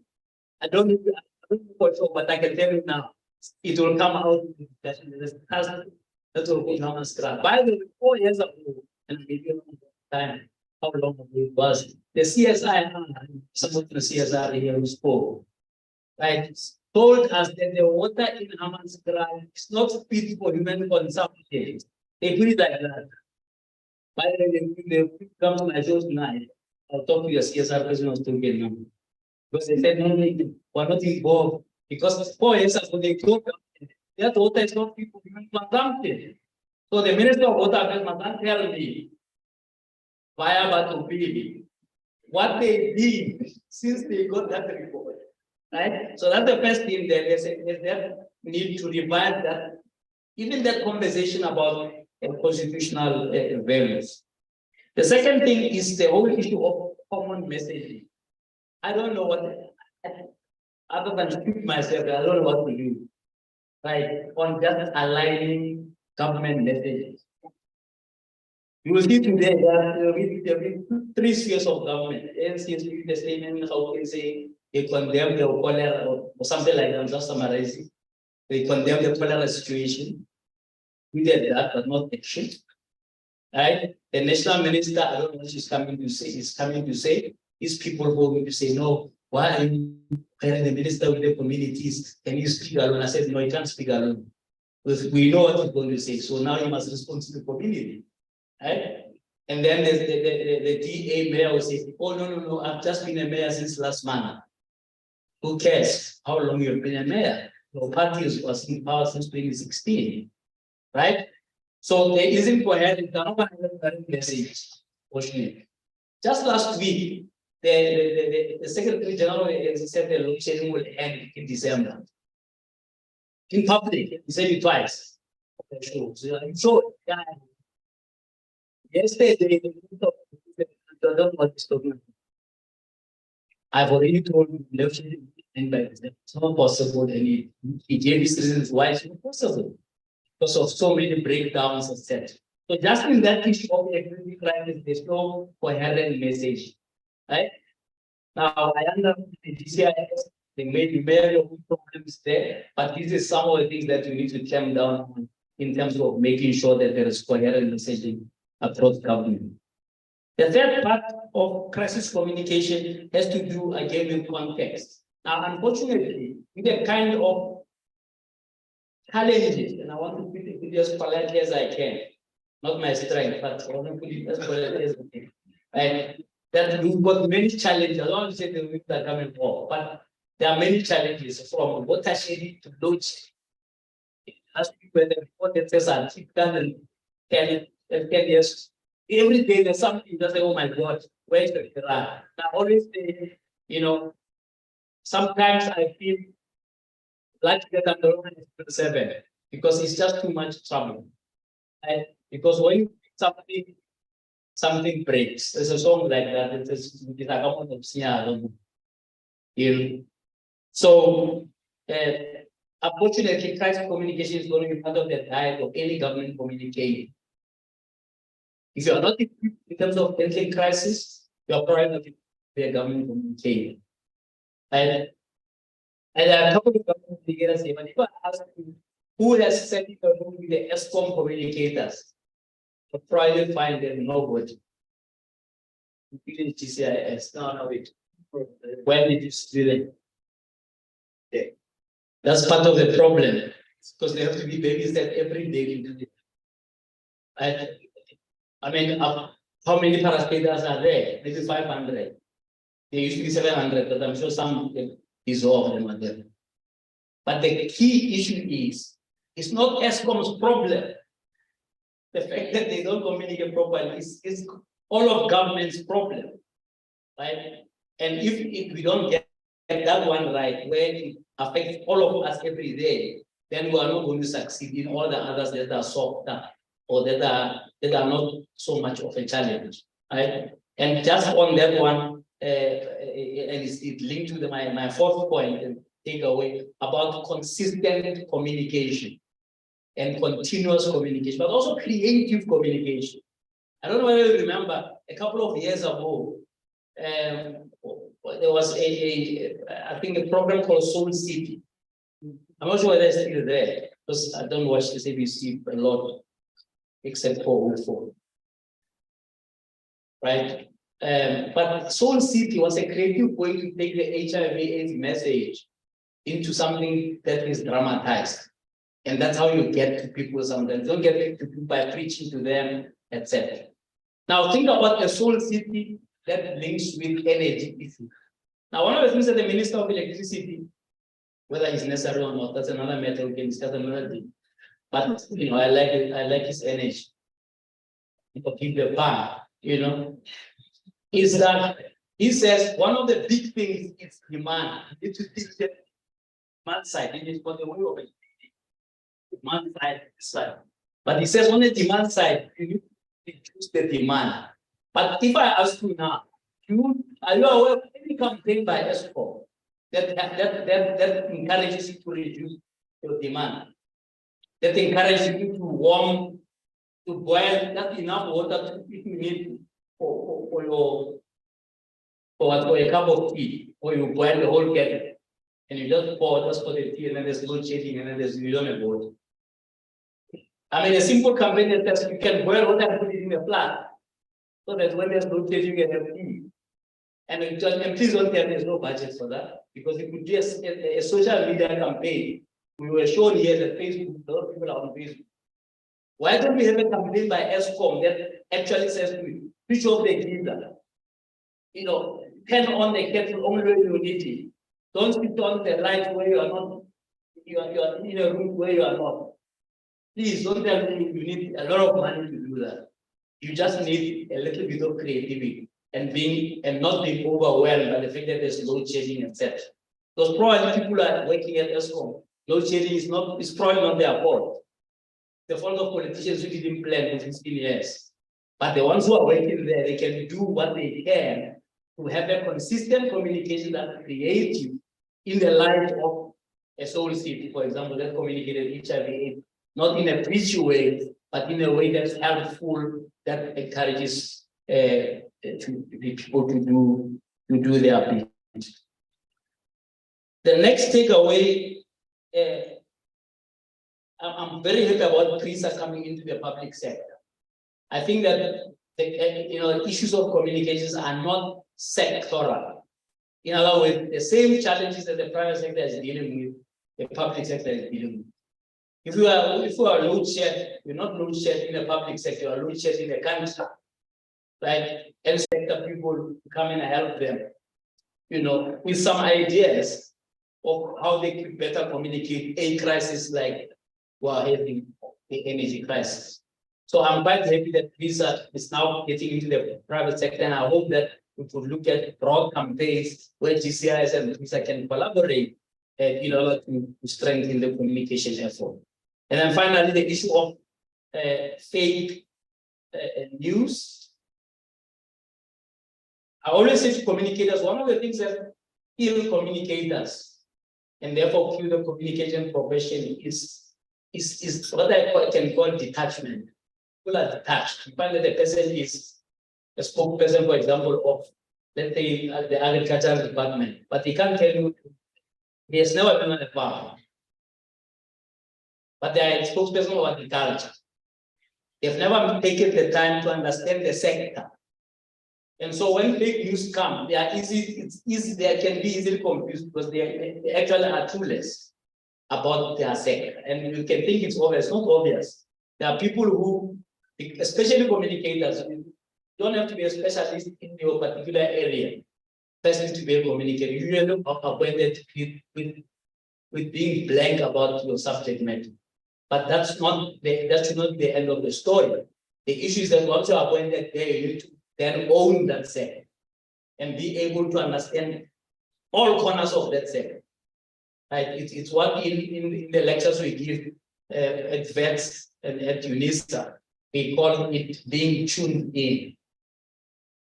Right? It means you must read left, right, and center, not read tweets and Facebook and think you have read, but actually go and read stuff that will empower you, right, in your area of work, that will eventually empower you to be able to discern what is fake, what is not fake. Right? So this is quite crucial because a lot of communicators are in a comfort zone of what one can call, a timetable or a routine timetable. So it's well environment. So I just want to issue a poster. Please don't bother just struggling. Right?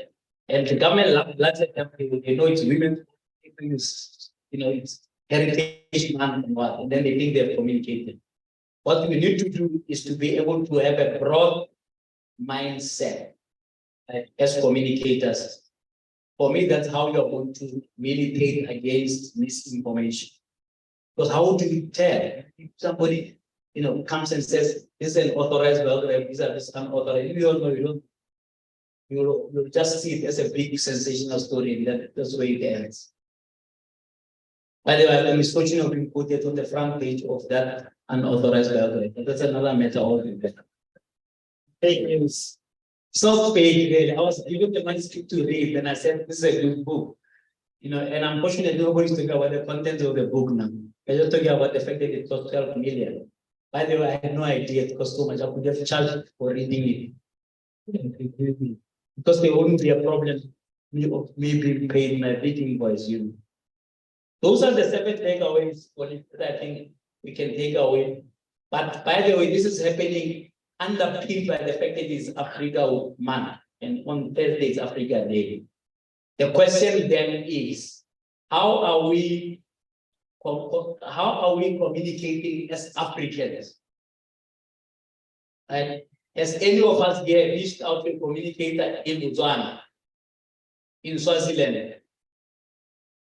I don't want to ask whether anyone else have been there to start with. Because if we are saying that we are an African country, then one of the few things we can do for ourselves when we visit an African country. And that way we learn how they communicate in their own context and what we can learn from each other. Unfortunately, we don't have a culture of family. We don't have a culture of cultural exchange with other African countries. We don't have a culture of just understanding other Africans. And I'm not sure what we can do about it. I don't have all the answers except to say that the first thing is to simply read up about other countries. So the African peer review mechanism, which is, I think is now 10, 20 years, right, produces something called the country report, right, where they look at all aspects of each country. They've got 40 members. So even if you were to 5, right, that said, this is Botswana, his currency is his president is whatever it is. Right? They had a Greek collapse. Currently, we can learn from that because the CIC has said we will have a Greek collapse in 2 weeks. I'm not sure whether that's fake news. But I'm preparing. The CIC says even if a generator, you can forget it. But at least you can have a timetable results switch on from 8 to 10 so that the meat doesn't. So you need to be able to go and prepare for Greek collapse. But if you read Botswana, you can say this is how the Botswana prepared. Greek collapse, they happened there for a week or two apparently, where they had no power. So we need to empower ourselves to understand our fellow Africans. This report I'm talking about, you can just Google it and say Africa or country report Tanzania. It will tell you this is their currency, this is their economy, this is their GDP, this is their industries. Right? Why can't we do that? You don't need to have a master's degree in that continent or that country to do it. The information is there. If you don't want to read it online, you can go to the IPR, the office in Midrand, and go and ask for a copy. They've got many copies there lying around. Right? So, colleagues, that's my takeaways for the day. Thank you so much for the excellent and vibrant participation here. And thanks to all the speakers who have made the day happen. Ayanda, thank you for inviting me. I appreciate it. Thank you, Prof. Thank you, colleagues. Thanks, everyone. This is the end, unfortunately, of the day. We still have a week ahead. Tomorrow, we're going to be at Hill, Constitutional Hill, starting from 10 o'clock. And we're also going to have debates and vibrant discussions. And I wish I could take all the students here with me. I'm going to be with tomorrow. But I just want to say thanks to a couple of people, starting with the school, Tigelede, Siabulela Nangomso, Achamathosa, not only for today, but Nangomso, when we come knocking. Thank you so much. Thank you to the team at GCIS, who has been trying and putting this together. Colleagues, we do appreciate your work. Unfortunately, your work, you can't have a byline to say that I did this, but you committed to communicate to people of South Africa, and I am proud of what you've done today. I would also like to thank all our partners, our stakeholders. I think there's also a GCIS Midtown alumni that is also responsible for bringing and connecting us to the school with the part of our communities so that we don't work. I normally say I don't work at GCIS. That's where my office is at. I work with communities, I work with business, I work with labor, and I work with various other stakeholders in South Africa and abroad. I am privileged that I am paid by the GOGO's pension. I am paid by the 15% of VAT that everyone else is here. So I dedicate, and I'm sure everyone in this room wants to live Matupi life and assist all we can. I would also like to make special thanks to my learned friends. I know, Narato, you guys get paid for this work. And I want to be declared and transparent that all the speakers here, it is really, really their time, and thank you to you not even asking about is there an invoice that I can send. You took it as a call of duty. We are all here to try to make South Africa better. We are all here to change the narratives of Africa.